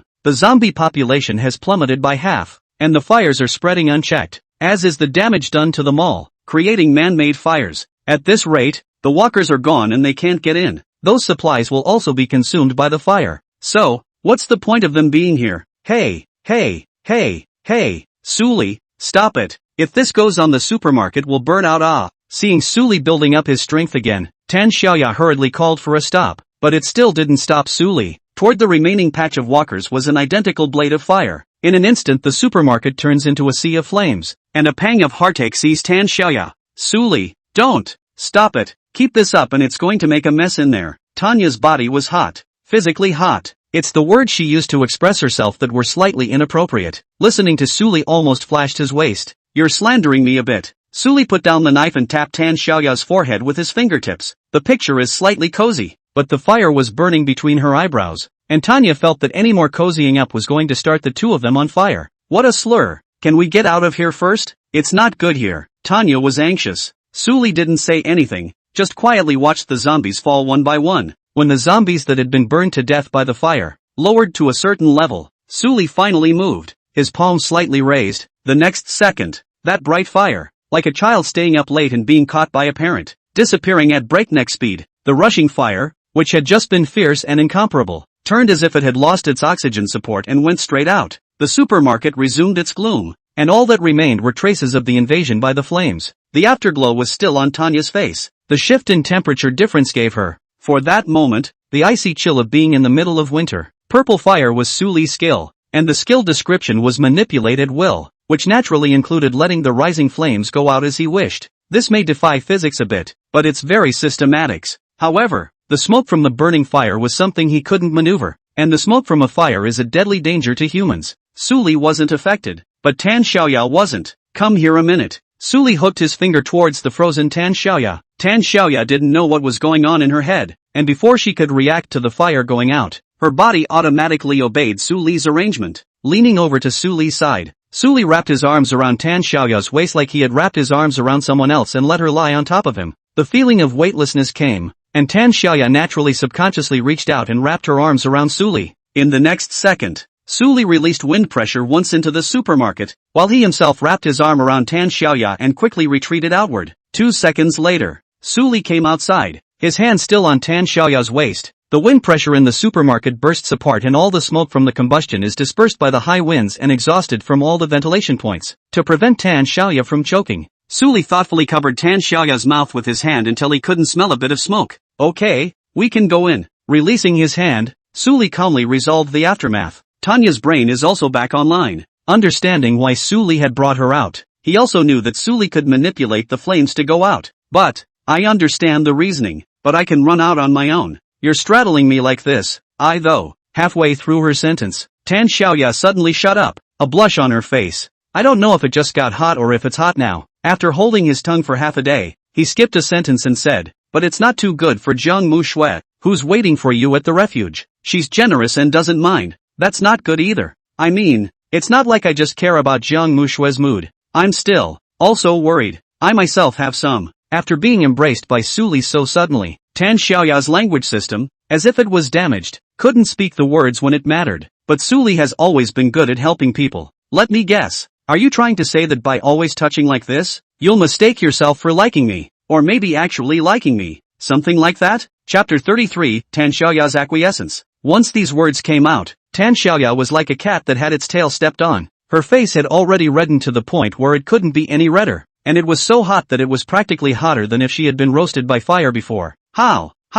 I'm not that naive. Tan Xiaoya mouthed the words, but didn't dare to explicitly deny them, because she was spoken for by Su Li. She herself didn't know why, but every time Su Li complimented her, chatted with her, touched her head, or something like that, Tan Xiaoya's mood slowly changed. At first there was nothing unusual, only a feeling that someone appreciated her and she was happy. There is also only shyness about some contact, but after her indefinable fermentation, from ordinary delight, it also turned into the fact that as soon as he was with Su Li, he felt happy and very relaxed, and he fantasized about something in his mind from time to time, especially some contacts. Though her expression was well controlled, in reality, she felt a sense of fluttering every time. She couldn't tell what it felt like. She only knew that she, who should have hated these contacts, had no aversion to Su Li's intentional and unintentional contacts, but instead looked forward to them. For this she often admonished herself, so as not to have unrealistic and too dangerous ideas. But it's something, like studying, where you tell yourself the day before that you're going to study hard tomorrow, only to leave it behind the next day. And this situation intensified after guessing that Su Li and Jiang Mu Shui's relationship was not ordinary. However, she wasn't stupid enough to actually have a heart. Her intention, at all times, was to remain calm, to remain absolutely calm. But after Su Li said that out loud, he completely guessed what Tan Xiaoya was thinking. In one fell swoop, it shattered all her composure and left her deep in the mess. But, this is the kind of thing that you can't admit even if you've been read your mind, but rather you have to try your best to hide it, right? So Tan Xiaoya feigned indifference in an attempt to muddle through, but she wasn't studying acting, that lightly biting her red lips, not daring to look at her, her little face reddening. Nothing was proving that Su Li was right, but in just such a performance that Tan Xiaoya herself felt was fake, Su Li seemed to believe it. Like this? I'm sorry. Su Li's tone was slightly lost, and turned to ask, then do you mind letting me do something to test you? It gave Tan Xiaoya, who was already not very good at refusing, even less reason to refuse. Don't mind, do whatever you want. Tan Xiaoya is psychologically prepared and will not be cowed no matter what kind of questions she faces. But she never expected that Suli would not follow the norm. Other people verify whether or not they lied by interrogation. Suli, on the other hand, didn't say a word, but the hand that was still on her waist slowly moved upwards, holding her back and pushing her closer to Suli. They were close, very close. Tan Xiaoya didn't even dare to take a big breath because then the wind would blow on Suli. Her rational thought was to get out of the way. But irrationality took over and Tan Xiaoya remained motionless. The little heart thumped, the throbbing of that girlish ignorance tugging at her heartstrings all the time. No, it's going. After a few moments, Tan Xiaoya realized something was wrong, regained some sense, and tried to leave. However, with his hands holding Suli's chest, he wanted to use his strength to get out of the situation, but he found that his body was soft and couldn't make any strength, so he could only barely hold up his body. That's not right. Where did the strength she worked out every day go? Why was it so hard to get up? Suli's other hand was raised. It landed on Tan Xiaoya's burning cheeks, feeling the temperature. As for Tan Xiaoya, she was also instantly tingling, and her breathing began to be disorganized. She's hot, but not physically. Suli slowly lowered his head and got even closer. In response, Tanya responded by internally telling herself to calm down, when in reality it was just doing nothing, just calming away. No different than acquiescence. But just when she was at her most excited, Suli suddenly stopped and let go of his hand without lingering. It made Tan Xiaoya's mood, all of a sudden, hit rock bottom. What's wrong? Why did you stop? Tanya wanted to issue a question, but she couldn't ask that. Never mind, no more verification. I trust you. Trust me? Tan Xiaoya froze, and for the first time, she was recognized by Suli, but her mood changed for the worse instead. Actually, I'm quite a mindful person. In my opinion, it's better to verify the verification. It doesn't take time anyway, Tanya thought internally. Well, it's been so long that the supermarket is a little smoky, so go get what you want. Oh, good. Tanya pursed her lips, heart sinking, feeling like I'm missing out on something more important. But she did her best to adjust her emotions and quickly got herself back on her feet.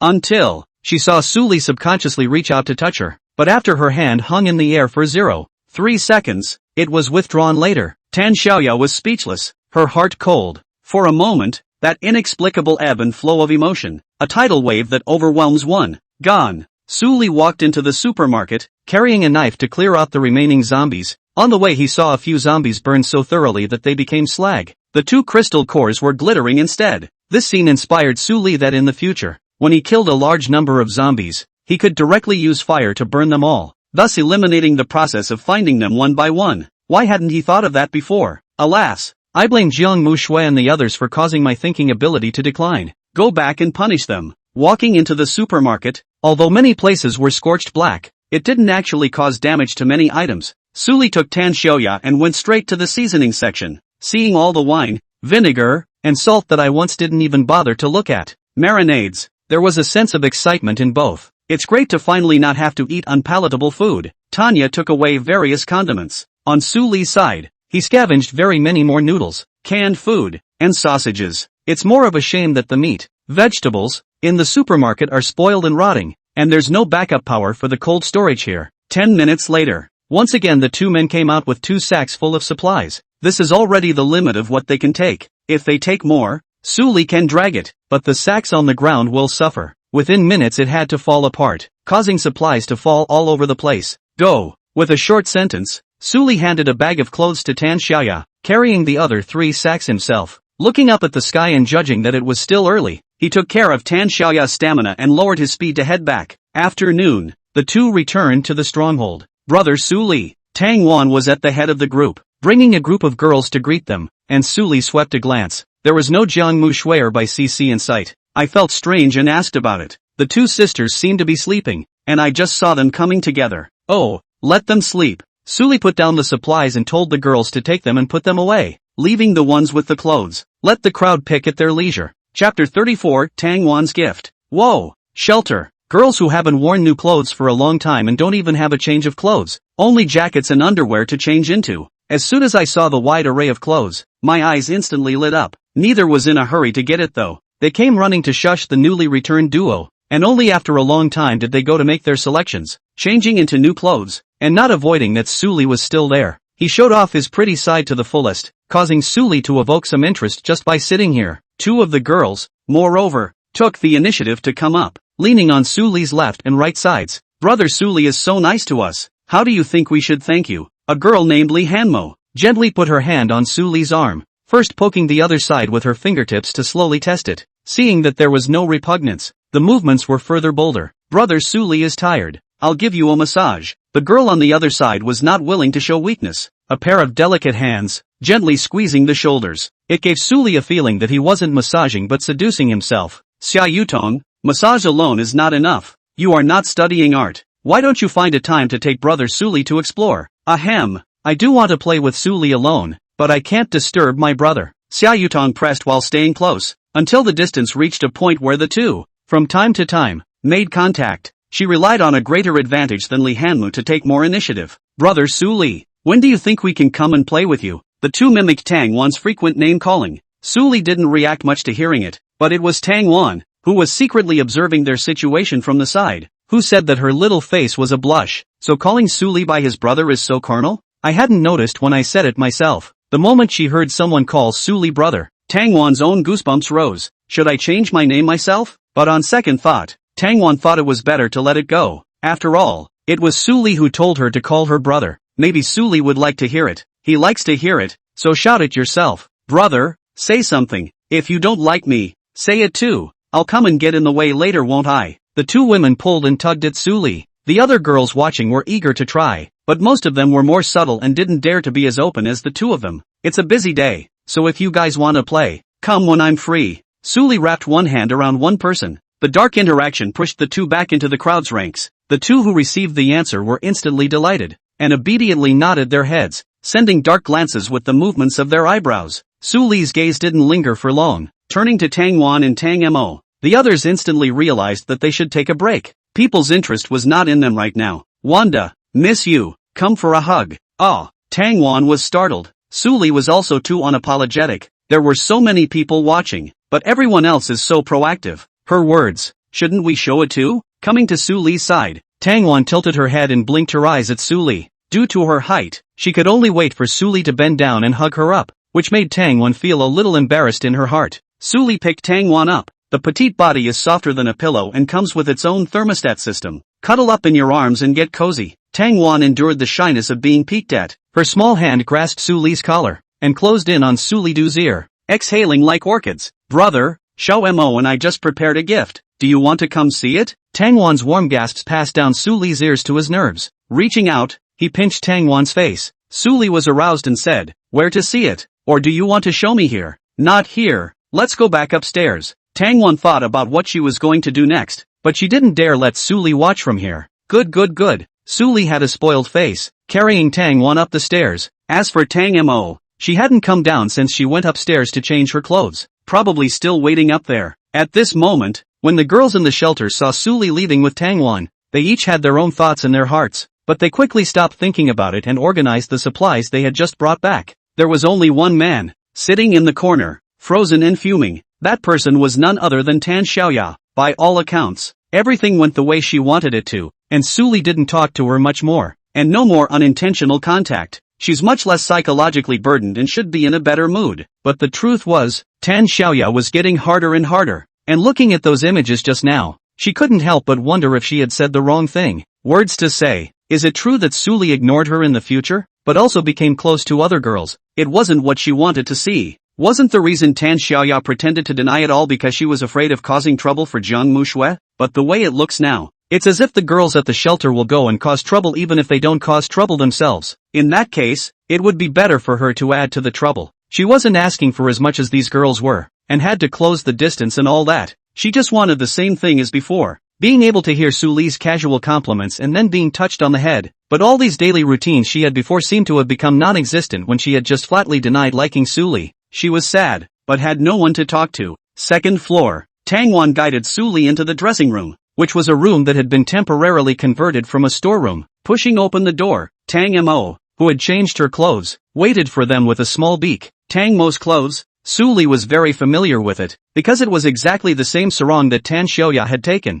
Very thin and see-through, a sarong with only a jacket. Moreover, on Tang Mo's legs, she was still wearing black silk, and on her head, she wore a pair of cat ear hair ornaments, which further showed her lovely face. Brother Su Li, wait for me. Tang Wan broke away from Su Li's arms and ran to get busy behind the curtain, and a minute later, also wearing a pair of hair ornaments, walked out in white silk. On the small arms, cuffs are also worn. Suli stood in front of the two. Tang Wan blushed up to her ears. Not daring to say or do anything, she pulled Tang Mo's hand, trying to find security from her own sister. I can't imagine that she protected Tang Mo for so long. At this point, it was changed to her hiding behind Tang Mo again. I don't know how many hours. Suli carried the sleeping duo away and placed them on a softer mattress. Just as he was about to go for a drink of water, he turned around and came face to face with Baixi's figure. Sister Mu Shui and I have a present for you. Do you want to come and see it?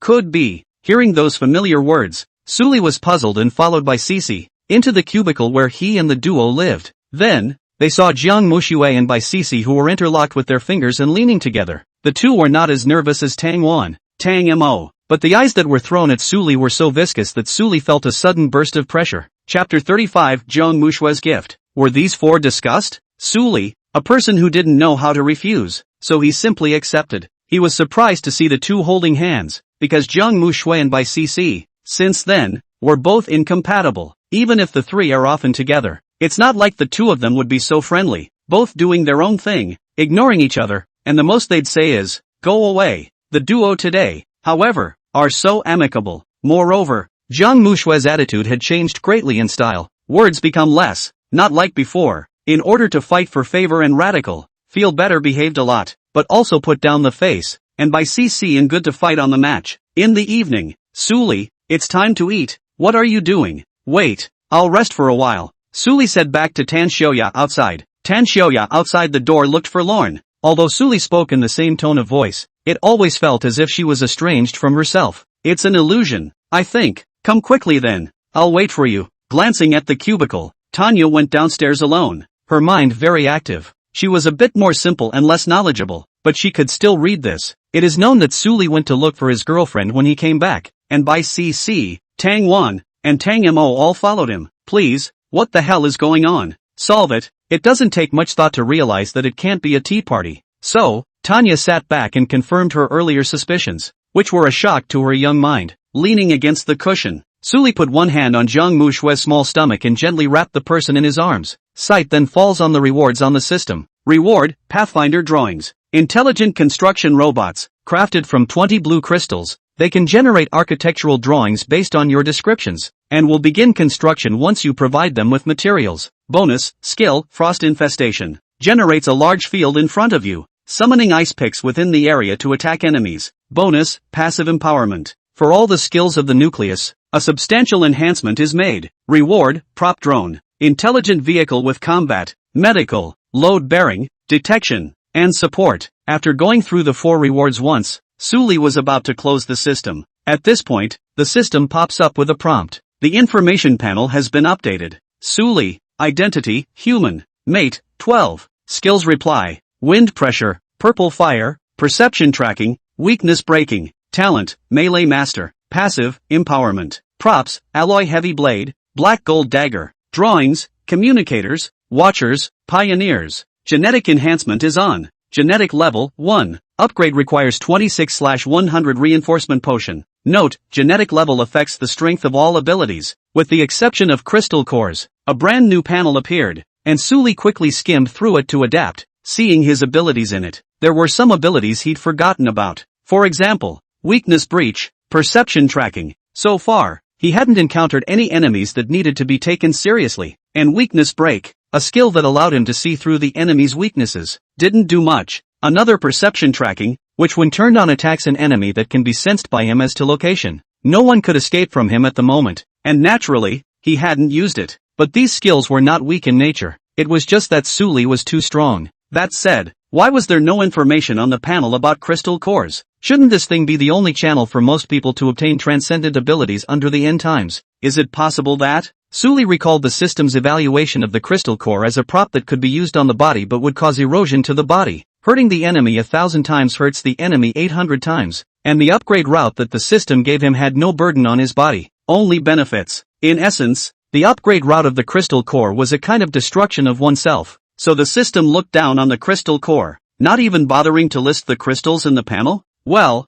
so he understood, but the crystal core hazards had nothing to do with him. The system could help him configure the cores on top of his weapons. He himself is unaffected. The only drawback is that he can't unleash the skills on his weapon without holding it, but with so many of his own skills, he wasn't even close to the two from the crystal core. Sully was thinking that at this point in time other survivors were still foolishly taking their bodies and using them after discovering the crystal core, exploring the route of using their bodies to carry the crystal core and make upgrades. The consequences of that were unclear to Sully. The system didn't go into detail, but thought it would be costly. What's wrong with you today? Sully shut down the system and bit Jiang Mushue's pink earlobe. No, it's fine. I just don't think I really have a good personality and I want to change it. Jiang Mushue raised her head and locked eyes with Sully. A hint of anticipation flashed in her eyes as she said, what do you think of me today? Is there anything a bit more attractive than those two little things? At the words Sully was surprised for a split second, looking at Jiang Mushue who was waiting quietly for an answer and was unusually nervous.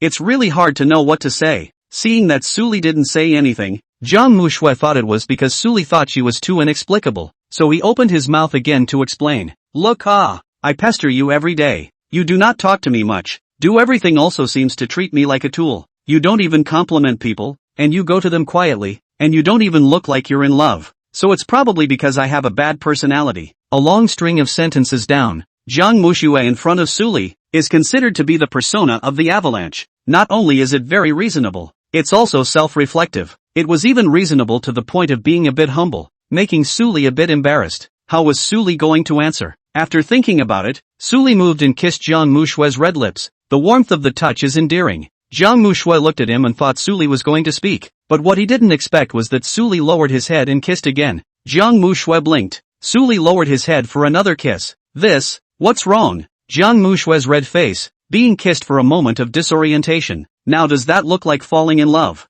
Jiang Mushue froze in reaction. Bummer. With a pout, Jiang Mushue raised her head and kissed Sully as well.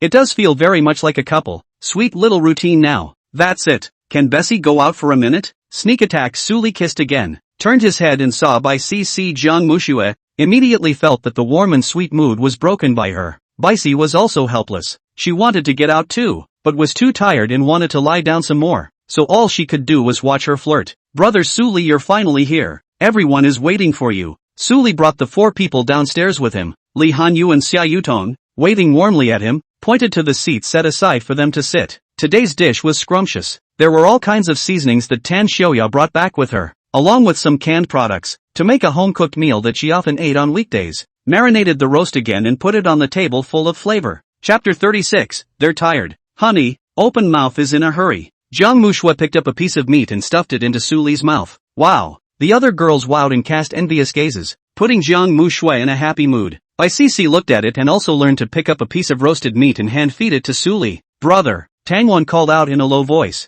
and when Sully looked toward her, she immediately changed her mouth again. It's okay. She also wanted to learn from Jiang Mushue, but for this occasion, thought better of it. How bad? Tangwan thought like this, but she had forgotten that she had a sister. Tang Mo picked up a piece of meat and placed it on Sully's mouth for feeding without saying a word. Xiao Mo. Tangwan subconsciously wanted to stop it, but her words changed to, I'm a bit far away. Help me feed it too. Sully went through a four-person cast feed. Xia Yutong, Li Hanyu and the others. Although their hands were itching to give it a try, they all felt that they were not yet at a level where they could do so. Except, my own big sister, Tan Xiaoya. The crowd lit up and turned their attention to Tan Xiaoya. Sister Xiaoya. Someone secretly poked Tan Xiaoya. Are you close to Sully? Go and pinch food for them too. Ugh, me? Tanya was in a bit of a trance, because she had just watched the picture of them being happy and had that thought. But, I'll just forget it. Tan Xiaoya shook her head no. I see that you guys don't usually chat a lot. How come it doesn't work? Sister Xiaoya,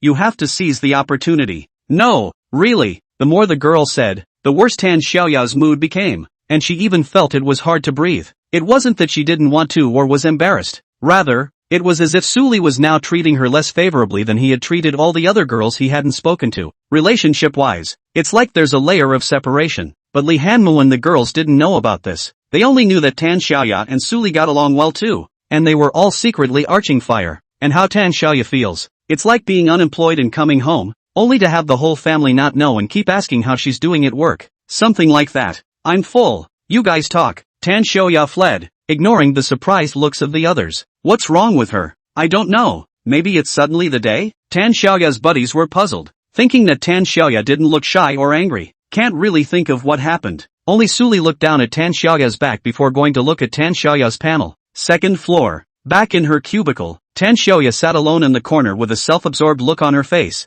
one hand gently pressed on her chest, trying to relax her body. Dumbfounded, he looked at the ground. It had been a long time since she had been this confused, so confused that she didn't know what she was doing or what she was going to do. Tanya just sat there, doing nothing but thinking back uncontrollably, thinking of Suli's hand that was just raised and lowered last time, and these few times with his own short, unruffled conversations. She looked to the clothes hanging off to the side. It was her choice from the clothes she had brought back with her. There was a dress and a set of pajamas, both her favorite types, but left there untouched until now, and wearing, on her body, her usual gym clothes. After watching for a long time, Tan Xiaoya didn't move after all inside, once again lowering her head and closing her eyes as well, trying to adjust her mind in this way. At that moment, she suddenly felt a hand land on her shoulder. Who? Tan Xiaoya was startled and opened her eyes to see Suli, who walked in without a sound. Looking at that face, Tan Xiaoya was flustered and very nervous, rushing to sit up straight, like he'd been given a military reprimand.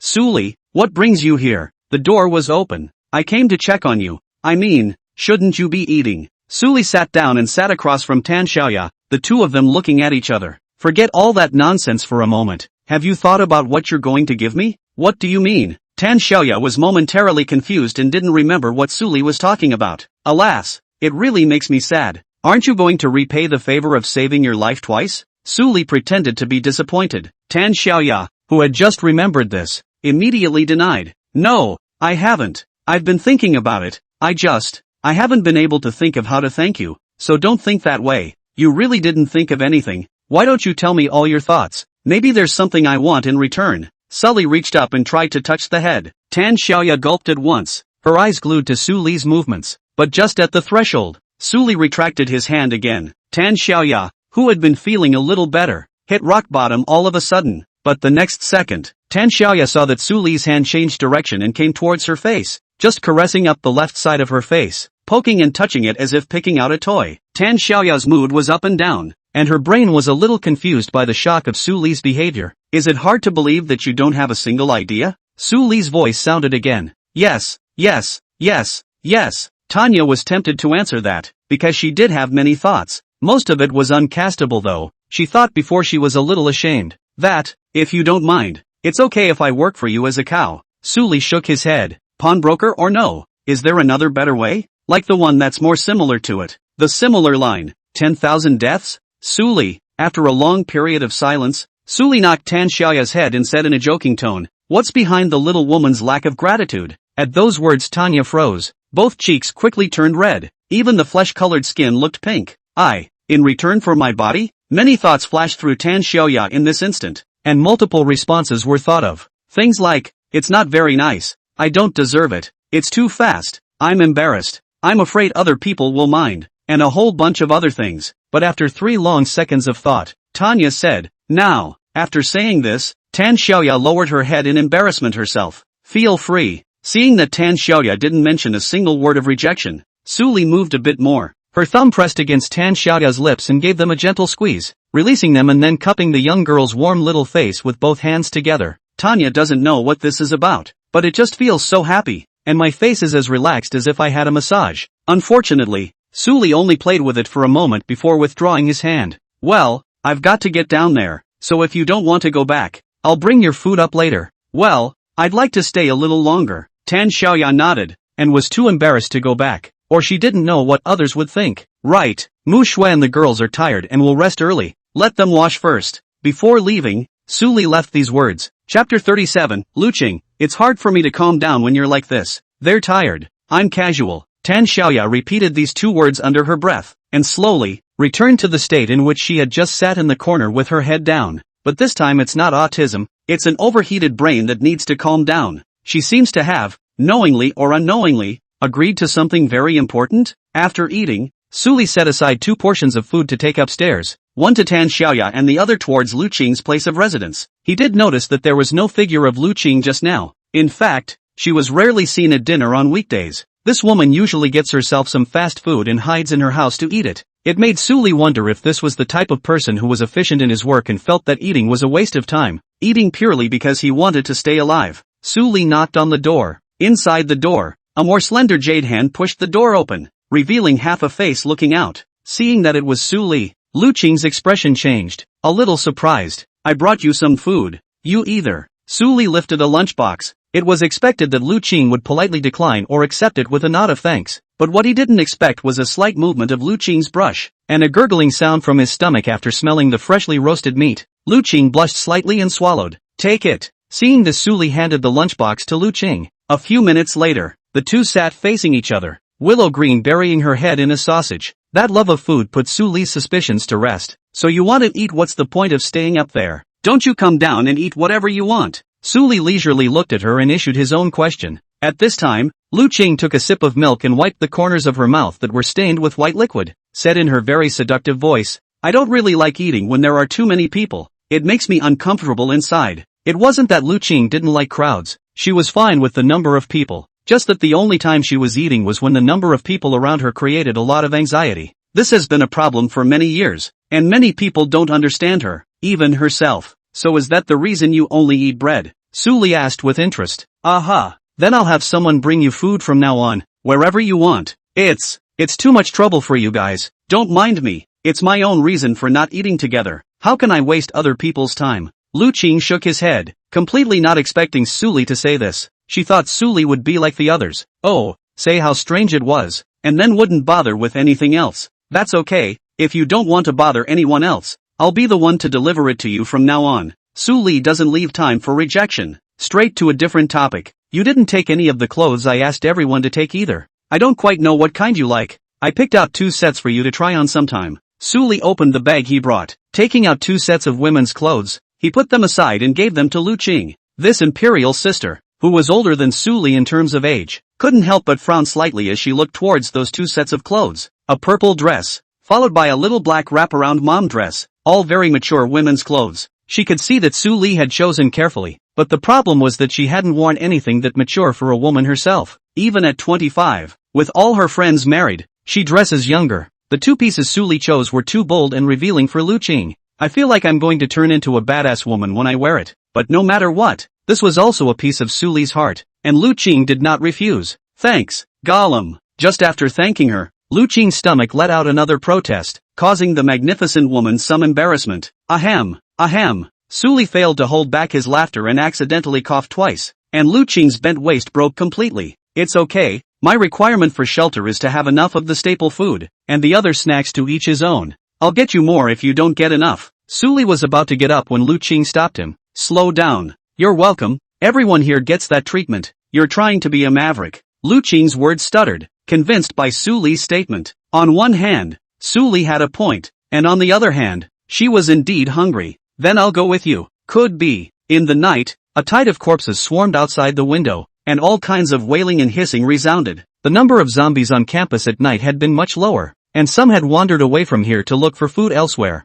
Some were cleaned up by Su Li. The moonlight shone on the 2 silhouettes, and Su Li and Lu Qing looked at each other with a sense of being a thief. Lights attract walkers, and there are too many walkers at night to mess with if you can. I know. I didn't study zombies any less than anyone else when I was at the research base. Willow Green explored the terrain one step at a time. The darkness had little effect on Su Li, and the strengthening potion had strengthened his eyesight to the point where he could instantly adapt to the darkness as well. You can also see in dim environments, just with less visibility than normal. Because of this, when looking at Lu Qing, that beautiful and moving face was extraordinarily clear, with an indescribable flavor. A few moments later, the 2 sat down again. Lu Qing ate quickly. Before Su Li could say anything, she had already resolved the battle and wiped her mouth to cover the lid. Are you full this time? Are you used to being here? Is there anything else you don't like about it other than not liking too many people eating? Lu Qing opened his mouth to say no, but suddenly thought of something. The looks all became a little unnatural. What's wrong?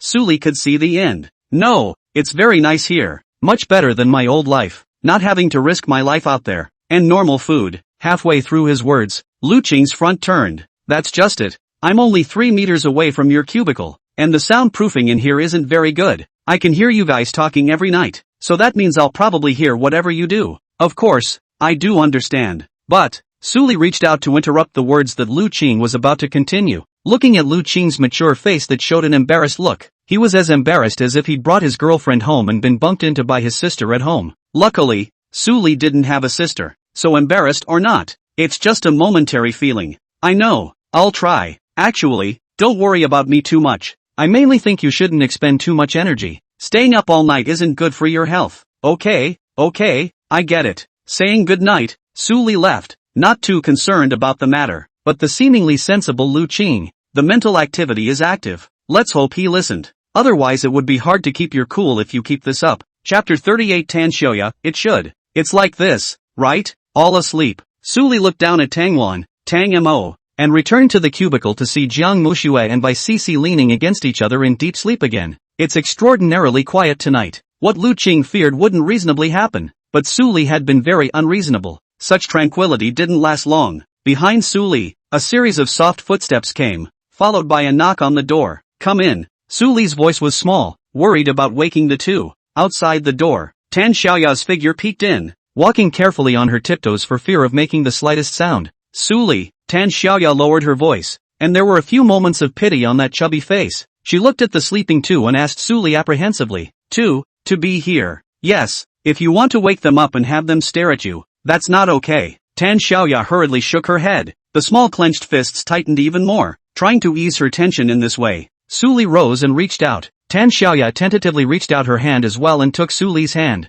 Feeling the blazing heat coming from her palm, Tan Xiaoya once again indisputably had her heartbeat accelerate, and she couldn't see Su Li's expression in the darkness. It made her insecure, unsure if Su Li was happy or bored, and this worried look of hers was caught in Su Li's eyes. It's like being on a first date. The difference is that other people's first dates are by definition dinner and shopping and a movie, but Tanya skipped the shopping and movies and only had dinner. And the name of the dish is Tan Xiaoya. Calm down. Don't get psycho. It all makes sense. I need to grow up. Tan Xiaoya mentally mumbled a few times. Don't stare. Let's go out. Su Li led Tan Xiaoya away. Having just walked out the door, Su Li's field of vision was much better again by the faint light from the window. It was perfectly possible to see Tan Xiaoya's entire body. Tonight Tanya had done a lot of preparation, changing out of her featureless sweatshirt and putting on a short skirt and short sleeves printed with a cute bear. Her hair was freshly washed and still had the looseness of a blow-dry, and her body was fragrant. Standing here, Su Li could smell the scent of her body with body heat. Tanya has never had this style before. Looking at it for the first time,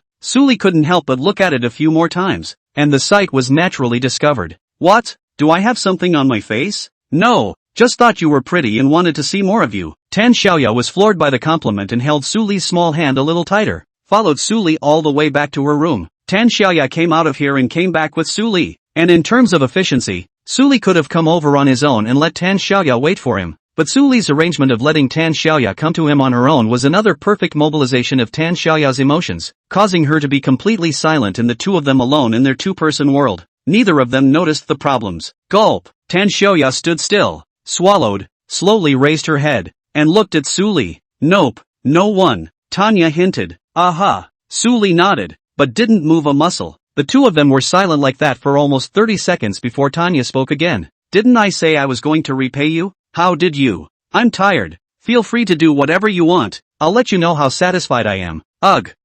Tan Xiaoya's pupils quake. Look at that. Is that human talk? What does she know about this? For a moment, she was at a loss for words, but quickly calmed down again and took a deep breath to calm the uncontrollable emotions. Well, you sit down first. Tan Xiaoya recalled the past in her mind, searching for experiences from the TV shows, cartoons, novels, and other things she had watched. Then, there was Su Li and Tan Xiaoya sitting on the mat. It's like a shoulder-to-shoulder view of the moon, but there's no moon here, just a dark ceiling. That, Su Li sniffed and looked at her. Can you close your eyes? Under Tan Xiaoya's praying gaze, Su Clutch closed his eyes. Very peaceful. Seeing this, Tan Xiaoya finally relaxed and dared to carry out the next step of her plan on Su Li, saying that, that's how it's supposed to be done. Tan Xiaoya held the attitude of trying and put her face in front of Su Li. Looking at Su Li, who had his eyes tightly closed, he pursed his small lips and kissed Su Li on the face. This instantaneous contact instantly sent strong signals to Tan Xiaoya's brain. Her heart continued to beat faster, and her blood began to boil. It's like a switch was flipped or something. Looking at Su Li, he gave another kiss on the other side of his face. Then, her gaze landed on Su Li's lips, and Tan Xiaoya once again moved closer, her tight breath pounding on Su Li's face. Su Li whirled around and felt cold on his mouth, like touching a piece of jelly. Unexpectedly, Tan Xiaoya's mouth, which was so moist, gave Su Li an unexpected surprise. Lips parted. and Tanya's face was already red. She wiped her mouth in disbelief at this, and uncontrollably herself came up for another kiss again. This time she wasn't in a hurry to separate. It took 5 seconds before he slowly got up, his eyes gradually able to pull themselves together. Suli continued to expect surprises. He thought it would be a good place to start, and right after that, Tan Xiaoya wrapped both arms around Suli's neck and lowered the seated Suli down, then kissed again. After about 10 seconds this time, Tanya separated again. A few seconds later, Tanya kissed again. Separate. Kiss again. Separate. Kiss again. Suli gradually realized that something was wrong, but he didn't lose interest and didn't stop it. It turned out to be a half hour. Maybe she was tired of kissing, or maybe Tanya knew she shouldn't just kiss. She suddenly stopped and turned to change her position, burrowing into Suli's arms, that unreasonable figure giving Suli pressure. And then, she kissed it again. A few minutes passed with this one. Suli opened his eyes and felt a pang of amusement as he looked at Tan Xiaoya, who was plastered on top of him and kissing himself to sleep. He tried to wake Tanya up, but looking at how soundly Tan Xiaoya slept and how the corners of her mouth turned up, he retracted his hand again. Next day, 4 a.m., Tan Xiaoya, who had been kissing all night, finally woke up from her dream. After opening her eyes and looking at the familiar surroundings, with the familiar Suli, the slight sense of confusion that had been born in her immediately subsided. Is it 4 o'clock? Tanya looked at a watch to learn the time. Then after thinking back to yesterday, I think I accidentally fell asleep. But with all the hugging and kissing and stuff, there shouldn't be anything else to do. After all those TV shows, anime, and novels she watched, they all played out like this. Tanya pondered. Looking up, Tan Xiaoya looked at Suli's good-looking face, gulped again, and quietly gave him a kiss on the mouth. But this action immediately awakened Suli. Suli opened his eyes and looked at Tan Xiaoya slightly helplessly, while Tan Xiaoya also tensed up when she saw Suli waking up. Chapter 39 Meetings. Good morning. How was yesterday? Looking at Tan Xiaoya's shy appearance, if it wasn't for Suli being awake the entire time, he would have thought that something extraordinary had happened. My comment is that I don't want to comment. Suli sighed. What's wrong? Did I do a bad job? Or am I unattractive? Unattractive, have a bad voice, and a bad body. When Tan Xiaoya saw Suli's reaction, she instantly felt like the sky had collapsed. That's not what I meant. Wait, don't you cry. I'm sorry, I didn't mean it. Woo. Tan Xiaoya's tears came down as she spoke, aggrieved to the extreme, causing infinite pity to be borne just by looking at her. Okay, you're doing great. You just need some more guidance. Suli tenderly embraced Tan Xiaoya, gently patting her back and stroking her head. It really couldn't be coaxed well. Suli helplessly took a bag of mouthwash that was kept in the house and handed it to Tan Xiaoya for her to drink, though she didn't know why. Tan Xiaoya took it and did a brief wash. In a better mood? Well, up, Tan Xiaoya mouthed, but still sobbing and with tears falling from her eyes. Suli laughed dumbly and cupped Tan Xiaoya's chin. After being kissed forcefully by Tan Xiaoya many times, he also took the initiative once. This immediately blocked Tan Xiaoya's sobs. Tanya has stabilized quite a bit. Just as she was wondering what she had done wrong, Tan Xiaoya suddenly felt her lips being smashed open and her shell teeth being pried open. Tan Xiaoya looked at Suli with wide eyes. Can it still be like this? Tan Xiaoya was shocked, and after feeling the crisis of that intrusion, she was scared and looking forward to it. A few minutes later, Tan Xiaoya was flushed and confused by the kiss. Leaning in Suli's arms, she felt like a child. Well, I'll come to you tonight and give you a day to ask Mushui what they should do, so I won't blame you this time. Tan Xiaoya leaned close to Suli, breathing softly. She didn't understand that there was anything else. She just felt that this was quite happy. It was comfortable to sleep with Suli in her arms. Hee. Does it get any more comfortable than that? I know. Can you stay for a while? I want to cuddle some more. Tan Xiaoya had a humble attitude, pulled Su away for another hour. At 5 o'clock, Su had to leave, and if she didn't the others woke up. Before he left he said, "You inform everyone to gather at noon for a meeting to explore the location of the new shelter." A new shelter? You want a new place to live? This place is so far from what I expected in my mind. Of course I have to change it. Remember to meet at 11. Suli pressed against Tan Xiaoya's warm face and after one long kiss, he turned away to go back to his room, and Tan Xiaoya watched him leave in a lonely mood for no reason. Again, he sighed. She moved to where Suli had just been lying, her cheeks slightly reddening as she covered her head to feel the residual warmth. Suli went out and called out Lu Qing. What are we doing out here? Lu Qing observed the surroundings, wary of any zombies that might appear. I want to ask you something. Suli faced Lu Qing. His expression and movements didn't change, like he was with a friend who had a very good relationship, inquiring about something very ordinary. I've heard that when a city is left unmanaged, some natural gas, nuclear power plants and other facilities can explode. I don't know much about the layout of the city and wanted to ask if you know if there's any risk of such sudden explosions occurring here. It was something he had wanted to ask together, but after thinking about it those schoolgirls didn't understand, so it would be better to come and ask Lu Qing alone. To Su Li's comparative relief, Lu Qing revealed a thoughtful look and seemed to have some understanding. I see what you're worried about, but you don't have to worry about it. Oh, how? Do you remember when I told you that I was involved in zombie research and discovered the properties of zombie evolution? The zombie's evolution is based on the environment and evolves not to adapt to the environment, but to absorb the surrounding environment. Lu Qing's words made Su Li think of a possibility and let out a light suspicion.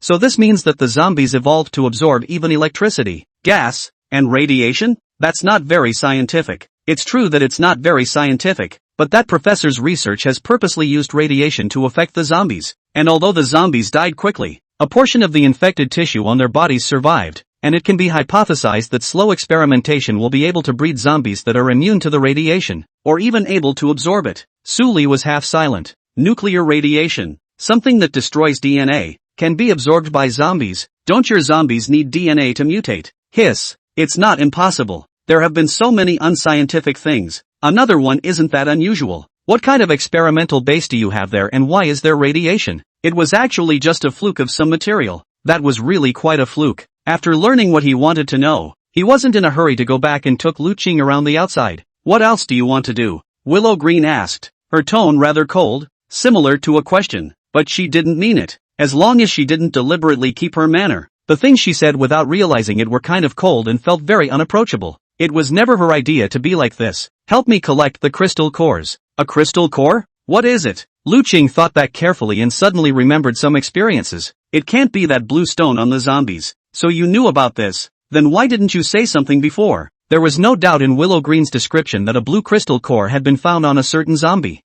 In the face of doubt Willow Green stumbled over her words, then said, we thought it was the jewelry that the zombie had eaten into its stomach when it was eating people. And it was only when you said that I made the connection. Looking at Su Li's unsurprised expression, Lu Qing judged that kind of blue crystal core shouldn't be very rare, and secretly sighed in relief. It also led to reasoning about many things that were previously unanswered and unintelligible. Could it be that you're saving my life and that speed is the work of that stone? Crystalline cores can give people certain extraordinary abilities, like in the movies? Well, pretty smart, Su Li affirmed. These things about crystal cores, Su Li had mentioned to Zhang Mushui and the girls a long time ago, but none of them had much interest in them. Of those closer to him, only Tan Xiaoya was the last to know. Only after Tan Xiaoya had learned about it as well did he plan to tell something random to Lu Qing. Lu Qing was pretty smart. No explanation was needed, and most of the real information was reasoned out by mentioning the word crystal core only once. But this crystal core thing isn't as nice as the movies, and all abilities come at a price. Chapter 40, Lu Qing, in case of emergency. You're saying that crystal cores erode the human body, and the higher the quality the faster the erosion speed.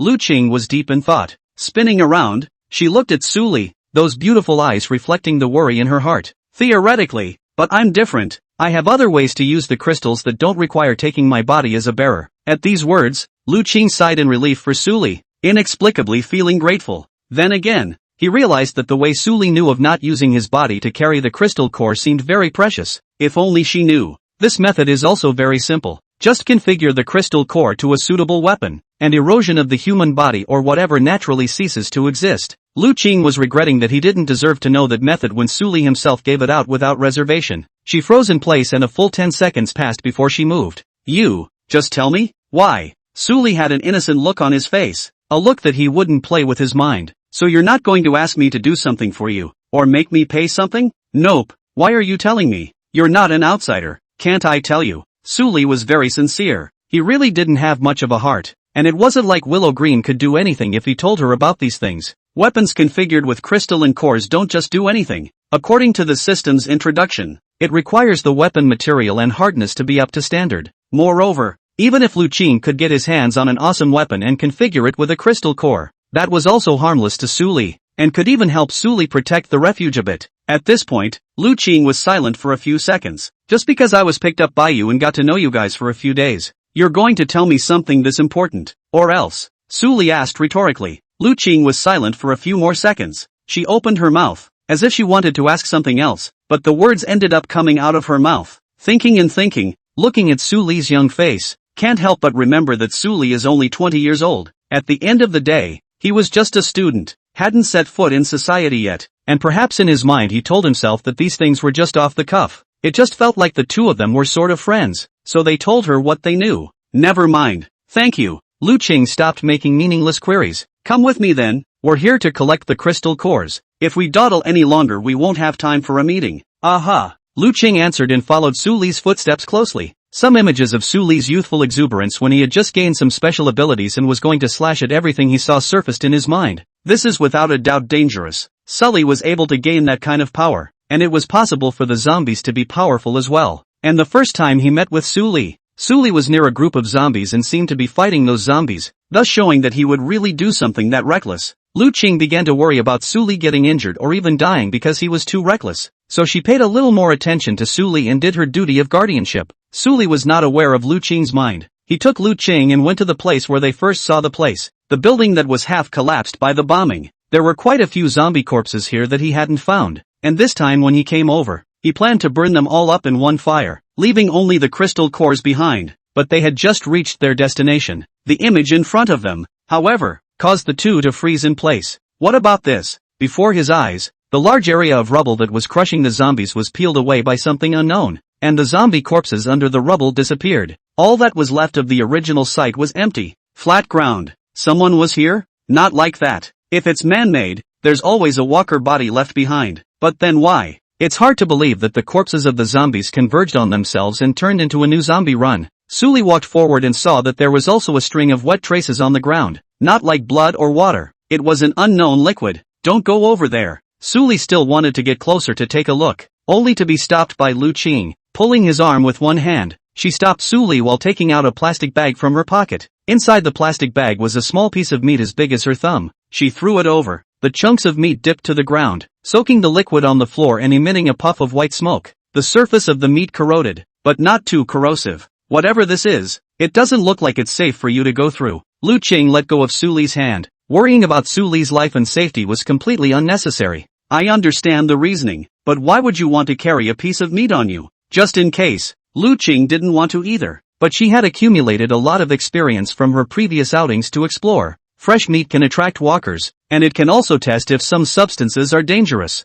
like the liquid you just dipped into. Then listen to you. Let's go collect some crystal cores somewhere else. Su Li wasn't curious either. He couldn't tell where the liquid had come from anyway. He could only tell that something had made a trip, pushing through the rubble and taking the walkers with it. It wasn't too far from the shelter, so Su Li was more worried about the safety of the shelter. The moving schedule is going to have to catch up. Su Li was calculating in his mind. After no luck here, they made their way to the playground, intending to cross it to the gym, but just after arriving at the playground, the scene on the playground again caused Su Li and the two of them to be slightly shocked. Roar! The playground was scorched by the hot sun. Under that sunlight, about 24 zombies with dry skin, twisted expressions, and elongated, bizarre bodies stood in place. Most of the other zombies looked like people in appearance, just more like dead people. However, these zombies gave Su Li a weird feeling that they were like human beings but not human beings. Another unseen species? It seems like it. I just don't know why it's mutated like this. Su Li was already accustomed to mutated zombies,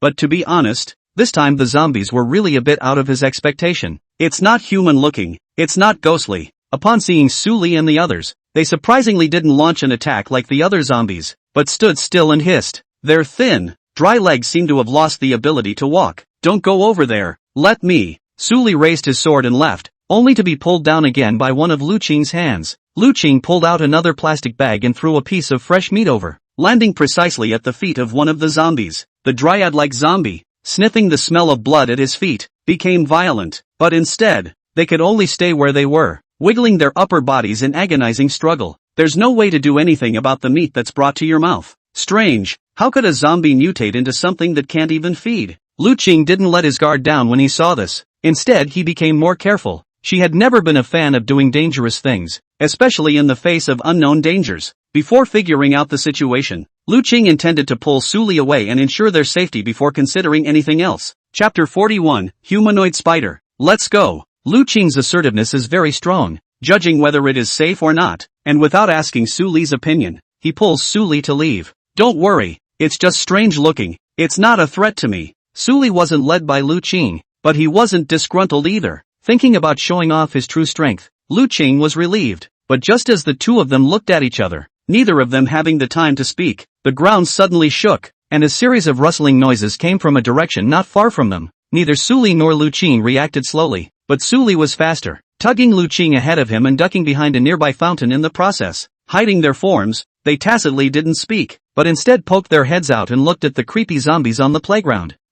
As if sensing something, the zombies let out a howl of grief. In Suli's field of vision, he only saw something that seemed like a spider's leg, drilling out from a bush, followed by densely packed legs, one after another, appearing from it. Upon closer inspection, it was a giant, human spider made of human arms, head, and legs. Its 8 legs were attached to a tumor with 4 human heads growing from it. The first 4 legs were all enlarged and lengthened versions of human arms, while the last 4 legs were human thighs and a twisted mortar and pestle on the ground. The spider was a few sizes too big, and an ordinary zombie standing in front of it would not be as big as one of its legs. The humanoid spider appeared and came to a zombie. The mouths of the 4 heads opened and drew together, biting on the body of the zombie, sucking the already dry and thin zombie a little drier. After sucking on the first one, it came back to the other walkers to nibble on them. After nibbling, it spat out another puddle of slime from the position of its ass, sticking to those walkers and emitting white smoke. It did that building. Suli got serious. His intuition told him that this zombie was completely different from the ones he had encountered before, but it wasn't like he couldn't beat it.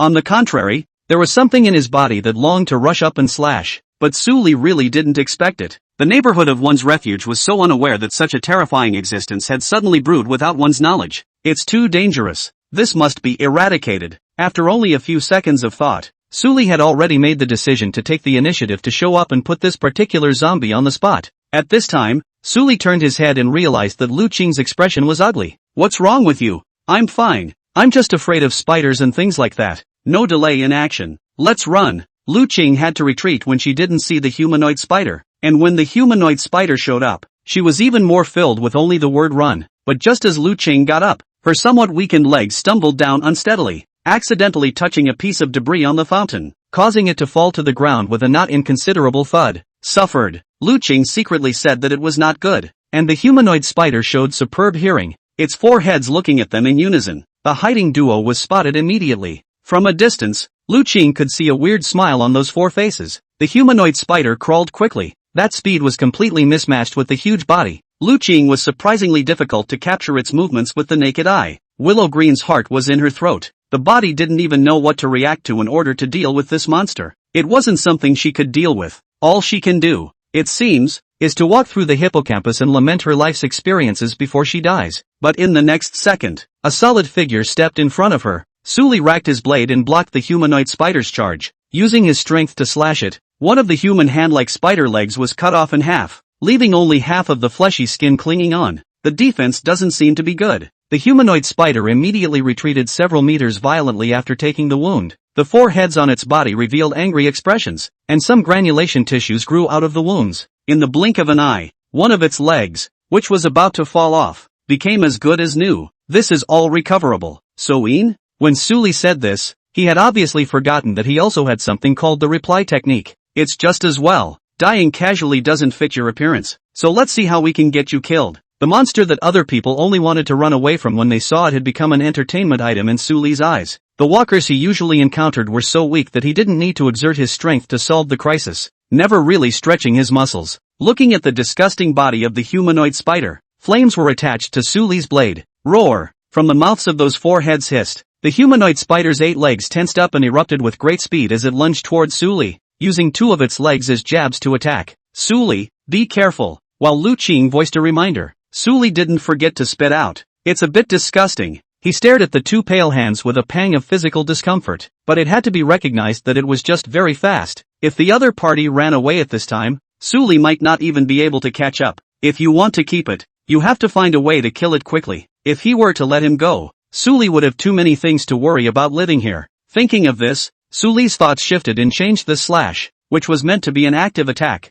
into a defensive one, only causing a modest amount of damage to the humanoid spider. The humanoid spider didn't stop attacking. After being blocked by Suli, the other legs attacked towards Suli's head. Suli used his alloy heavy blade to block all the attacks one by one. Weaknesses struck. Perception tracking. Suli unleashed 2 skills in a row, and the image in his eyes immediately changed. The complex body of the humanoid spider was automatically marked with several red dots, which were the weaknesses scanned by the weakness break. Suli wasn't quite sure how attacking those parts would solve the problem of it regenerating, but he was too late to think. After that monster suffered defeat after defeat at Suli's hands, it suddenly turned its target to Lu Qing, relying on its speed talent to quickly feel closer. As a result, how could it not expect that Suli's speed when he exploded was not slow either? Suli's blade arrived one step ahead of its claws. A horizontal slash with a flame enchantment cut off both of the spider's legs at once, protecting Lu Qing at his side. Unconcerned about such injuries, the humanoid spider even tried to rampage and run them both over. But Suli, who had turned on the weakness brake, was able to hold it in one move.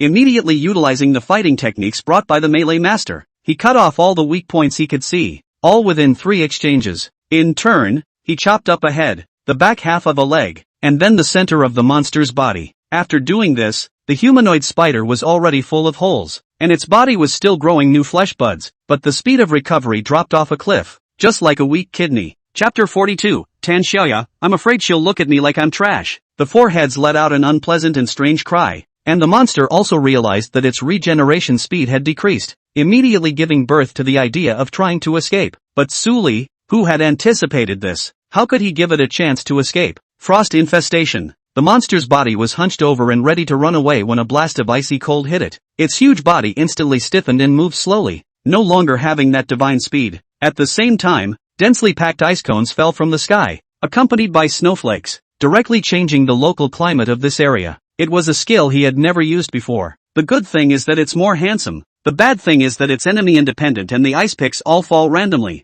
This led to Suli trying to use frost infestation to lower the monster's movement speed, but realizing that there was no way for him to go up an output after lowering his movement speed. The idea was to break the weakness first, then unleash frost infestation to patch it up and stop it from escaping. Roar! In the blizzard, the humanoid spiders appear more flustered than human in the face of a sudden attack. Those 4 human faces could no longer make expressions and were smashed by the ice picks. The flesh buds that had just sprouted from the body were smashed again by the dense ice picks. It tried to run out of the room, but its 8 legs were too late to regenerate, and its entire body could only twist and turn in the infestation until the skill time was over and all the cold dissipated. The attack stops, allowing it to regain some regeneration again. It desperately tried to escape again, but was greeted with a head-on blow from Suli. Suli's attack did not decrease. One after another vertical slash split the monster's huge body from the center into 2, completely solved its life. Looking at the pieces of meat on the ground that were still writhing but no longer regenerating, Suli didn't forget to put a fire to whip the corpse. The crispness of the action is like a pleasing action movie. Lu Qing witnessed everything, looking at Suli's eyes shocked for a while before barely returning to normal. She asked uncertainly, "Are all the crystal cores this powerful?"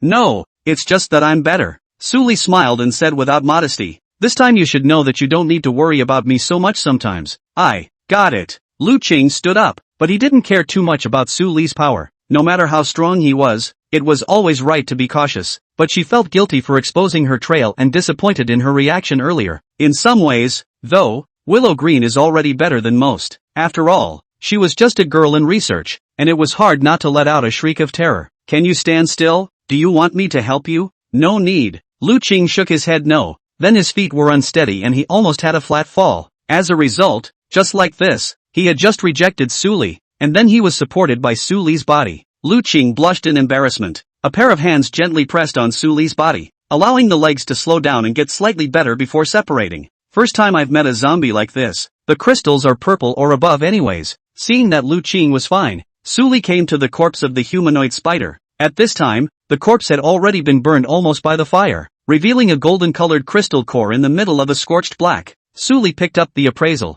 Crystal and core, gold color. Characteristics, berserkers. Overdrawing body energy to gain strength for a long period of time. Skill, explosive flash. Launches a self-destruct attack. Looking at the introduction on the crystal core, the corner of Suli's mouth twitched slightly and he felt speechless. These 2 skills, one burns more lives than the other. Moreover, the golden crystal core was much more erosive, and if this crystal core was absorbed by anyone else, it wouldn't take long for the thing to kill them. He saw that this monster had such a strong self-healing ability, and thought it was a life-preserving crystal core. It seems he was overthinking it. Take it to what would have been a crystal upgrade. Suli moved with a thought. This crystal core suddenly disappeared in his hand and the panel popped up with a prompt. Crystal and core, gold color. Rating, 2. Congratulations on the upgrade. The trait radicalization has gained an increase. It is faster and has an increase on attributes such as strength. And the skill barrier has gained an increase. The range of the barrier has been expanded. Upgrade requires 0 to 1 gold crystal core. Lu Qing didn't notice the scene and realized that the crystal core wasn't in Su Li's hand. She thought that it was put away, and she didn't bother to ask for information about the crystal core. Following Su Li, they took care of those walkers in the playground. A total of 26 zombies, 24 blue cores, and 2 purple cores. It was a no-brainer. Each one has a crystallized core, which was specially chosen by the monster. Right, to trap them here to suck some energy every day? I think so. It's scary. It's only been a short time since such a large zombie appeared again. Willow Green still had palpitations. On the way back, her fear had not yet dissipated, but she still walked ahead of Su Li to open the way. Emergency shelter. After informing the last person, Tan Xiaoya came to Su Li's door. With a million mixed feelings, he knocked on the door and asked, "That, Mu Shui, see, are you guys there?" Crunch! The door swung open and Bicey, wearing a half-sleeve and panties, stared at Tan Xiaoya with a pair of very pretty eyes. Why? Bicey has a great body. At this point, wearing only a thin garment for sleeping,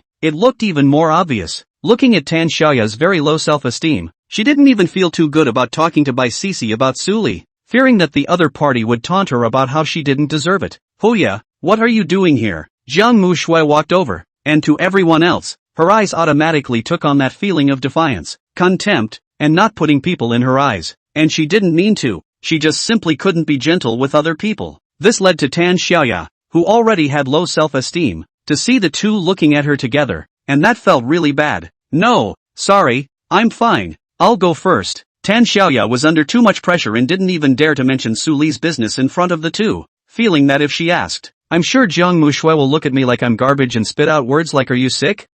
What's she doing? I don't know." Looking at the fleeing Tan Xiaoya, the two women thought about it and couldn't come up with a solution, so they closed the door and discussed the question of what kind of coordination to use to hit the highest output. Ugh! At the end of the corridor, Tan Xiaoya squatted on the floor and drew circles, suddenly feeling so useless. Who should she ask? How about asking the girls she's close to? Maybe they know better than she does. Tada! A series of footsteps came, and Tan Xiaoya looked up suspiciously, meeting two gazes. "Sister Xiaoya, what are you doing here?" Tang Wan, with Tang Mo holding hands, looked at Tan Xiaoya with a puzzled expression. Seeing the duo, Tan Xiaoya's eyes lit up. "Xiaowan Xiaoma, great! Fortunately there are still you guys." Tan Xiaoya got up and excitedly patted the two on the shoulder. Jiang Mu Shui and Bai Si she didn't know much about. The relationship wasn't good, but with Tang Wan Tang Mo, she still played with them often and was the person to ask. At this time, Tang Wan Tang Mo was even more puzzled, and Tan Xiaoya asked with a solemn face, "Excuse me, do you know?"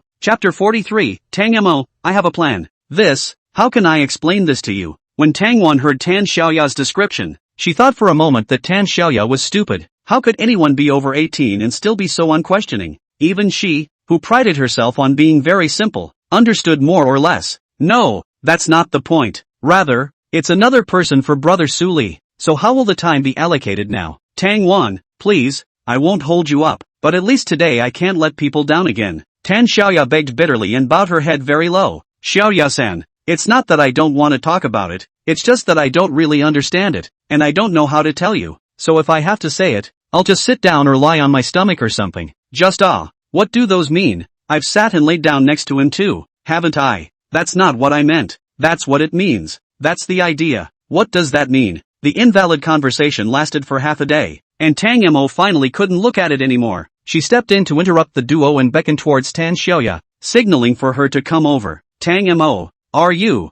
Tan Xiaoya, half convinced, came to squat down beside Tang Mo, who immediately began murmuring from knowledge in her ear. Kai, what a joke. 20 minutes later, after listening to Tang Mo's tireless teaching, Tan Xiaoya was like hearing an ancient god whispering, and the person almost couldn't. It won't work, not by any stretch of the imagination. It simply can't be done. Can it? Tanya questioned. It's okay. Tang Wan and Tang Mo nodded. Can you guys do the same? Well, okay. Hearing that the two of them were fine, Tan Xiaoya thought to herself that she wasn't any worse than them, so theoretically she would be fine. Just don't actually know how it went. Thank you, that clears it all up for me. Tan Xiaoya politely thanked her. Tang Mo stated that he was fine with it and hooked his finger and whispered, I have a plan, a way to make Su Li happier. Do you want to come and hear it? When these words came out, both Tan Xiaoya and Tang Wan looked at Tang Mo. What way? Please advise. Follow me. Tan Xiaoya followed Tang Mo to the dressing room. She looked at the clothes here and subconsciously thought that Tang Mo was going to give her a nice set to wear. but to my surprise, Tang Mo ran for the locker room mirror. See this? Take it away and put it in your room and point it at you so you can all just look into the mirror.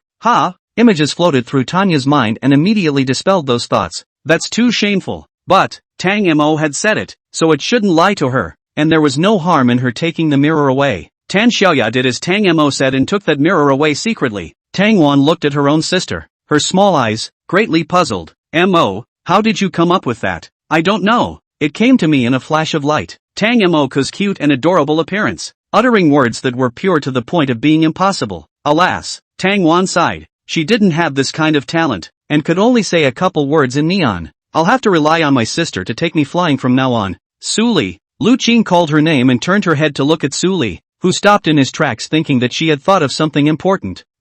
Can you pick another dress? I'm not used to wearing the two you gave me. Then I'll go back and choose for you. Su Li had also just noticed that the clothes Lu Qing was wearing now, the lower body was still the lab's work attire, and the upper body was still the jacket Su Li had given her. This was her daily attire, plain and simple. But then again, because Su Li's jacket wasn't thick, you could always see the vague lace edges. I can't imagine you'd be uncomfortable with it, and I thought those two would go better with your inner style. That one no one else can see. Lu Qing was strangely embarrassed in her heart. What Su Li was paying attention to, and to put that out there, is that really good? Whether it was good or not Su Li didn't know, but anyway, this feeling of Lu Qing's appearance not matching the inside was quite interesting to Su Li. So, Lu Qing walked in the front while Su Li paid attention to Lu Qing's safety in the back. That said, Willow Green is safe. This level of security is so safe that it's almost catching up with Baixi's, but it was still Baici who was powerful, relying on her natural talent to outperform Lu Qing, a mature 25-year-old woman, in a hard way. Just think about it today.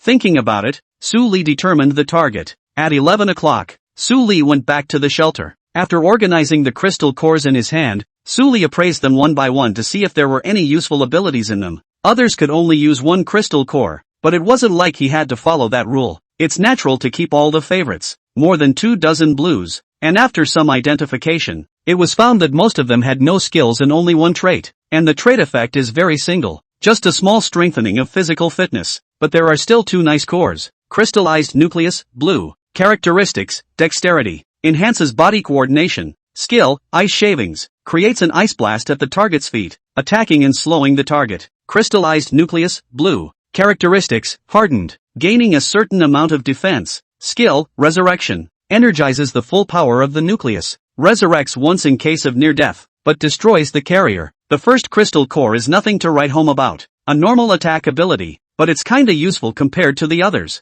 As for the second one, though the skill is very, very powerful and can revive, it's the same as Su Li's reply technique, but the latter phrase, destroy the carrier, almost made Su Li laugh. Isn't this a resurrection that will lead to another death? What's the difference between that and not being resurrected? But considering that he could use the weapon as a carrier, Su Li kept this. He couldn't use it himself, maybe someone else could use it. Put it in a random weapon, and it's a famous sword. Sifu. The remaining two purple crystal cores, Su Li also appraised them. The characteristics are all the same. It's called equilibrium. Physical fitness improves on all fronts and intensifies as you level up, but there is no one item that stands out. The skills are corrode and burn. One can manipulate acid wild attacks when used, and one attack comes with flames. Not much use. If the generators were not enough, Su Li would consider turning them into generators to provide electricity. Pick out the useful crystal cores. Su Li took out 15 blue cores, opened the system and found the Pathfinder drawing. Click make. A robot much larger than the Watcher and with a much different appearance appears. The Pathfinder has no attack gear on it,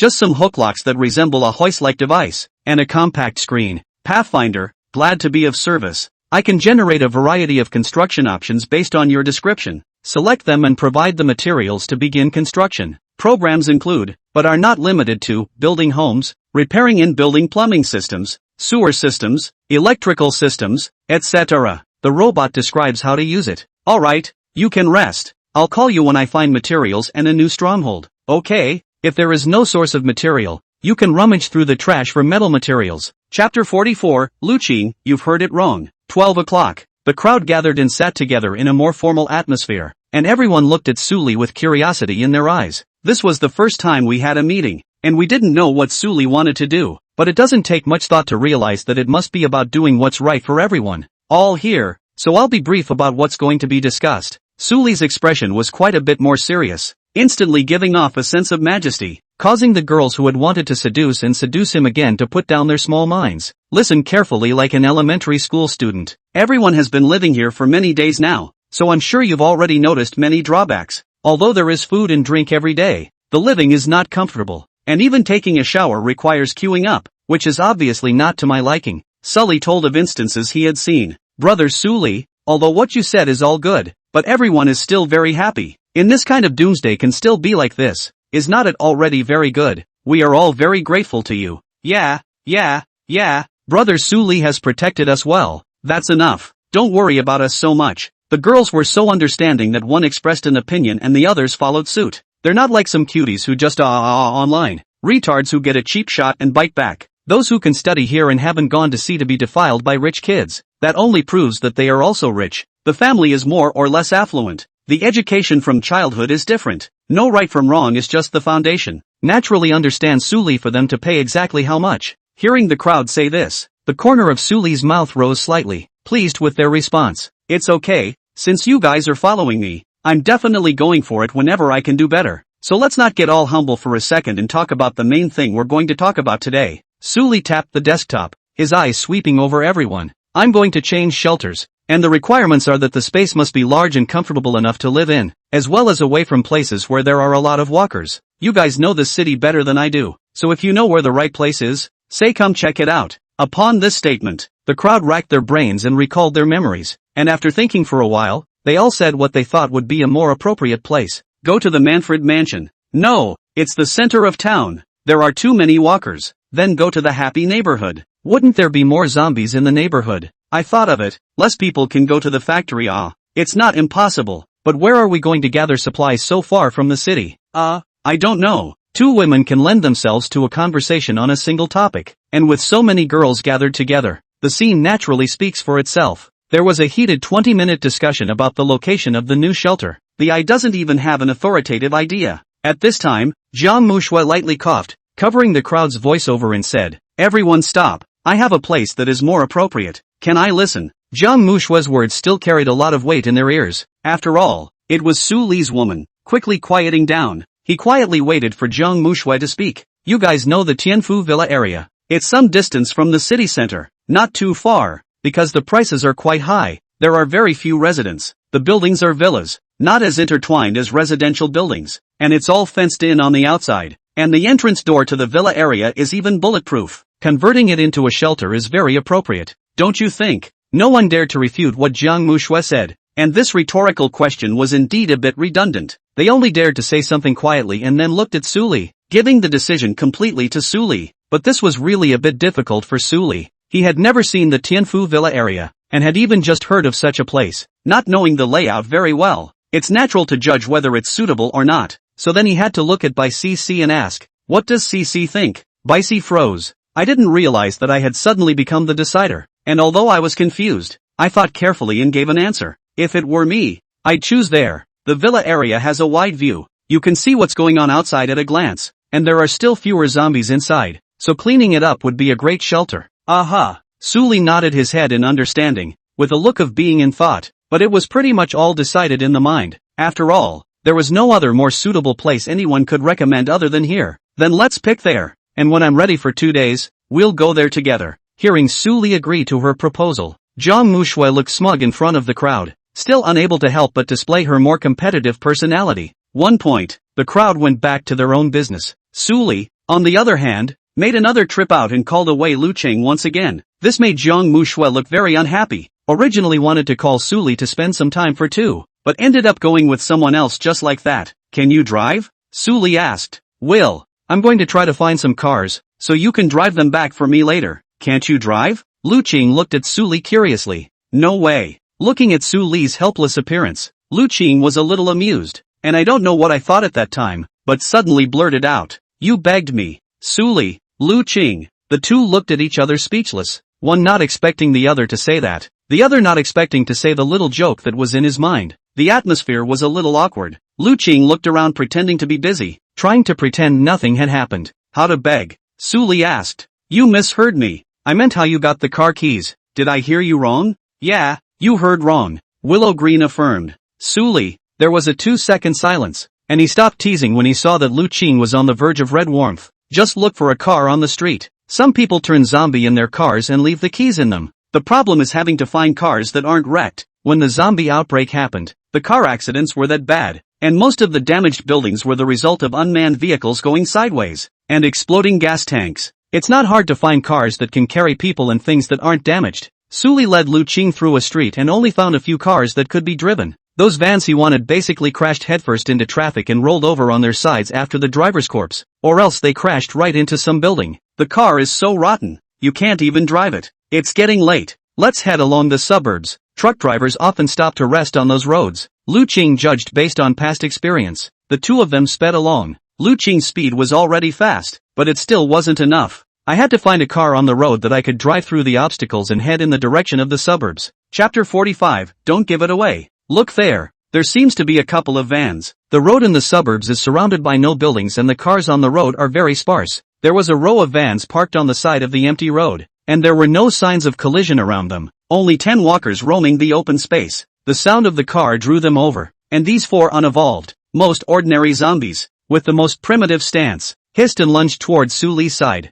Su Li skillfully resolved the zombies and counted the number. There were 8 of them in total, and they seemed to be some kind of pre-apocalyptic convoy resting just in time for the zombie outbreak, and they were all buried here. It's a very unexpected bonus. I thought it would be almost enough to have one, but I didn't expect to encounter 8. After Lu Qing's inspection, these cars are still fueled and just maintained. There is no cargo on the carriages, and judging from the direction of the front end, they should be going to the factory in the suburbs to haul goods. We can only take one back with us, so take down the address and drive the others away when you have time. Lu Qing chose a car, and the keys were placed in the car, so he didn't even have to look for them. Careful, don't bump it, Willow Green reminded thoughtfully, but Su Li didn't understand. Lu Qing reminded him of this why. She wouldn't think that he would be injured if he knocked a little. It was clear that he had already shown Lu Qing his strength, but it always felt like she was still overly worried. It's like taking care of your own child. Hiss, homeboy. Su Li had a flash of inspiration and looked at Lu Qing as if he had discovered something strange.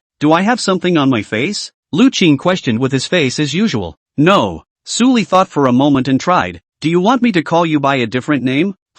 Feel free, I don't care. At this time, Lu Qing was still expressionless, unable to tell if he was happy or angry. It feels like it's too raw to call names. How about, let's call you sister? No. Lu Qing froze, her cheeks slightly flushed, and then she immediately refused. What's it called then? Just Willow Green. It doesn't sound too good to you. Su Li felt amused at once and developed the mind to tease a few more times. It's really not good to call my sister. It's weirdly embarrassing to hear myself. How about calling Auntie Lu? This time, Lu Qing didn't say anything, but the little expression changed dramatically, and his hands were tighter on the steering wheel. Angry, but not quite angry. She knew Su Li was deliberately teasing her, wanting to see what her reaction was. If anyone else had done this, she would have looked at her with a psychotic look and said rubbish. But Su Li was different. She wasn't sure what was different, but she just couldn't do it. This resulted in Lu Qing losing all her strength and means, and could only sulk, clenching her silver teeth to be even more charming. Phew, no offense.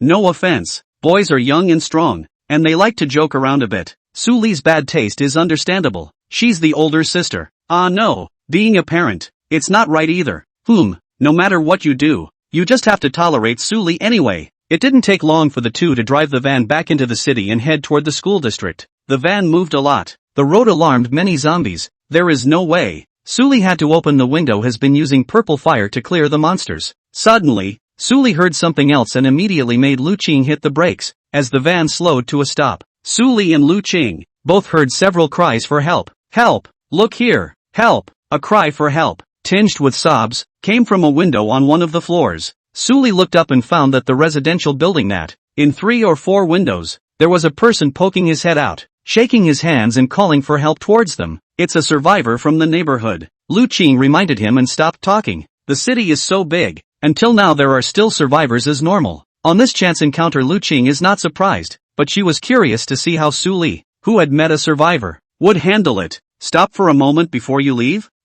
However, Lu Qing respected Su Li's approach no matter what, and if he had told him to drive, he would have simply done so. And that's when Su Li looked at the survivors who were begging for help and carefully identified the men and women, found a woman, and then, Su Li decisively got out of the car and greeted Lu Qing. Let's go over and take a look. You chose to save someone without even thinking about it? Hakaseyu guy. Ahem. What kindness. Be careful lad. There are a lot of walkers around here. Are you guys from any of the shelters? Can you save us? There aren't many of us. Take us into the shelter. Sue's strutting behavior away from the van gave the group of survivors, whose resources were depleted and hovering on the edge of life and death, a glimmer of light to live. But Suli is not the sun. He does things for himself. There was no rush to make a decision, but rather to ask the key question. How many of you are there, and tell me your age and gender? Seeing that Suli didn't express his refusal and even took the initiative to ask about their numbers, these people were all overjoyed and couldn't help but get excited. As for Suli's question about age and gender, he only thought that he was considering whether there were any men who could contribute, so that he could contribute to the shelter when he returned to it. But in reality, Suli was just afraid that once he went up, there would only be a bunch of big moms upstairs. After all, the ones on the probe didn't look young. There are only 2 of us in the family.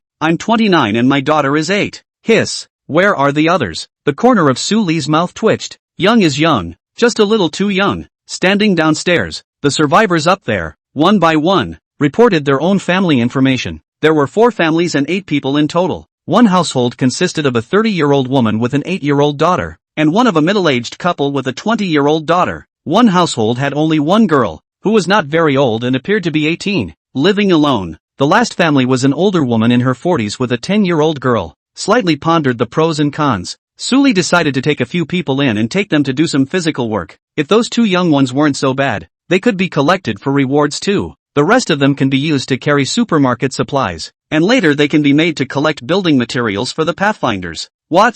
Why don't you let the girls from the shelter go? Just kidding. What if the girls are in danger? He can't live his good life anymore. I know. You guys wait for me for a while. I'll clean up the walkers in the building. Suli shrugged and brought up his knife that had cut down countless zombies again. When the survivors upstairs heard him say that, they thought they were going to call the others over and get them out together. But I didn't expect that. Suli just looked at it and took the knife to walk into the building. This is going to make them anxious. Hey, young man, you don't come in. There are at least a dozen zombies in the building. So many of us don't dare to go out. Don't get yourself killed. Chapter 46, Suli, fun-loving. It's over. This guy's crazy. Such thoughts were born in everyone's mind, and they simply couldn't believe that anyone would be able to fight against a dozen zombies, unless that person is holding the truth. But Suli didn't look like he was carrying a gun in any way, and only had a knife in his hand. He doesn't think he can cut down that many zombies with one knife, does he? Is this man stupid? Thinking he's the reincarnation of a bully. That girl,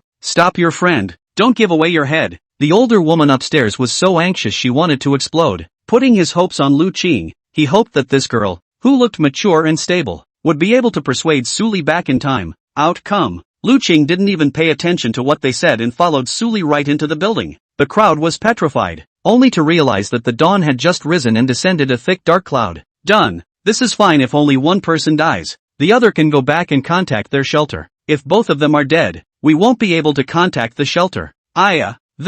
These 2 young people, what is this for? It's over. It's all over. They have to die for nothing. What can we do? Kids nowadays, surely they've all been victimized by games and can't tell how much they weigh. The hope that had just risen in them was doused by a pot of cold water in front of their heads. Listening to the hissing sounds from the zombies outside, it didn't take much thought to realize that those 2 people from the shelter were in a bad way. 1 minute later, the sound of the zombies was gone, and their hearts went cold. Looking out the window for a long time, no one could be seen escaping from it. Ugh, let's think of another way to save ourselves. In one family's home, the survivor laments, but just as they fell into collective silence, a footstep belonging to a human sounded in the hallway. At the same time, there was the clear voice of the teenager from the party. Y'all come out, it's safe. Safe. What a security now. The crowd couldn't help but be confused in their brains when they heard that Suli hadn't even died and told them to come out. Didn't figure out what the situation was. After hesitating for a long time, none of them dared to open the door, fearing that the zombies had evolved and were mimicking other people's speech. Where is everyone? If you don't come out, I'm leaving. Suli's tone brought dissatisfaction. At that moment, a tenant door opened a crack, and from it poked out a girl with short hair, bangs covering her eyes, only her nose and that cherry mouth visible. From the girl's visible features, she wasn't bad looking, she was exquisite, but it exudes more unique aura all over. That aura gives the impression of being muddled and very uninspired. Suli was still somewhat familiar. Thinking carefully, Suli was suddenly awakened. Isn't this the temperament he had when he was a death house? Oh, deadbeat. No wonder you're afraid to show your face if you don't look bad. Understood. Behind the door, the girl wanted to say hello, but after seeing Suli she wanted to say something but didn't dare to say it. Very much in line with Suli's stereotype. You come here, Suli said. The girl at the door shook her body and walked out as if she had been military trained. Mortar and pestle in place, his body still trembling slightly. Stand at attention. The girl's body stood straight, at ease. The girl did as she was told, and then realized something wasn't quite right. Didn't she come for help? How come she's being played with as a toy? The girl protested inwardly, but didn't dare say a word. Fun, love fun. After Suli had had enough fun, people from other households opened their doors and came out one after another. Seeing Suli really standing there intact, the surprise on their faces was not hidden. You, take care of the walkers. Don't ask any of that crap. I'll give you 10 minutes to pack up. In 10 minutes I'll be gone. And if you want to follow me up you can go to the back of the car yourself. Suli didn't have much patience for them, and his tone wasn't as polite. The crowd did not dare to question it any further. At Suli's urging, he returned to the house to pack up his bags. In fact, there is nothing to take. After all, so long, the supplies should be consumed are consumed. At most, took some medicine, plus a little change of clothes. A few moments later, 8 people came out with their backpacks. He was waiting to go with Suli, but Suli suddenly said, by the way, I forgot to tell you one thing. The shelter can't accommodate too many people anymore. I can only take away 6. As for who is left, you guys decide on your own. This statement was made. A few people's eyes widened, and one of them, an older woman with a child, questioned despite everything else. What? Why didn't you say so earlier? I forgot. Can't I? Suli didn't show the slightest bit of apology, as if he was deliberately making things difficult for them. The others were also furious, but after seeing Suli's attitude, they calmed down again, thinking that others were not obligated to save them in the first place, and that Suli hadn't done anything wrong essentially. Just, give them a sense of moral turpitude. It's, Xiofun, take the child and go. I'm weak and crippled. It's a burden to continue following you guys. One of the families of 3, an older man who was the man of the house, gave up voluntarily and let his wife and children leave. Don't, it's better if I stay. You're a man anyways. You're the one who can protect the child. Mom, I don't need you to worry. In the blink of an eye, the family puts on a melodrama as everyone else watches in silence. To each his own. It's a question of who stays and who goes. And just then, an ill-timed voice inserted itself. AI. Don't argue. If I say you both stay, let your daughters go, just let your daughters go. When there is a place in the shelter in the future to pick you up is not good. The one who spoke was an older woman with a child. But it wasn't the woman who spoke to Suli. It was another older woman with a 10-year-old child. How do you talk like that, when others are already going to sacrifice themselves? Another young woman with an 8-year-old child, upset, fought the hug. So one was sacrificed. What's wrong with another? Stand and talk, or you stay. Big Mama's great ability to argue was in full effect at this moment. You're unbelievable. What incomprehensible. You yourself hypocritically still say that if you want to be so kind-hearted, you should hurry to give up your position. I'll let you if you let me. I don't feel comfortable watching people like you live. The older woman had a lot of firepower, but the younger woman's firepower wasn't weak either. The two bickered for half a day, ending up in a cold war, and that family of 3 made a decision. The couple had tears in their eyes. Pushing my own daughter out. Let's not argue. It's fine for the 2 of us to stay, and I'd like to ask a few of you to take care of the children. The couple wiped tears from their eyes and made a parting with their equally grieving daughter. Please guys, we won't delay you. It will be harder for you to get back once it gets dark. So let's get going. Chapter 47, A Friend to the Rescue. The young woman who was on better terms with the couple gave them a reluctant look, nodded and looked at their daughter again, like some kind of agreement was made. When all the dust settled, Suli coughed, drawing attention to himself. Again, in this very bleak atmosphere, he said, come along, all of you, there are suddenly enough places of refuge. Ha. In a series of dumbfounded ahs, Suli said without blushing or jumping. I'm just kidding. Don't you all think it's funny? Suli's voice dispersed, leaving behind a silent crowd. He didn't care what everyone was thinking. He waved and headed downstairs, telling them all to stay close to him or die for all he cared. Honestly, if it wasn't for Suli giving them hope for life, they really wanted to explode. Especially the couple's daughter. I can't lift my head up when I think of the way I've just acted in life and death. Lu Qing, on the other hand, watched from the sidelines. He thought to himself that Suli's bad taste was still curtailed towards himself. Young people nowadays make a joke without any lightness. You see how much time is wasted. I really don't like this style of theirs. The older woman, who learned that she had been tricked, beeped in a disgruntled little voice. Leading his own child fussed. Look at that woman. You don't want to learn from her in the future, getting so cold in front of people, not knowing how messy it is behind their backs. I know, I'm going to stay away from that sister. Hey, that's right. Their voice was very small, but it couldn't help but be too quiet around them, and even though they couldn't hear anything, Lu Qing still vaguely heard that they were talking about her. Couldn't help but frown slightly. Will you guys stop? What are you teaching your kids? The young woman who was closest heard the other parties spitting and was afraid that if Suli heard them, they weren't going to save them again. So he hastened to alert, trying to interrupt Big Mom's output. Che, you know how to teach children, also do not see your child become a prodigy. How others teach has nothing to do with you. Nosy, neither Suli nor Lu Qing made a statement before. The argument between the two men led them all the way to the first floor. Suli suddenly stopped and sidestepped to make way. The older woman who was very good at teaching children. You go over there and scout around, and I'll pad behind you. Why should I go? The big mom who still wanted to break her mouth looked flustered and looked at Suli unkindly. So many of you young people don't go, making it difficult for me. An old man. You're doing it on purpose, aren't you? Do you know how to respect the old and love the young? At this point, Suli had not yet spoken. Lu Qing couldn't help himself first. It's the first time I've seen a cutie who dares to be so righteous in the post-apocalyptic world. What's wrong with the end times? I'm not still alive in the end times, and I'm sure I'll live longer than you. And you're still coming on strong, you snake charmer. Big Mama wouldn't take a single loss. If it wasn't clear to everyone else, they thought that the people who needed to be saved by others were not her, but Suli and Lu Qing. Lu Qing's red lips trembled slightly, and didn't speak to the man again, but she did get angry. Or rather, from the moment she heard the older woman casually belittling her, Lu Qing was already angry. She appears to be indifferent to everything, and is actually like most people, except her personality and appearance make her appear more aloof. Ha! Suli sneered, lifted the knife and turned it toward the older woman. You, what are you doing? Just now you said you'd let the youngsters go scouting. You don't want to scout, do you? Yeah, I'm so old. How dangerous it is to go exploring. Big Mom reasoned, and Suli nodded in agreement with her. Indeed, you have a point. So, the Pathfinder will be replaced with your family's children.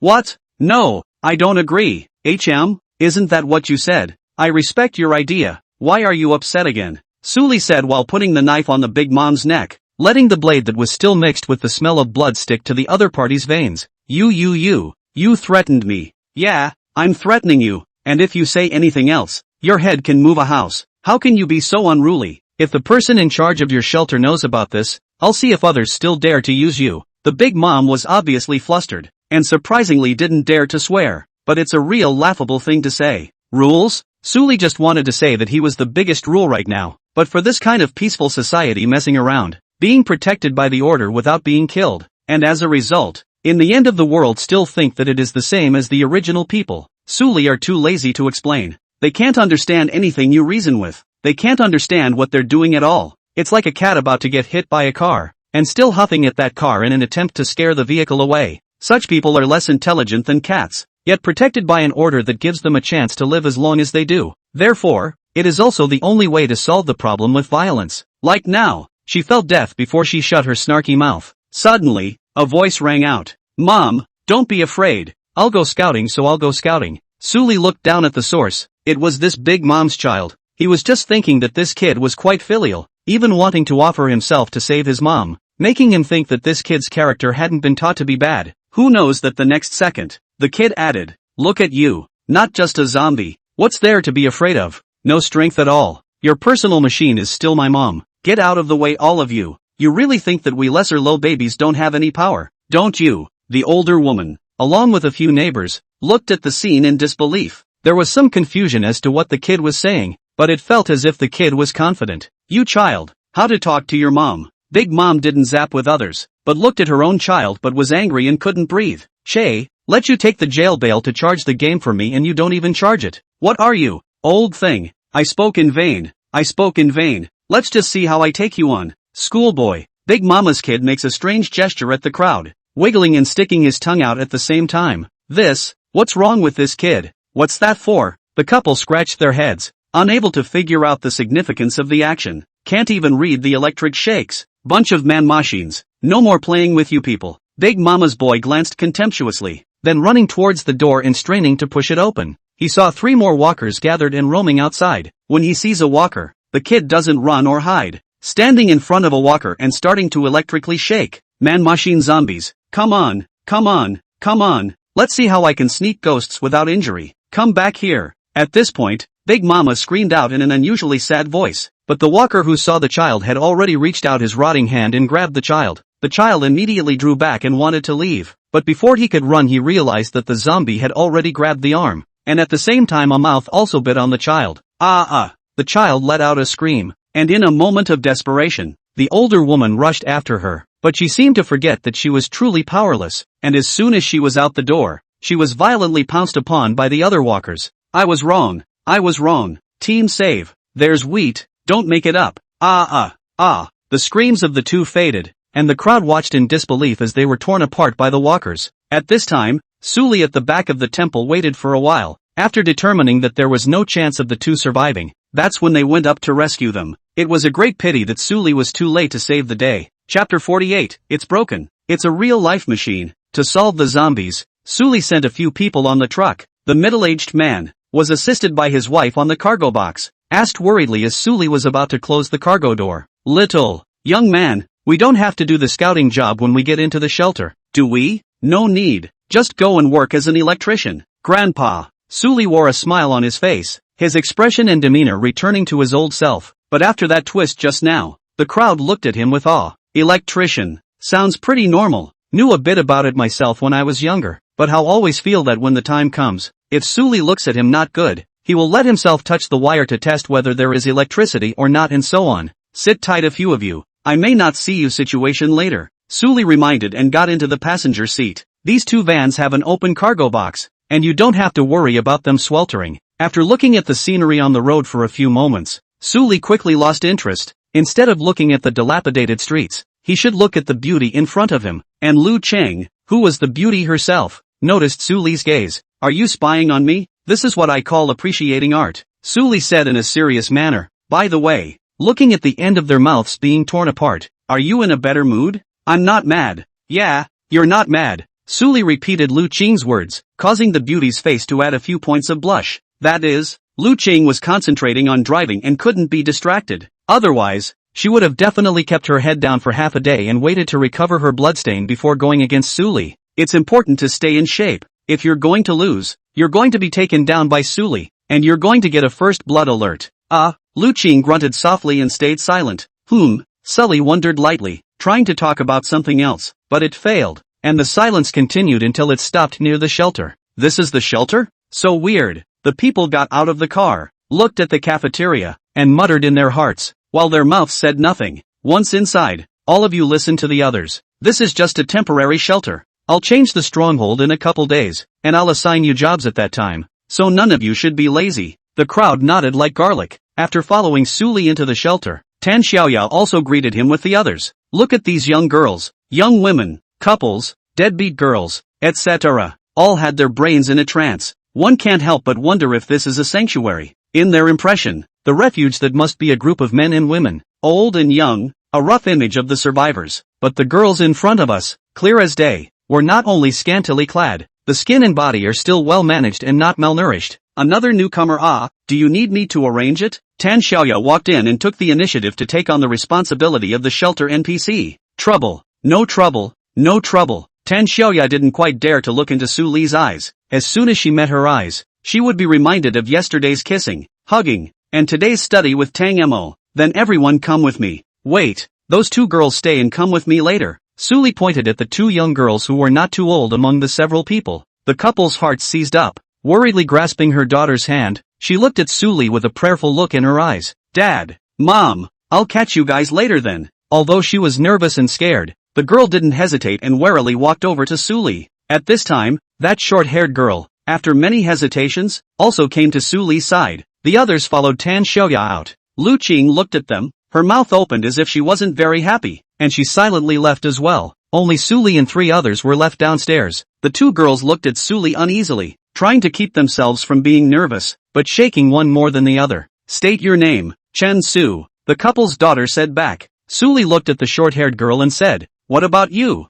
Min Moon, what is your relationship with Ying Zheng? No, I'm Min Yu, not me you. Min Yu explained in a panic, her hands waving as if she had seen a general. Starting today, you two join us. No problem, no comment. Kidding aside, Who among them would dare to have a problem with it? Suli couldn't hear the voices of their hearts, but he could guess roughly. But more important than that was the reward that the system had just given. Min Yu, age, 19, rating, S, bonus, passive bloodbath. Attributes increase over time after being in combat, up to 200%. Status, weak, 0. Chen Su, age, 22, rating, reward, reinforcement potion. Suli didn't say anything for 2 seconds, and the two became more and more uneasy, thinking that Suli was simulating them in his head. And at this time, Suli, who had no heart, looked at Minyu and faintly said, "Lift your hair and show me." Ah, Minyu reluctantly complied, a pair of pitifully beautiful eyes under her hair. It felt pretty good looking, but this face in general compared to Jiang Mushue's girls, it's still a bit juvenile, didn't play up the femininity too much. To put it simply, at first glance Suli didn't feel much, though with the eyes covered, it looked very much to Suli's taste. So Suli was curious as to where this S ranking was divided. After all, whether it was Jiang Mushue, Bai Cici, Tang Wan, Tang Mo, or Lu Qing, they all had one aspect of top-notch talent. Never mind, since the system said so, it must have its reasons. Just take your time to find out. At this point, the two girls waited for Suli to state his position, and had already thought of countless unfoldings in their minds, so they became more and more nervous. Shouldn't take them somewhere else later. Just thinking about it, Suli said verbally, "You go." Minyu stays. The two women froze and looked at each other for a while before coming back to their senses. "So, I go?" Chen Su pointed at himself. "Aha. Why?" Chen Su was puzzled. "No reason. You can stay if you want. Come with me later." "Fight. Bother." Chen Su hurriedly backed away, looking at Minyu with a sympathetic yet complicated gaze before leaving. Sympathy was sadness for what happened to Minyu next, and complexity was because of the fact that she was saved by not being seen by Suli. "I don't know if I should be happy, or if I should feel inferior." Minyu watched her only kind leave and faced up to Suli alone. The heart immediately became very fast. As Suli stood here, it seemed as if he could hear the thumping sound. "Stand at attention." Minyu squared her shoulders. "At ease." Minyu reluctantly stepped away. "Crouch down." Minyu bit her small mouth and crouched down in humiliation. "No argument, it's really like a human machine, or a human machine with a lot of freedom. Follow me." Suli rose with keen interest and led Minyu upstairs and into his cubicle. There was no one in the cubicle. Jiang Mushue and Bai Cici were with the other girls. "Stand in the doorway." Minyu's footsteps paused, her expression very difficult, not daring to take another step forward. "Come in," Suli ordered again before Minyu walked in. Clutching her small hands, tears welled up in her eyes. Chapter 49, Sausage or Not? Suli uses a head touch on Minyu. Minyu stepped backward, letting out a vague, soft grunt. Not listening again. What does that mean? Not enough intimacy, is it? Do I still have to brush up on my intimacy before I'm allowed to touch? Of course, this is the nurture route. He figured he could also go the evil route and brush up on his pain value. No touching allowed, so go get a glass of water. Suli didn't give her a hard time, sitting on a side chair and quietly watching. Minyu wiped the tears that accidentally fell from her eyes, still in a bit of disbelief. Suli let her go? Nope, probably just teasing a bit and continuing to reach out for evil later. "Where's the water?" Minyu looked around and didn't see a water fountain. "Find it yourself." Suli looked at the box of mineral water behind Minyu and signaled her to look in that direction. But Minyu looked at him and mistook it for a look at herself. Then pointing his finger at himself, he asked uncertainly, "I just went to the bathroom." "Huh?" Suli was confused, glancing at her. Then silent, he got up himself and came behind Minyu, taking a bottle of mineral water. Minyu turned around and locked eyes with Suli. The exposed little face was quickly covered in red, and straight away he couldn't stand up and fell to the ground at once. "Yeah, I'm sorry, I thought." "It's good that you thought that, don't think that next time." Suli took another bottle of water, opening it and handing it to Minyu. She asked her to take a sip to cool down. "That said, I don't suppose you'd want me to tell anyone else about this as an anecdote?" Minyu's body trembled. Imagining that image sent instant chills down my spine. "No, please don't tell anyone. I can always pour you water. It's okay to be a cow." Minyu's reaction to this was amusing, and Suli took advantage of this to go and touch her head. This time it only resisted for a fraction of a second. "There are other people who want to work for me. You'll have to get in line if you want to. You'll be a follower for now." Suli rummaged around in an organizer and pulled out a collar. This collar was originally given to Baisi, but it hadn't been used yet, so he simply tossed it to Minyu and let her put it on herself. The collar was thrown and she couldn't catch it, smashing it on her head for a moment, rubbing his head before picking up the collar. Her face was half covered, and her shy, panicked expression mixed together could not be hidden at all. Hesitantly, He put on the collar. Minyu volunteered. Can the rope be lengthened? What rope? That's enough. Oh, so what do I do? Minmoon folded her arms in front of her and moved with decorum. Find yourself something to do. Okay, but can I ask a question? Suli nodded, and Minyu inquired in a voice as thin as a fly. Is everyone else at the shelter like this? No, only to you. Ha, why? Is it something I did wrong that you're punishing me for? Minyu had wanted to ask this question for a long time. She remembers very clearly that she chose to go with Suli because she wanted to come here to live and cuddle with the other survivors. He didn't intend to be a toy for Suli's amusement. You didn't do anything wrong, but I didn't force you to do anything. And when you didn't say no, I thought you liked it. So, you're actually just teasing me. And you won't force me if I reject you? That's right. How can this be? Minyu's little face finally became uncontrollable and she shouted out in anger. But it's not much use. Sit down. Minyu's body sat down first. In Suli's pressure if anything, she was still afraid of Suli even if she knew it was okay to refuse. Would you like to sit down? Don't want to. So what are you sitting on? Minyu was deep in thought. Fair point. Why would she sit down? Doesn't seem like there's a reason. Minyu stood up and straightened her back. Sit down. Minyu looked at Suli's eyes. The body sat down again involuntarily and bent at the waist. Forget it, you'd better be a follower. Said Han pinched the tender cheeks with great speed, not giving her a chance to back away. She covered her face and rubbed it in pain. Suli continued on Minyu, looking up and down, pondering how to brush up on his goodwill and see if it would unlock new interactions. Finally her eyes rested on her stomach. Eat sausage? Suli inquired innocently, but for some reason Minyu blushed again and didn't dare to squeak. So eat bread. Eat? Minyu gulped. Just hearing the name of food made her stomach growl and crave for food. Bread and other snacks like that. Suli kept a lot of them in the house, and casually grabbed a baguette from somewhere else. Tear open the outer wrapping. The not-so-great smelling smell of wheat permeated the room for Suli. All of a sudden, Minyu's taste buds were aroused, swallowing her saliva several times in succession. Her eyes were looking straight, but Suli couldn't see her eyes. Eat? Suli took the bread and waited for Minyu to take it herself. Then, Minyu's small face reddened again, lifted up a few strands of hair, squatted her body, and opened her mouth to bite on the bread in Suli's hand. That's a move that looks like a white sensei, but Baze doesn't like bread. Minyu plopped down and kept chewing, her little mouth stuffed with the rich flavor of the bread. Her stomach, which had been empty for a long time, was ruthlessly satisfied by Suli for once. A whole baguette, quickly devoured. In the last bite, Minyu somewhat confiscated and even bit on Suli's finger. I'm sorry. Minyu apologized with the speed of the flash. A bite is fine by me, but I'm still curious why you didn't take the bread yourself? Ha? Minyu looked surprised. I thought you wouldn't let. What you thought was great, and I decided to tell everyone what I just thought and what I think now. No, it's fine if you don't tell. Suli revealed a smile. I won't tell anyone if you show me. As soon as the words fell, Minyu subconsciously covered her clothes and desperately shook her head. Suli said in a puzzled tone, just to see the way you ruffle your hair is not allowed. Aren't you a bit high-strung? Ha? Oh, the face can be seen. Minyu pinched herself to calm down a little. After making mental preparations, she shyly lifted her bangs, revealing the pair of beautiful eyes underneath, and nervously locked eyes with Suli. It was humiliating for her, but compared to showing Suli anything else,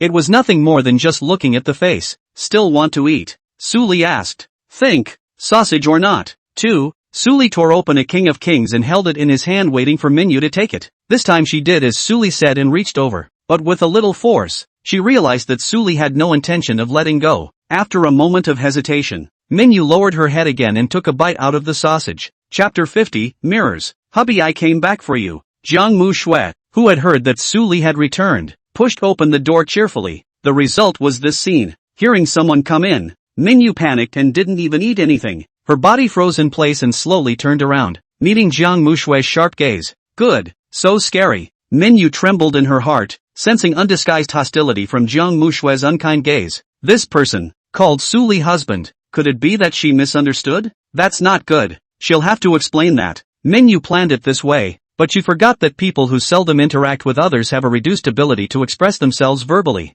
So she said, please don't get me wrong. I'm just eating his sausage. Ah no, it's a baguette to eat. Not really. I'm just stealing food. No, it's not stealing food. I'm not actually trying to avoid you. 4 sentences, 4 blows in succession on Jiang Mu Shui. Jiang Mu Shui's heart trembled as she looked at this strange woman and clenched her fists for the first time. It's too intemperate. Not only did you seduce Suli, but you also taunted me to my face and deliberately said these things to me. Minyu realized that after the explanation, not only did Jiang Mushui not lower her hostility, but instead, she changed from hostility to a killing intent that made one's whole body cold. She had no doubt that if it weren't for the presence of Suli, Jiang Mushui would definitely rush up and throw her out to feed the zombies. So scary. Minyu worriedly leaned down towards Suli, trying to seek refuge. This operation, put Suli will not be able to see. But fortunately, Jiang Mushui never lost her temper in front of Suli. Upon seeing this, she suppressed her emotions and pretended to be unperturbed.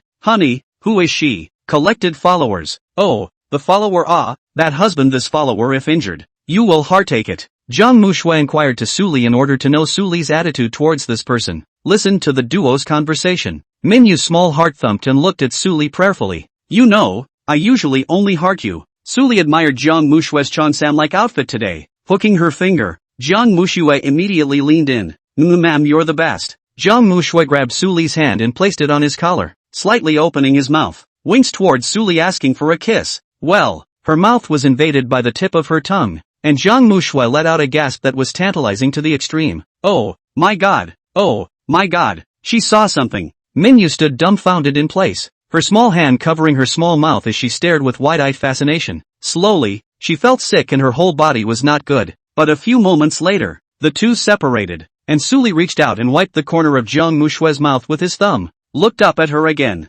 Won't you go out on your own? Ah, I'm sorry, I thought you meant for me to. Suli, Minyu, who realized that she had been a light bulb for half a day, hurriedly ran out and closed the door. Seeing Minyu leave, Jiang Mushui smiled sweetly. Am I beautiful? Jiang Mushui pressed one finger against Suli's lips. Don't speak, you can tell me with your actions how beautiful I am. Oh. Suli took some time to get today's reward strengthening potion. Jiang Mushui was very spirited this time. Neither tried to sleep, and Suli came out with his arms wrapped tightly around him. Suli had wanted to check out the others, but, as soon as they opened the door, the two of them saw Minyu crouching in the doorway with a flushed face. You didn't leave. Jiang Mushui blushed and pointed at her in surprise. Sorry, I don't know where to go. I wasn't always there though. I just went somewhere else and only just got back. Whether she had been in, or had just returned, Jiang Mushui was so shy that she burrowed into Suli's arms and wanted to shed tears. Jiang Mushui's behavior immediately left Minyu at a loss for words. Fortunately, Suli didn't care, so Jiang Mushui didn't say anything. Come with me and let Xiaoya assign you a place to stay. Suli called out for Minyu to follow him. He'd had enough of the fun and it was time to leave it to Tan Xiaoya to make the arrangements. And by now the new survivors had been placed near a couple of Moncler outlet online. These original lords of the refuge were clearly more comfortable with the newcomers, and after Minyu separated from Suli, lost in thought, he came over here, saw the others who were gathering, didn't have the heart to say hello, and silently walked into his room. Girl, talk to the girl more and comfort her. Yes girl, that child looks weak at heart. You mustn't let her do anything foolish. Chen Su's parents, thankful that their child was safe and sound, but seeing Minyu's seemingly tortured appearance, they also felt sympathy for her, and at the same time come to a truth. It's not really a bad thing that your daughter can't dress herself at her age. Well, at least it's not being watched. Xiao Chen, what are you guys talking about? What's wrong with that girl? At this point, the Moncler outlet store who had become acquainted with them, came up to ask about the hustle and bustle. When Chen Su's dad realized that several of their granddaughters were also at the shelter, he told them what had happened, and also instructed the other party to keep an eye on their children. But a couple of Moncler outlet store Moncler jacket sale people were very confused when they heard it. A heated debate with Chen Su's family and the young woman's family rushed to clear Suli's name. As for whether they believed it or not, it had nothing to do with Suli. It was because Suli was doing the clocking task. After obtaining several rewards in a row, Suli was still in high spirits. If it were before, he would have to allocate time intervals, but as the strengthening potions became more and more numerous, the attributes became higher and higher. Suli didn't need to be calm anymore. Xiaoya. Suli found Tan Xiaoya again and handed her a box of communicators. I picked this up, and it can communicate without internet, so take it down and distribute it to everyone, and I'll be able to reach you wherever I am from now on. Picked up? This one? With a droll expression, Tan Xiaoya picked up a communicator that was smarter than a smartphone and studied it. Well, by the way, don't forget tonight. Suli lightly rubbed Tan Xiaoya. I know, at nightfall, Suli had taken Jiang Mushui by CC and the girls to brush up on their schedules during the day. Therefore at night, Suli came directly to Tan Xiaoya's door and knocked on the door. Knock knock knock. Crunch. The door was opened. Tan Xiaoya's small hand, holding Suli along the door, dragged Suli inside. I already know everything. Next, listen to me, will you? Not saying anything means you agree. So, come sit down. Tan Xiaoya pulled Suli to sit on a chair and fumbled in the darkness, taking out a small nightlight to light it and placing it on the tabletop. Through the faint light, in front of Suli, a mirror stood silently. Suli, you can keep your eyes closed. Chapter 51, Scavenging for Supplies. Using Tang Mo's tutorial, Tan Xiaoya quickly starts the copy. But just looking at the person was confusing. Ah, it's not the same as what Tang Mo said. Isn't it that she's okay too? How does this look like there's something wrong with it? Tan Xiaoya felt cheated by Tang Mo, but there wasn't much she could do about it. Looking in the mirror, Tan Xiaoya followed Tang Mo's instructions and managed to do what felt impossible, which was very inspiring.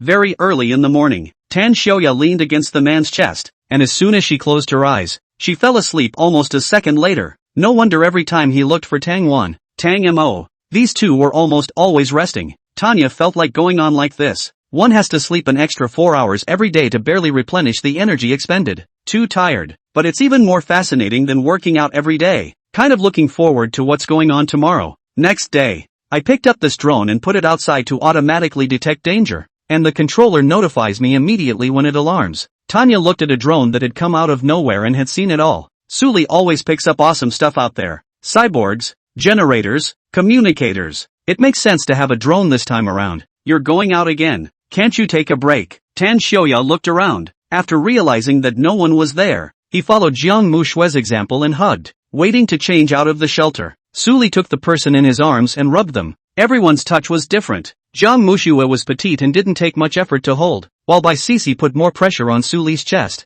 As for Tan Xiaoya, she was relatively more voluptuous and would fill her arms when she hugged her. It's also quite comfortable. That, after I've repaid you, is there anything else for me to do when I come back later in the evening? You think you're done repaying at once? No, there's still more to repay you. Tan Xiaoya's heart was happy, and she let go of her hanging heart and let Suli leave. On the street, Suli and Lu Qing went out and found another sedan to use for transportation. On this outing, I also took the new couple with me, both of whom can drive, so that I could bring back 3 vans at once. Time is of the essence, and the task is to get the car back in 2 hours. I'll have to come out again this afternoon to take all the new arrivals at the shelter and go out to move supplies around the neighborhood. Suli was rarely serious for once. Juice, there's already a bunch of zombies behind our car, and there's a zombie blocking the road in front of us. Is this really okay? In the back seat, the couple is holding hands and having a heart attack. They've survived until now. It was all thanks to the large amount of supplies that had been stocked on weekdays that this had survived for so long.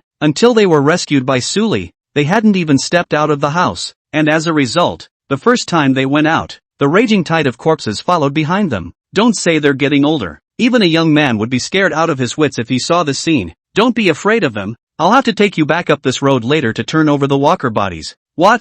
Auntie's ears aren't good. Can you say that again? Suli did not say anything, opened the car window, put the knife out, and directly stored a shot of purple fire, which turned into a sword chi and flew out. I'm dropping Mom. The couple was horrified. Young man, you're still a Taoist priest? The two were old enough to perceive only spells and the like that could match the image in front of them. Suli didn't want to explain. Lu Qing is even less of a talker. The two saw that no one was saying anything, and knew that they shouldn't keep asking, and that they would know later when they should. As originally planned, the 4 drove back in 3 vans, after parking them all off to the side, and pulled the newcomers who came yesterday to get on the car. Driven by Lu Qing, Suli sat in the passenger seat, driving to the nearby large supermarket. Suli lifted his knife and walked into the supermarket firing non-stop, clearing one zombie after another. The means performed. Scared the hell out of the crowd outside. Alright, get in there and move stuff. Fill up the van. The walkers have burned to death. You guys find me a type of rock on the walkers. Suli ordered down, and all the people worked with the highest efficiency, knowing full well that with Suli being so powerful, the only use they had was to be able to provide a large amount of labor for the shelter. If they even moved, Suli would definitely throw them out. You don't have to go. Stay with me for a while. Suli stopped Lu Qing, stopping in her tracks. She stood beside Suli and took the rare initiative to speak. Did you have fun last night?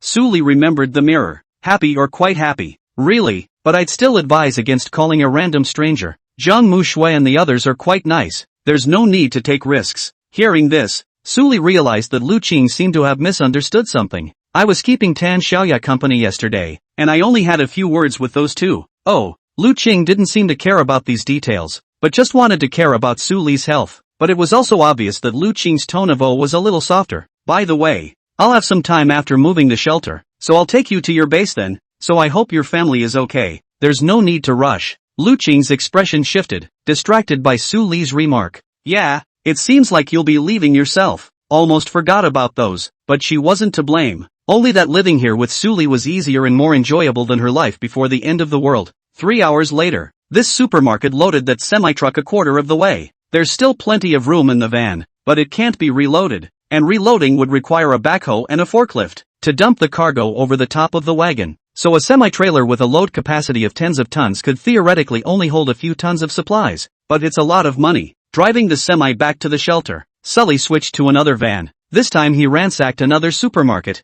filled up the semi-trailer and went back to replace it. The fourth load was no longer grain. The third one is loaded with all kinds of electrical equipment, refrigerator, freezer, air conditioner, washing machine, as well as shampoo, shower gel and other daily products. For the fourth, Sully ran to the nearby steel factory and other places, moved a lot of materials, and reserved half of the space to get buckets of water. Afternoon, near the shelter, for semi-trailers loaded with supplies were parked. The crowd was tired from a busy day. After returning to the shelter to distribute supplies, they all went to rest, but Sully took Lu Qing out again. Teach me to drive. Are you sure you can learn? I don't know. We always have to try. What if we don't have one car left? Come on then. Thinking about it, Lu Qing let Sully go to the driver's seat. Willow Green began hand-to-hand instruction. Sully had only touched the car a few times, but his reflexes and memory were strong. You can learn what you've been taught over and over again, and there's no such thing as hitting the gas like a brake, but want to learn or have to sink tomorrow.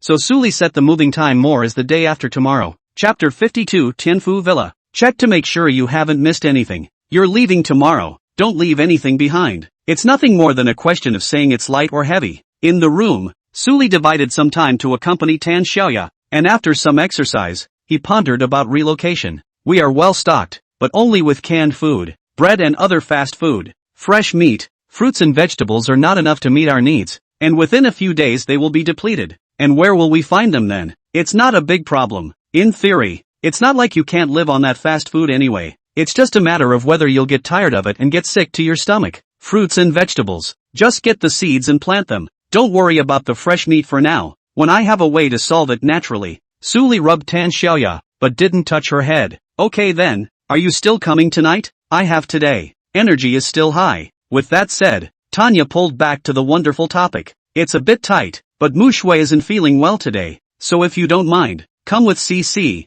It's, well, not good. Tan Xiaoya's small mouth opened slightly, still not quite daring to accept it. I don't force it. At nightfall, Willow Green lay on the bunk, one hand covering her eyes as she listened to the sounds echoing in her ears, the other hand resting elsewhere. She doesn't get it. How did Sully manage to disturb her every day? But since she'd been arguing with her for so long, don't blame her for listening brightly. Next day, the group woke up early, got busy with their luggage, and set off for the new stronghold. You finally bothered to change. In the car, Sully flirted with Lu Qing. After many days, Lu Qing finally changed her clothes, a shirt on the inside and a trench coat on the outside, making her look mature without showing too much. The clothes spilled water during the night and had to be changed. What Lu Qing said was true, only, the truth might not be quite the same as what Sully had understood. Tianfu Villa area, located on a route away from the city and away from industrial areas. Sully didn't know much about it, hearing others say that this was a classic rich neighborhood. The residents were all various business elites in the city.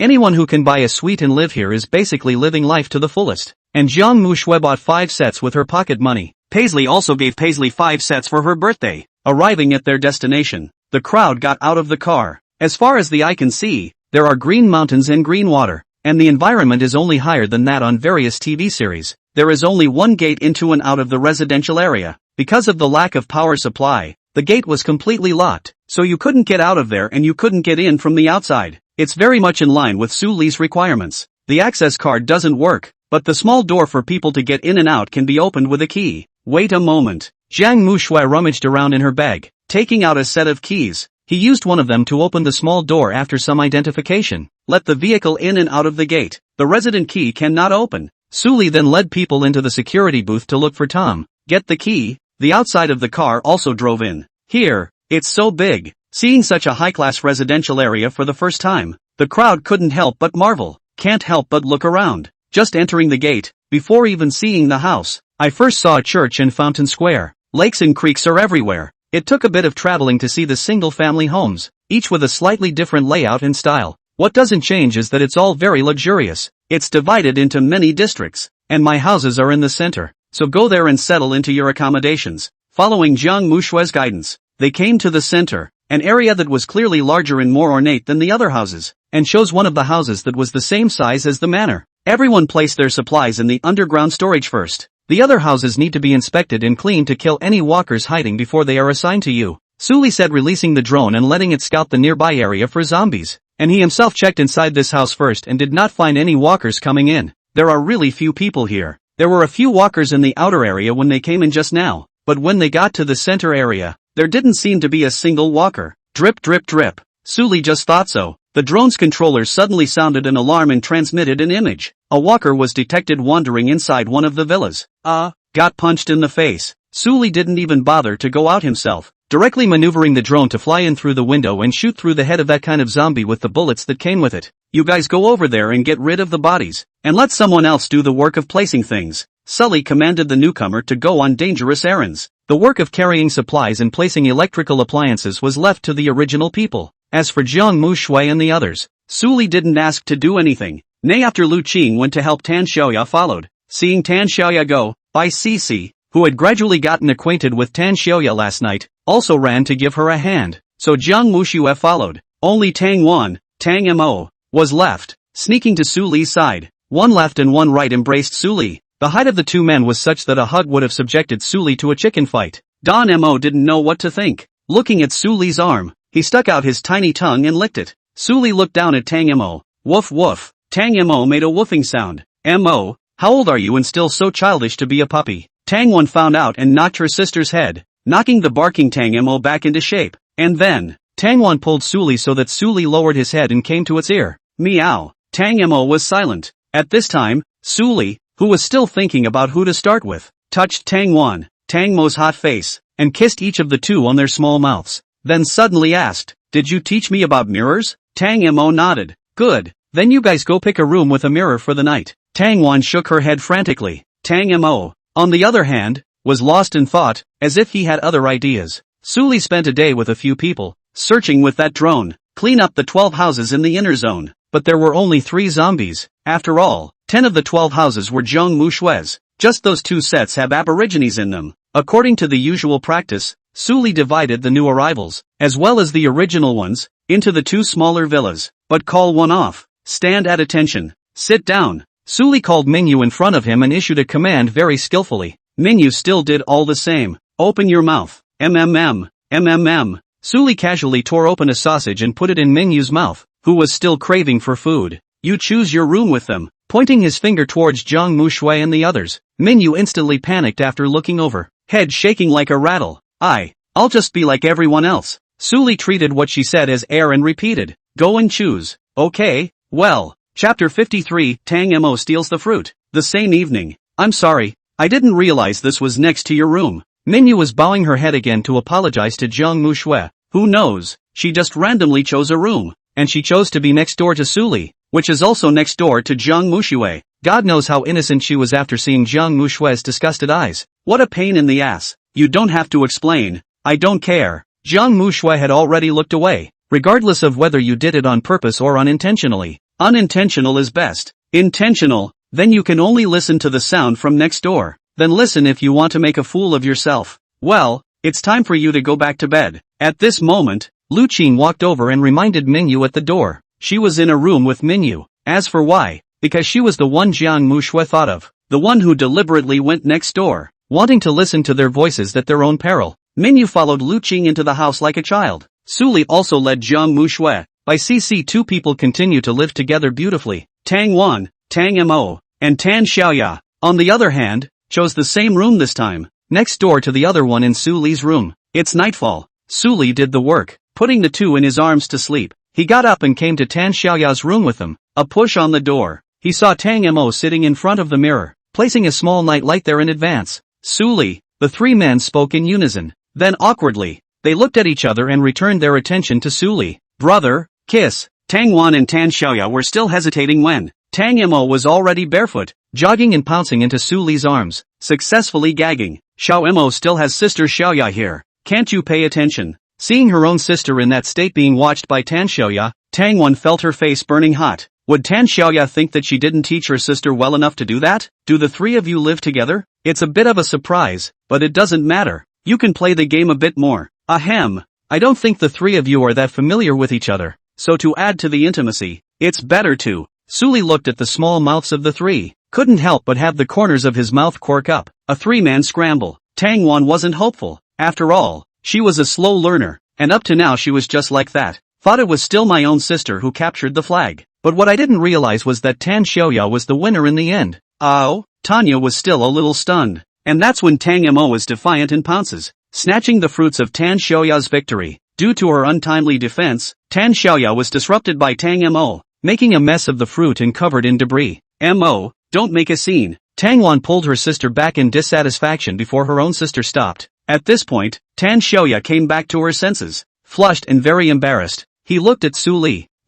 It's okay to let Mo go first. I'm curious if others are like me. Should be about right. Don Mo was never polite about this. Jean gave her the chance, and she was truly the first to charge. Su Li picked up little Tang Mo with one hand, in no hurry at all, and even put it into his arms, only letting her watch in silence. You're really getting out of hand. If you do that again, you'll be listening next door from now on, just like the new guy. At those words, panic appeared on Tang Mo's small face. She shook her head in supplication. Don't. I'll do as I'm told from now on. Well, just listen. Su Li stopped letting her just watch, but it was obviously a bit abrupt. Tang Mo, who was still in a state of worry, wasn't prepared to open his mouth wide at once. His whole body trembled slightly, and his breathing was disorganized. Gollum. Tanya gulped. She looked at Tang Mo and thought to herself that growing taller would still be beneficial. It had just been horrible, too, and much more exaggerated than the images on his own body. Next day, the congregation of people who made memories in their new home awakened naturally to the light of the sun.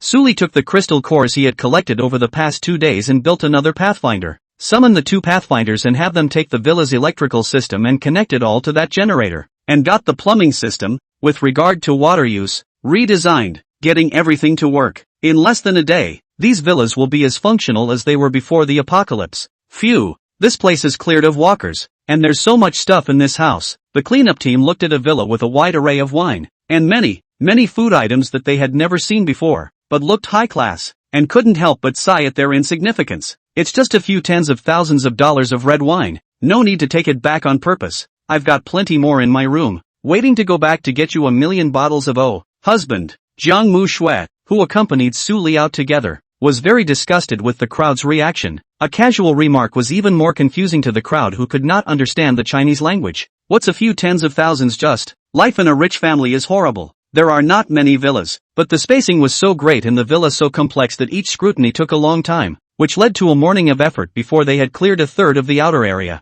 Looking at the remaining 2/3, they all kind of wished there were some new people at this point, so as to come with them and share the load. Chapter 54, Cousin. Hubby, can you come over here? I want to talk to you about something. Jiang Mu Shui pointed to a place where no one was. It was rare for Su Li to see her when she looked like this. Why? Coming to an unoccupied corner, Jiang Mu Shui was in a heavy mood. Can you accompany me to Creekview Waterfront and clean up one of the houses there first? That one is my cousin's house. She should have been living there all along. Upon hearing this, without having to ask much, Su Li knew what Jiang Mu Shui was thinking. He had heard of Jiang Mu Shui's cousin before. It seems to be her relatives in the family, who are better connected, but after such a long time had passed, even if Jiang Mu Shui's cousin wasn't infected, the probability of survival didn't seem high. May I? Jiang Mu Shui's small hand clutched Su Li. Aha! He nodded, and Jiang Mu Shui happily hugged Su Li. The dark scent of her body was appetizing. Su Li let the people on this side rest first and took Jiang Mu Shui elsewhere himself. The cottage area she's talking about is a bit far. After walking for about 5 minutes, walk down a flight of stairs to the area on the other side. There are multiple houses built near fish ponds. Jiang Mu Shui pointed at one of the buildings and the two of them walked towards it. There are obviously more residents here, and there are even walkers on the road, more dangerous than anywhere else. Jiang Mu Shui's heart clenched as she followed Su Li and carefully identified the zombies. It was a slight relief to see that there wasn't a familiar one. It's here, isn't it? In front of the gate, Su Li observed. The house was not in the center, but it was very large, like an estate. The doors and windows were locked and the curtains were drawn, and it looked like there were signs of a living person. Jiang Mu Shui just felt elated. Suddenly, she saw another walker wandering in the front yard. Jiang Muxue looked over and realized that it was just a maid wearing a maid's outfit and working in the house. Su Li is more direct, breaking and entering. The yard was casually cleared of walkers and came to the entry door just to break it down again. A voice was heard inside the door as well, but it's clearly a walker in a manic low growl, and there's more than one. Seeing this, Su Li was even lazier with his nonsense. After breaking open the door, stabbed the noisy walkers behind it in turn. He deliberately stabbed only once to keep the walker from falling apart. If there really is a cousin Jiang Muxue, it was a bit of hell to make her watch her loved ones go east and west. Like, not here. Jiang Muxue didn't see the image she didn't want to see, nor did she see the image she wanted to see. Looked the house up and down. No one else exists except the maid who turned into a zombie. None of them are here. Did she happen to go out? Jiang Muxue sighed. Now the cousin is alive or dead again. This torment of not seeing a person in life and not seeing a body in death is the most torturous. Is that one a cell phone? Jiang Muxue suddenly saw a cell phone quietly discarded on the sofa. Picking it up and looking at it, it was none other than her cousin's phone. Obviously, one doesn't leave their cell phone at home if they go out. Jiang Muxue thought of something. Bringing Su Li to the basement door, he knocked on the iron door with a sense of apprehension. Cousin, are you down there? It's me, Jiang Muxue. After a moment, footsteps came from behind the door. A small barred window in the door was opened and the person inside looked out.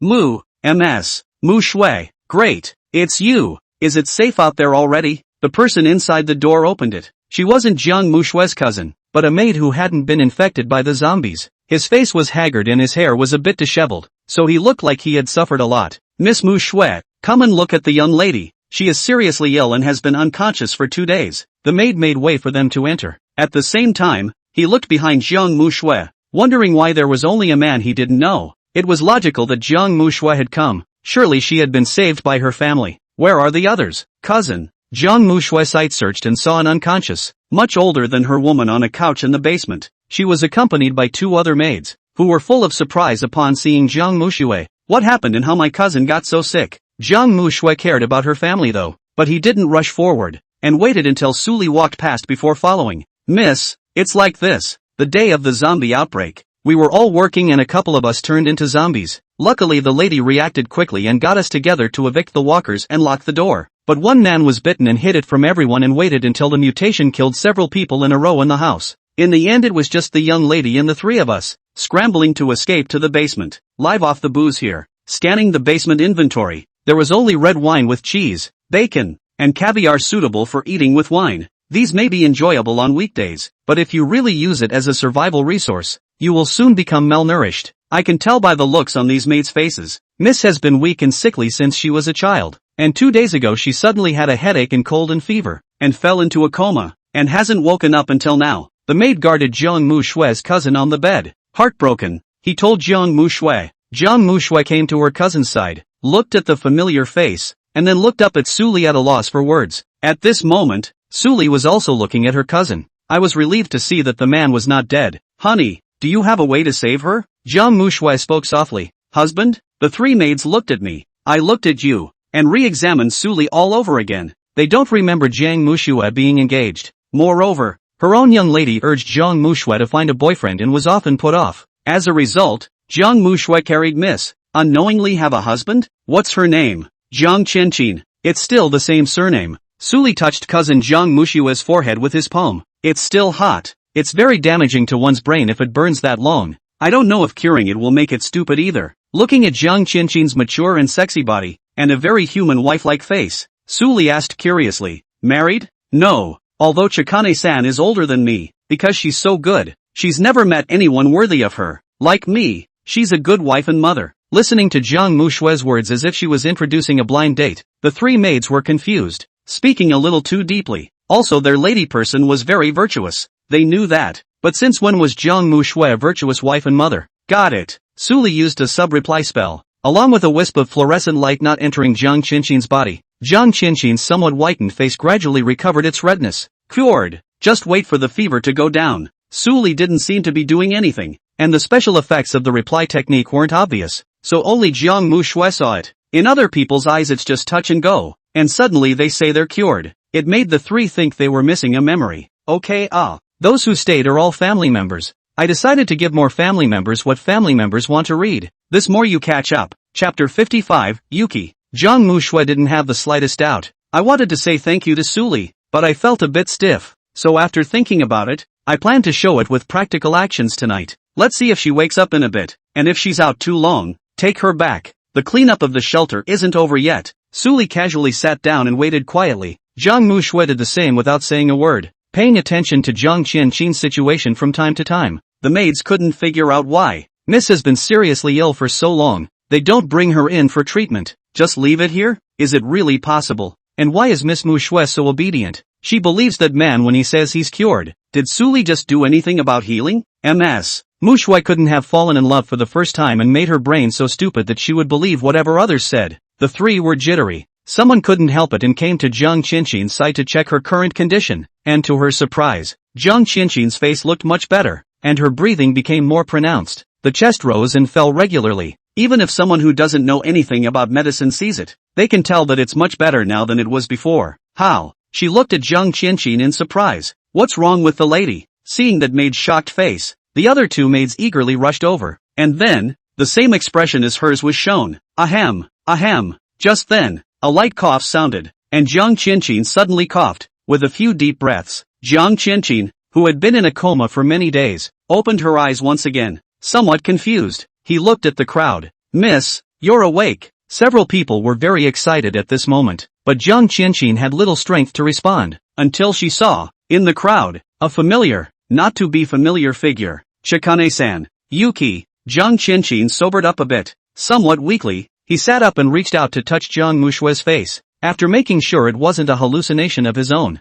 Only then did she excitedly hug Jiang Mushui to her, seeing the best news since the end of the world. Wait Chikane-san. Jiang Mushui was a bit uncomfortable. It was reasonable to say that she had grown up with Jiang Qianqin and hugged often, but it was strange to be held by my cousin now. It always felt comfortable to let Suli hug him. Yuki, it's so good to see you again. But, aren't you at school? How did you get here? Jiang Qianqin was not clear about her illness and thought it was just a small cold. The first to care about Jiang Mushui. Jiang Mushui looked at Suli and organized her language to give Jiang Qianqin a brief explanation. Of course, she didn't say what happened to her or anything like that. She only said that she was saved by Suli and followed him to build a shelter and came here. But Jiang Qianqin still heard it strangely. Jiang Mushui seemed to be hiding something from her. She didn't ask much about it. Looking towards Suli, he was filled with gratitude. Catch up or something sometime. There's still business over at the shelter. What do you guys think? Suli appropriately reminded the two when they were still about to say something.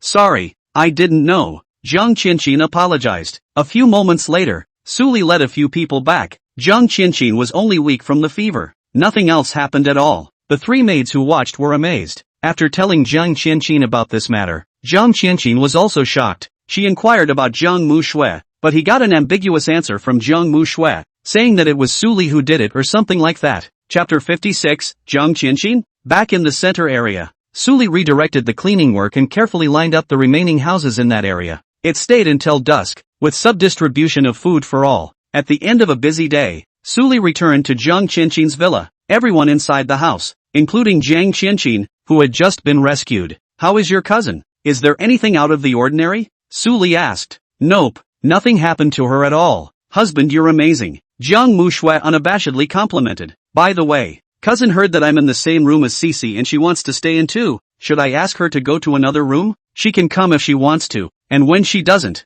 she'll go next door herself. So do you want to rest tonight? Jiang Mushui's fingers scratched her cheeks, somewhat embarrassed. Don't want to rest. Suli shook his head and rubbed Jiang Mushui's earlobes, causing Jiang Mushui to feel something. This was also considered a weakness that Suli had gradually discovered over time. It was fun. She's sleeping late, and we might have to stay up late to get some time. I didn't say it had to be after she fell asleep, either. That's not right. No matter how you say it, it's not right. Jiang Mushui's small face turned red, but then she didn't know what came to mind, so she changed her words and said, then you let Cece wait today. I want to come first. The same evening, Lu Qing lay down on the bed and casually placed a pack of absorbent paper on the bedside, then listened in silence. I really didn't expect to meet up with you two again. It's such a good feeling. Jiang Qianqin changed into her pajamas, and her whole body exuded a sense of being a mature and virtuous wife, and like an adult educating a child, he spoke to both of them. To this, Jiang Mushui, by Cece are used to it. Mushui,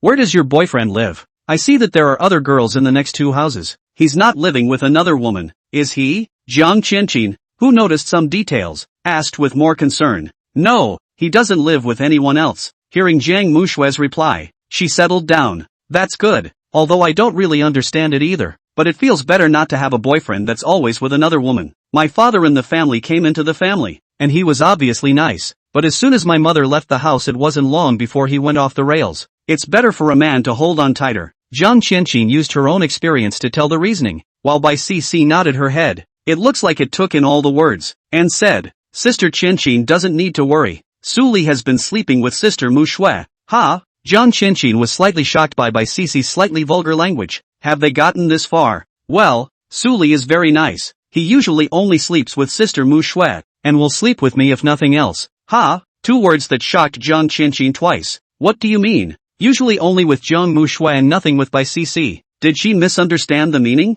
While she was slightly winded, the house was opened from the outside. Su Li walked in. Jiang Qianqin, who thought that Jiang Mushui and Bai Cici were the only ones in the house, had the feeling of being intruded upon when she saw a man walk into a girl's house. But his own 2 wonderful sisters didn't mind at all. Jiang Mushui, who hates the opposite sex very much, he also happily greeted Su Li and hugged him very closely. Honey, good evening. Looking at the two, Jiang Qianqin was a bit embarrassed. She realized that it seemed as if Mu Shui and her boyfriend originally lived here, and it was she who had to come here to disturb them. Look to Baici. Jiang Qianqin was curious. Didn't Bai Cici think the 2 of them were light bulbs? And that's when, without slowing down, Baici stood up and came between the 2 who were making out. Without being told, he kissed Su Li on the cheek. Jiang Qianqin? Chapter 57, Jiang Mushui, the most difficult to lift up one's head. Jiang Qianqin looked at them and suddenly thought of the plot. Desperate husbands, submissive wives, domineering third parties, archfire girlfriends, and she was the desperate husband. Ahem,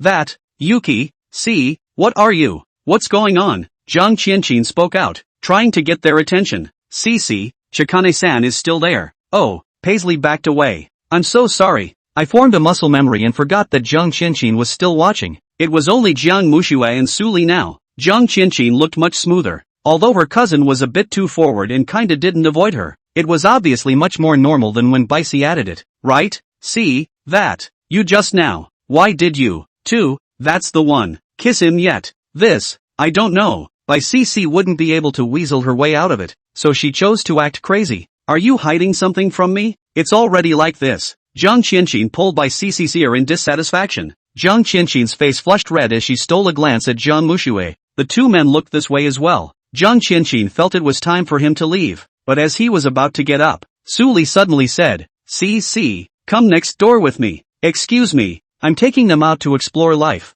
I'll be back later. Paisley got up and left. Sister Qianqin, excuse me for a moment. Jiang Mushui waved her hand. The 2 followed Su Li away. Sitting alone in her room, Jiang Qianqin only felt like she had received a bludgeon. Feeling Mu Shui and Cici, it's all a little too crazy. Phew, scared me to death. I thought you really wanted to leave Sister Qianqin alone and had to be in the house. Jiang Mushui muttered in a small voice. Very thankful, but at the same time a little disappointed. What's going on? After all, we've just met, so let's get her familiarized. Su Li is very humane. So are we going to the attic? No, go next door. Su Li walked towards Tan Xiaoya and their room. Wait, that doesn't seem, well, right. Jiang Mushui and Bai Cici, people instantly spirited. Actually a moment some overwhelmed. Pushed the door open. Tan Xiaoya's 3-person room, still lit. The 3 men lay bored on the soft couch and sat up immediately at the sound. Su Li, Mu Shui, Cici. Tanya was stunned. Tonight is special and time is limited. So come along. Ah, Tanya looked at herself. Another look at the other 4, and a look of help went to Baici. Here goes. Paisley's answer was succinct. I had thought that 3 people every day was more than enough, and they were just getting used to the format. Never in a million years. Su Li can still make it this far, so it became a difficult decision for them to decide who would start this small matter. That, should we, still like before first? Tang Wan made an offer, pursed her sore mouth. No, Su Li promised me. It's better for you guys to pick the second. Jiang Mushui protested, but to my surprise, everyone else nodded without comment. Jiang Mushui suddenly had an ominous feeling. Moments later, she watched as everyone's eyes were on her and she was compelled to. Jiang Mushui felt regret. Can't you guys stop looking at me? She swore it was the most humiliating she had ever lifted her head. With the beginning of Jiang Mushui, the night passed quietly, and next door to next door, Lu Qing frowned and pressed his ear against the wall, but he still didn't hear a sound. Chapter 58, Professor Chen. Next day, A total of 3 people stayed up all night. On the first floor of the villa, Suli and the others were sitting at the dining table, and several women were slightly tired. Jiang Qianqin and Mingyu, on the other hand, had severe dark circles under their eyes. Living next door to Tan Xiaoya, Jiang Qianqin knew basically everything about their voices. On Minyu's side, it was because she was ready to listen to the sound, but it was suddenly gone, causing her mind to explode a bit. As for Lu Qing, who was in the same room as Minyu, she wasn't a fan of potlucks in the first place and was still in her room catching up on her sleep at this point. Honey, what else is there to do today? I feel busy. It's the same procedure as yesterday, but today we're going to divide up the places specifically, drop the insignificant ones where it's convenient for them to do their work, and choose someone to manage them for me. After breakfast, Su Li went out again. As expected, the remaining house was repeatedly cleaned, and where he didn't see it, Professor Chen, our materials are dying out and the experiment is still inconclusive? A research site. Inside the specialized lab, a man in a white lab coat and glasses, the woman with a slightly disdainful expression, quietly both looked inside the glass enclosure. A man who was convulsing wildly on the ground, foaming at the mouth. Who told you it was fruitless? Didn't I measure the side effects of that crystal core, and the laws of special abilities? But why are you still experimenting? Nonsense, it's useless to keep the material, and it's a waste of supplies to feed them, so I'll do a few more control experiments to see what's wrong with the death parameter. The woman glanced casually. The words were full of disdain for the so-called experimental materials, with a few moments of disgust on his face. Listen to Prof. Chen's answer. Cold sweat oozed from the forehead of this researcher wearing the same white coat. Wincing, he gave her a look. What a nutcase. I wonder if recruiting her and her team is a good thing or not. The material they were talking about wasn't walkers or any kind of metal. Rather, they are survivors of recent rescues. Alright, this is the sifted crystal core. Take it to your people. When the hell are you going to retrieve the gold I asked for? That's the main material for my next experiment. Professor,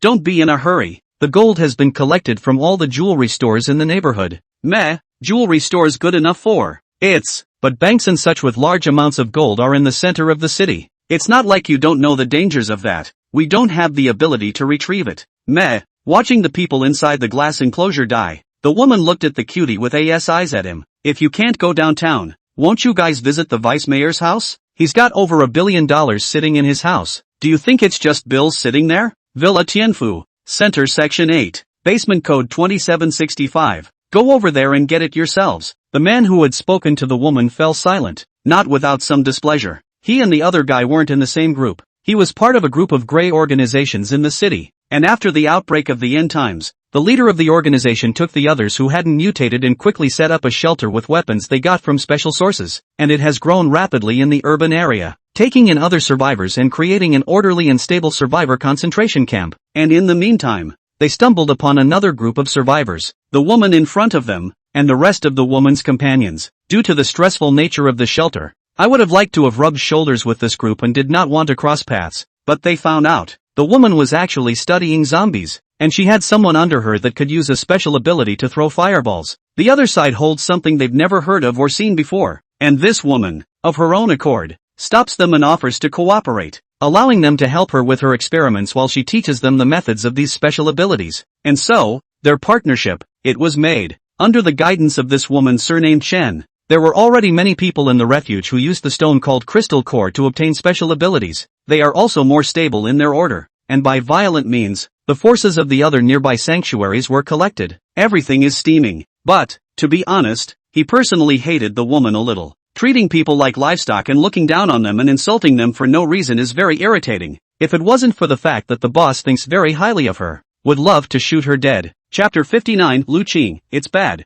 Tianfu Villa. Suli took the blue crystal cores that he had recently collected and made all of them into watchers, placing them at the edge of the villa area, though there are some houses elsewhere that haven't been cleaned inside and out too. However, these watchmen were preventing the invasion outside the villa area, and inside the villa area Suli still had to spend one more day before he could completely clean it up, then go back to town and collect the crystal cores, make more watchmen to improve the overall defense. That's a lot more convenient when this thing has that kind of functionality. Suli found the maid watchers and incidentally gave him a console that connected all the pathfinders and watchers. Just remote control whatever you want to do. You can also see the screen of each machine. Suli had 2 pathfinders and updated the basic systems of all the houses in the center area. As one generator is not sufficient, he offered them 2 more. After 2 days of repairs, several houses in the central area were in working order. Sewer, electrical, etc. are running except for the heating system, which is too difficult. There doesn't seem to be much else going on. Wait until after tomorrow. The other stuff just needs to build up slowly. It's just that there's a little bit of over-efficiency in the area of gathering supplies and acquiring crystals. It can't be helped. The manpower is too small, and it's all a swarm with no ability to defend themselves. Sigh. Suli felt bored for the first time since the outbreak of the end times. No worries about food, drink or housing. Aside from the lack of internet, life is now doing the best it can so far. Wanted to be better? Then try farming techniques, cultivation techniques, and see if you can build your own farm and make sets of circular ecosystems to provide fresh food. This system is really something too. I don't know about giving him some tasks to do, although it's nice to clock in every day for a change. Just as well. That's all for today. Fast forward to punch time. Suli returned to the house and walked towards Tan Xiaoya's room. He missed Tang Wan extraordinarily today. This little thing's refusal and introverted shyness was very close to his heart. Tang Mo was not bad though, but still not as evocative as her sister. More so, but Tang Wan seemed to be very tired yesterday. Today, tell her to do less of everything else and just get right to the point. Suli just got halfway there. On the other side, the door to the room was open, and the tall and delicate Lu Qing stood in the doorway. Some complaining eyes stared at Suli. What's the matter? It's not like you didn't have enough to eat at night and still want a snack. Suli, who knows Lu Qing better, seeing her like this, one couldn't help but guess. No, I just wanted to ask if you switched rooms with Zhang Muxue and the others? No, then why aren't you guys making any noise? What doesn't make a sound? Suli asked knowingly and innocently. Lu Qing narrowed his eyes at him for a long time. Do I need to say this? I'm sorry, I'm a bit pure. I don't quite understand what it means. Pure, Suli purely said. At those words, Lu Qing was silent for a moment. There was a sudden soft chuckle. Then I'll stay with you for the night today. Don't worry, I just want to see your routine and learn how to be as good as you are. Do you agree? Suli was also silent. Then said, come inside then. At this time, Lu Qing, who was high-mouthed, suddenly froze, realizing that it seemed to have said the wrong thing.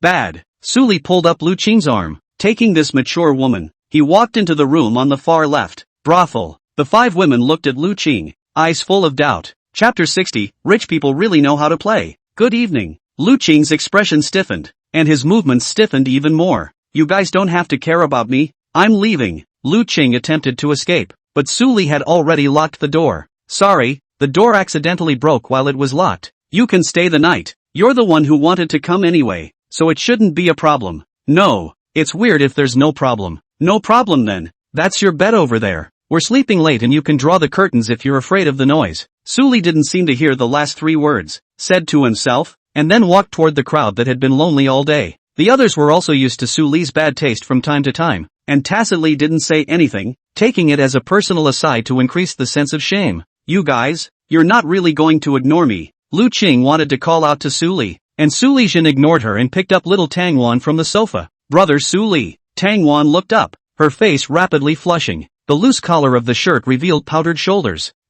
Tang Wan brought her mouth up, pleasuring it with more awkward techniques after one contact. At that moment, Lu Qing burrowed into the bed and pulled the curtains closed. Hide in the corner and cover your reddened face. Stayed for a long time, and all was quiet. The door seems to be fixed. Are you leaving? At this time, Suli pulled back the bed curtains, took Willow Green by surprise. Go! Lu Qing wiped her hands with a paper towel and flew out of the room. Watching that high-flying figure become no longer high-flying, Suli came between the people again. The hand reached out to Tang Wan. Wait, I'm still. Tang Wan was halfway through her sentence when she saw an excited Tang Mo. Immediately, he changed his tone and said, I'm okay with it. Next day, at breakfast time, Zhang Qianqin sat at the table like an outsider. After these 2 days together, she probably understood the relationship between her own sister, and the others, and Suli, but it's also because she understands that she seems more like an outsider. Should I tell Muxue to change rooms later? It's too redundant for me to stay here. Zhang Qianqin understood her cousin.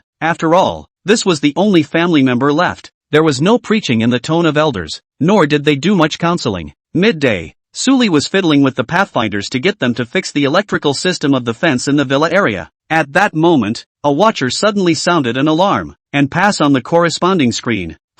I can't believe someone is approaching. What's going on? Suli remembers that the set password is to see the zombies and shoot them directly, and then alert them when they see people. In the live feed, at the main gate, at some point, a dozen or so cleanly dressed people appeared, both men and women, with an air of calmness. Doesn't look like your average survivor. and what they did next told Su that there seemed to be some trouble coming to his door. At this time, at the gate. What the hell? Did I read it wrong? What's that? A dozen people, looking at the two watchers stationed at the entrance, froze in place. Warning, you are stepping onto private property. Please leave in 5 seconds. The watcher made a mechanical sound to give a warning, but these people didn't take it seriously. Sent on a mission. Each of them had used at least one blue crystal core to gain their different special abilities. A whole squad went out this time just to come here and deliver the goods. And how can you be afraid of a robot? This is supposed to be smart surveillance or something for these rich guys, right? Just for scaring thieves. I didn't realize it was still renewing after being disconnected for so long.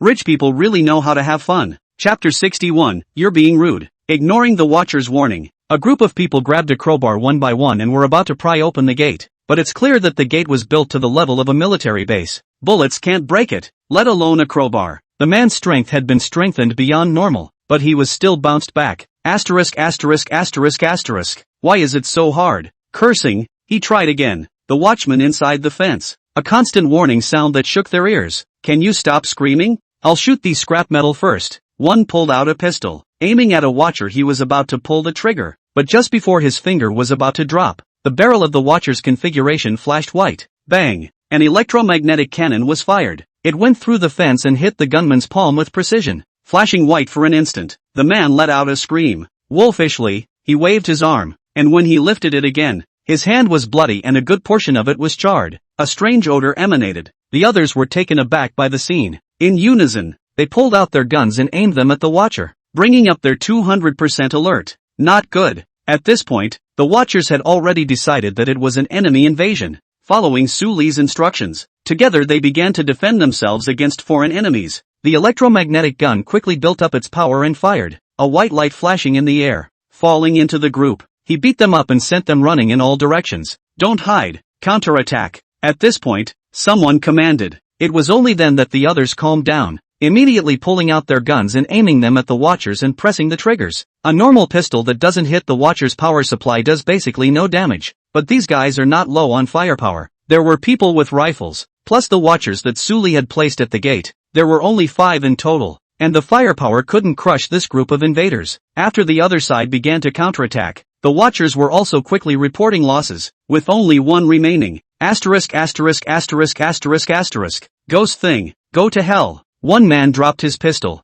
A trace of electricity arced around his body, and his figure became swift. And when his teammates stopped their output and were switching ammo, he flipped over the fence in a flash and met them with his bare hands, grabbing the watcher with his palm. A powerful burst of electricity erupted. He had thought that the watcher, as a machine, would short-circuit under such an attack, but here's what everyone didn't expect. The watcher wasn't affected and quickly turned his gun around and aimed it at the man's head. Bang! A close-to-the-face EM shot. The man fell to the ground on the spot and went limp like a dead dog. Asterisk asterisk asterisk asterisk. Don't give away your head. The others were quite speechless at the sight. The other, slightly smarter, took the opportunity to slowly coalesce a small fireball in his palm and threw it towards the watcher. That took care of the last cyborg. Phew! The crowd breathed a sigh of relief and inspected their losses. It was found that 9 people had died directly under the response just now, but they were all groups of people with little ability and only a high level of physical fitness. The loss wasn't a big one, as long as they dug out the crystal cores from their bodies and brought them back. Where the hell did that come from? Such an advanced robot doesn't look like this will come out in any way. Some people were puzzled,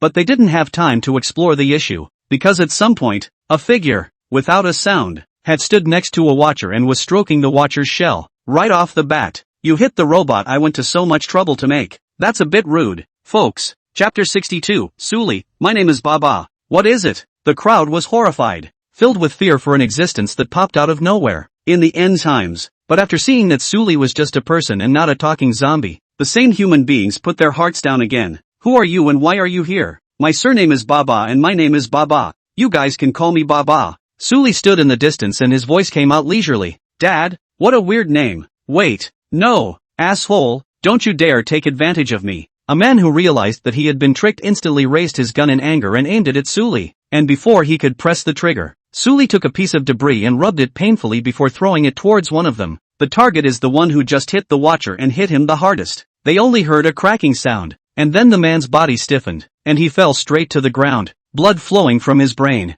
The man with the gun, his movement stopped immediately, fine beads of sweat seeping from his forehead. but Suli just looked at him. The other hand threw out a shard of metal just in the time it took them to not react. The man who had called out was at once joined by another, who lay down on the floor and slept. In a matter of seconds, 2 people were dead. The team, which was not well organized, instantly dared not act rashly, fearing that they would be the next to be killed. What the hell kind of monster is this? Questions arose in the minds of the crowd, close to 20 people. Hard to be scared by Suli a photo to once again feel the despair of the end of the world. At this moment, Suli threw out a few more shards one after another, causing the 4 people who had blown up his watchers to lie on the ground and sleep peacefully. Don't just stand there, do something to stop him. At this point, they realized that even if they didn't move, they were going to die, and immediately became anxious. 2 men raised their guns and swept them at Suli. The figure in the distance, however, only gently lifted his blade, not even raising it up as a shield. Those bullets that were shot out were fixed in the air as if they had hit a wall of air, and then lost their momentum and fell to the ground. Aha! Suli killed 2 more people and walked towards them himself. Run! Seeing this they fled in all directions as if they had seen a tiger, without the slightest bit of organization and discipline to speak of. This saw Suli disappointed. With a slight increase in speed, he quickly caught up with the crowd. Once the distance was right, a raised hand unleashed a frost infestation in front of their fleeing. The 2 fast runners wanted to stop, but it was too late, and they were directly hit by the ice picks that fell from the sky, and died on the spot. The others couldn't advance any further and stopped where they were, looking at Suli. So what? We don't have any grudges. We're just here on a mission. This father, please let it go. A man who was less than a meter away from Suli was nervously begging for mercy with an awkward smile on his face. It's true that there's no grudge, so I don't quite understand what you guys mean by breaking into my house and breaking my security guard. Suli killed a few people, his fire died down a bit, and he finally had the patience to say something. We didn't know it was Big Brother. No, Dad, your territory. Those robots. I didn't do anything. The man cried and begged to be spared. Suli took a step away in disgust. Alright, if the rest of you are obedient, I can let you live. Anyone who wants to escape can try. I don't mind killing a few more people. Shocking the group, Suli looked at the man who had just begged for mercy. Give you a chance to explain where you came from. Say it. Chapter 63, I'm a merciful man. Sanctuary. People are using crystals nowadays? It's a lot faster than I expected. Suli grabbed the man close by and asked about the provenance of the group of outsiders. Yeah, but we don't run the crystals. They're all made by a bunch of mad scientists taken in by the organization's boss. We just took them to work for the shelter. This time when we came here, we really didn't come running towards you. We were just following the boss's order to come to the vice mayor's house to take the gold he embezzled down back. Under Suli's casually displayed means, the man who had resolutely conceded defeat had nothing to hide about anything, and there was no need to hide it either. Scientist? Suli thought of Lu Qing and asked, is there a Chen in that group of scientists? You know her, Dad? The man was shocked. How could he not expect Suli to know that crazy batch? I ask you questions. You answer my questions. Got it? Suli didn't bother to explain and patted the man's shoulder, applying a very heavy force to give him a warning. Yes, there's one. She's also the head of that group of scientists, called Chen Ro. The name sounds quite cute, but the person is perverted. He subconsciously wanted to spit out something else, but thinking of Suli's warning, he immediately shut his mouth. Only when Suli asked something more did he open his mouth to answer. A few moments later, Suli roughly understood their situation and the situation within the city. The group came from the North City, the largest shelter, numbering nearly 1,000, and there were a dozen more shelters in the North City. It's been active since the end times. However, Suli had been moving around in the southern city, so he hadn't crossed paths with them. Listening to what this man said, not only were there many sanctuaries in the northern city, there were even a few outbreaks of fighting between sanctuaries, but they were all suppressed back by the sanctuary they were in. After all, they were the first people in the North District who knew about the crystal core and used it. This, coupled with the possession of some arms, directly caused other forces to retreat. Suli originally felt it was quite unreasonable. If their shelter is so strong, why do other shelters have to work separately? Why don't they just get together? With the city's supply scavenging at will, he couldn't believe that he couldn't feed a few thousand people. After all, Suli had only searched less than 1 in 100 of the southern city, and the supplies were enough to feed 100 people for a few months. I didn't know until I asked for some details. At first they meant it with other shelters, but just merged 2 shelters. They then realized that it was very troublesome to manage when there were many people, and there was a riot directly in the camp, which was finally calmed down by killing dozens of people. Then no one will dare to merge casually in the future, and they will develop individually. As for the cause of the conflict, mainly because of the location of the camp, because the closer you get to the city center, the stronger and more dangerous the walkers are, and no one wants to go deeper in.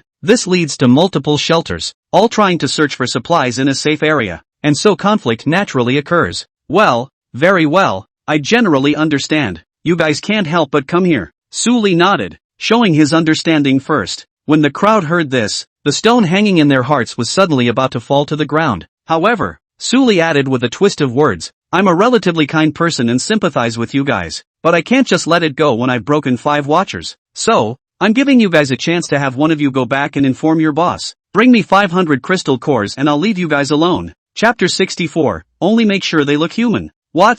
500 crystal cores? There aren't even that many of us transcendents. Look at what it says. They can't even imagine that these few words could make up such a deranged sentence, although they don't really understand it. But the number of transcendents with crystal cores at the refuge was just over 300 in total. As a result, Su asked for 500. Is this too much to ask? He was just about to say that it wasn't possible, but then it occurred to him that by putting the people back, he would be able to notify them of their situation. And wouldn't the shelter send help? When the powerful transcendent came, wouldn't Su Li be taken down in minutes? Thinking so, the man immediately changed his attitude. More is more, but the fault is ours. There is nothing wrong with you wanting these. I suggest we send someone back now to inform them and ask our boss to ransom us. Looking at the man's sunny smile, Su Li that still did not know what he was thinking. Yes, it just so happens that I see that you're quite suitable for the task. At that, the man rejoiced. But suddenly, Su Li grabbed his arm and pouted backward without warning. Bones and joints creaked and a sharp pain shot through his arm, causing the man to let out a wild dog-like scream.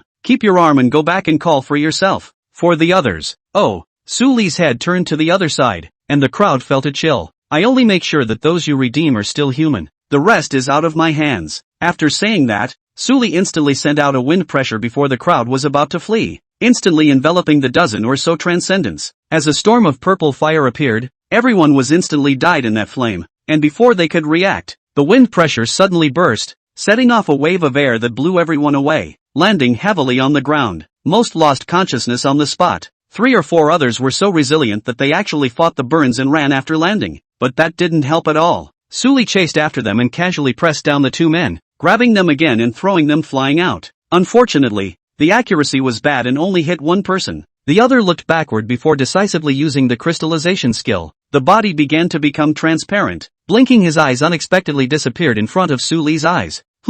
Kind of funny, huh? Su Li stopped for a second, and then turned on his long and used skill, perception tracking, a skill that allows you to sense the location of the target of an attack and thus pursue the enemy. Immediately, he had a thermal image of a man in his eyes, running desperately outward. Su Li's figure moved, and in the other party's unbelieving eyes, he directly grabbed at the air, lifted him in his hands, and violently pinched and broke several bones in his body. Weird. Monster. On the ground, the man who had just chatted with Su Li for half a day suddenly felt how dangerous he had just been. He didn't expect this man to be so ruthless. He had obviously surrendered, but he still beat the man half to death. Why don't you go? Do you want to wait with them too? Su Li looked at him and asked. Go, I'll be right there. By this point, the man didn't dare to think about anything else. The only thing he wanted was to quickly escape from here. After the other got into a car and faded away, Su Li took the remaining people and dealt with them again. With all the crystals on his body, dug off by unnatural means, the man was left in a pit for a few other watchers to watch. This could kill someone, but dead or not, what does it have to do with Su Li? Chapter 65 Upgrades. System, can these watchers still be recycled? These are all my crystals. After resolving the intruders, Su Li looked at the scrapped 5 watchers with heartache. Can be repaired by consuming metal with a pathfinder? The system's answer satisfied him. Cannot help but let him demoralize most of the time. Originally thought that the loss is very big. It turns out that casually used some metal can be repaired. White-born so atmospheric. However, having one's own territory, just like that, infested by someone, still made Su Li depressed. What's even more annoying is that he's still left to solve the invasion on his own. These watchers are very strong at fighting walkers, but when it comes to organized, armed humans, it's still a bit of a struggle. He wants to solve problems like this, so what to do? It's simple. Just keep punching the clock to collect the rewards and let your woman pop his gear. Inside the villa. Su Li, why are you back? Not going to command them? In the living room, Tanya wore sweats for her daily physical exercise, is lying on his yoga mat pouting. Take the time to come and see you. Look at me. I don't look too good right now. Why don't I go take a shower? There's no rush. I'll wash it later. Suli came behind Tan Xiaoya and gently grabbed Tan Xiaoya's waist, then gently pressed the muscles there with the right amount of force, instantly causing Tan Xiaoya to let out a delicate cry. The whole body was flaccid and powerless. Wait, oh, before Tan Xiaoya could prepare anything, her mouth was gagged. Reward, skill, targeted bombing. Lock on a location and conduct a mass bombardment. The range can be increased as the locking time is increased. You're so violent today. Tan Xiaoya pitifully grabbed Suli's collar and gently rubbed her small arms that were all scratched red. But it's okay. After pity, Tan Xiaoya kissed Suli on the cheek again. As soon as they parted, they saw Baisi, who happened to be walking down from upstairs. In your own home, Baisi only wore a white lace, and this outfit, together with her very unreasonable figure, again made Suli come to be interested. Come here, Suli called out, and Baisi blinked and hesitated. Then he walked over to Suli and knelt down with a thud. It doesn't have to be every time. With Tan Xiaoya around, Suli was a bit embarrassed and blamed himself for giving too much teaching. You're so good at playing the saxophone. Come and demonstrate it to Xiaoya so she can learn more as well. Suli's thumb and forefinger rubbed on by Cece's pink face. Tanya was more puzzled. Although by Cece had said she was a music student, Tan Xiaoya remembered that she hadn't brought any musical instruments with her when she arrived. So where would she go to get a saxophone for by Cece? Soon. However, Tanya's doubts were cleared up. The expression went from puzzled to blushing. It seems like I have a lot more to learn. Reward, reinforcement potion. Looking at the rewards, Suli needed the two of them twice and got up to give them the couch to lie down and rest. On his own, he looked for the circle Tangwan, Tang Mo. By the way, he brought Jiang Mu Shui over and let her team up with the two little ones for the first time. And 3 rewards. Call it luck. They were all strengthening potions. But call it bad luck, it wasn't right either. This was because after the last potion was obtained, Suli's gene level was upgraded. Gene level 2, required for upgrade 0/200. Genetic upgrade detected. System territory function is on.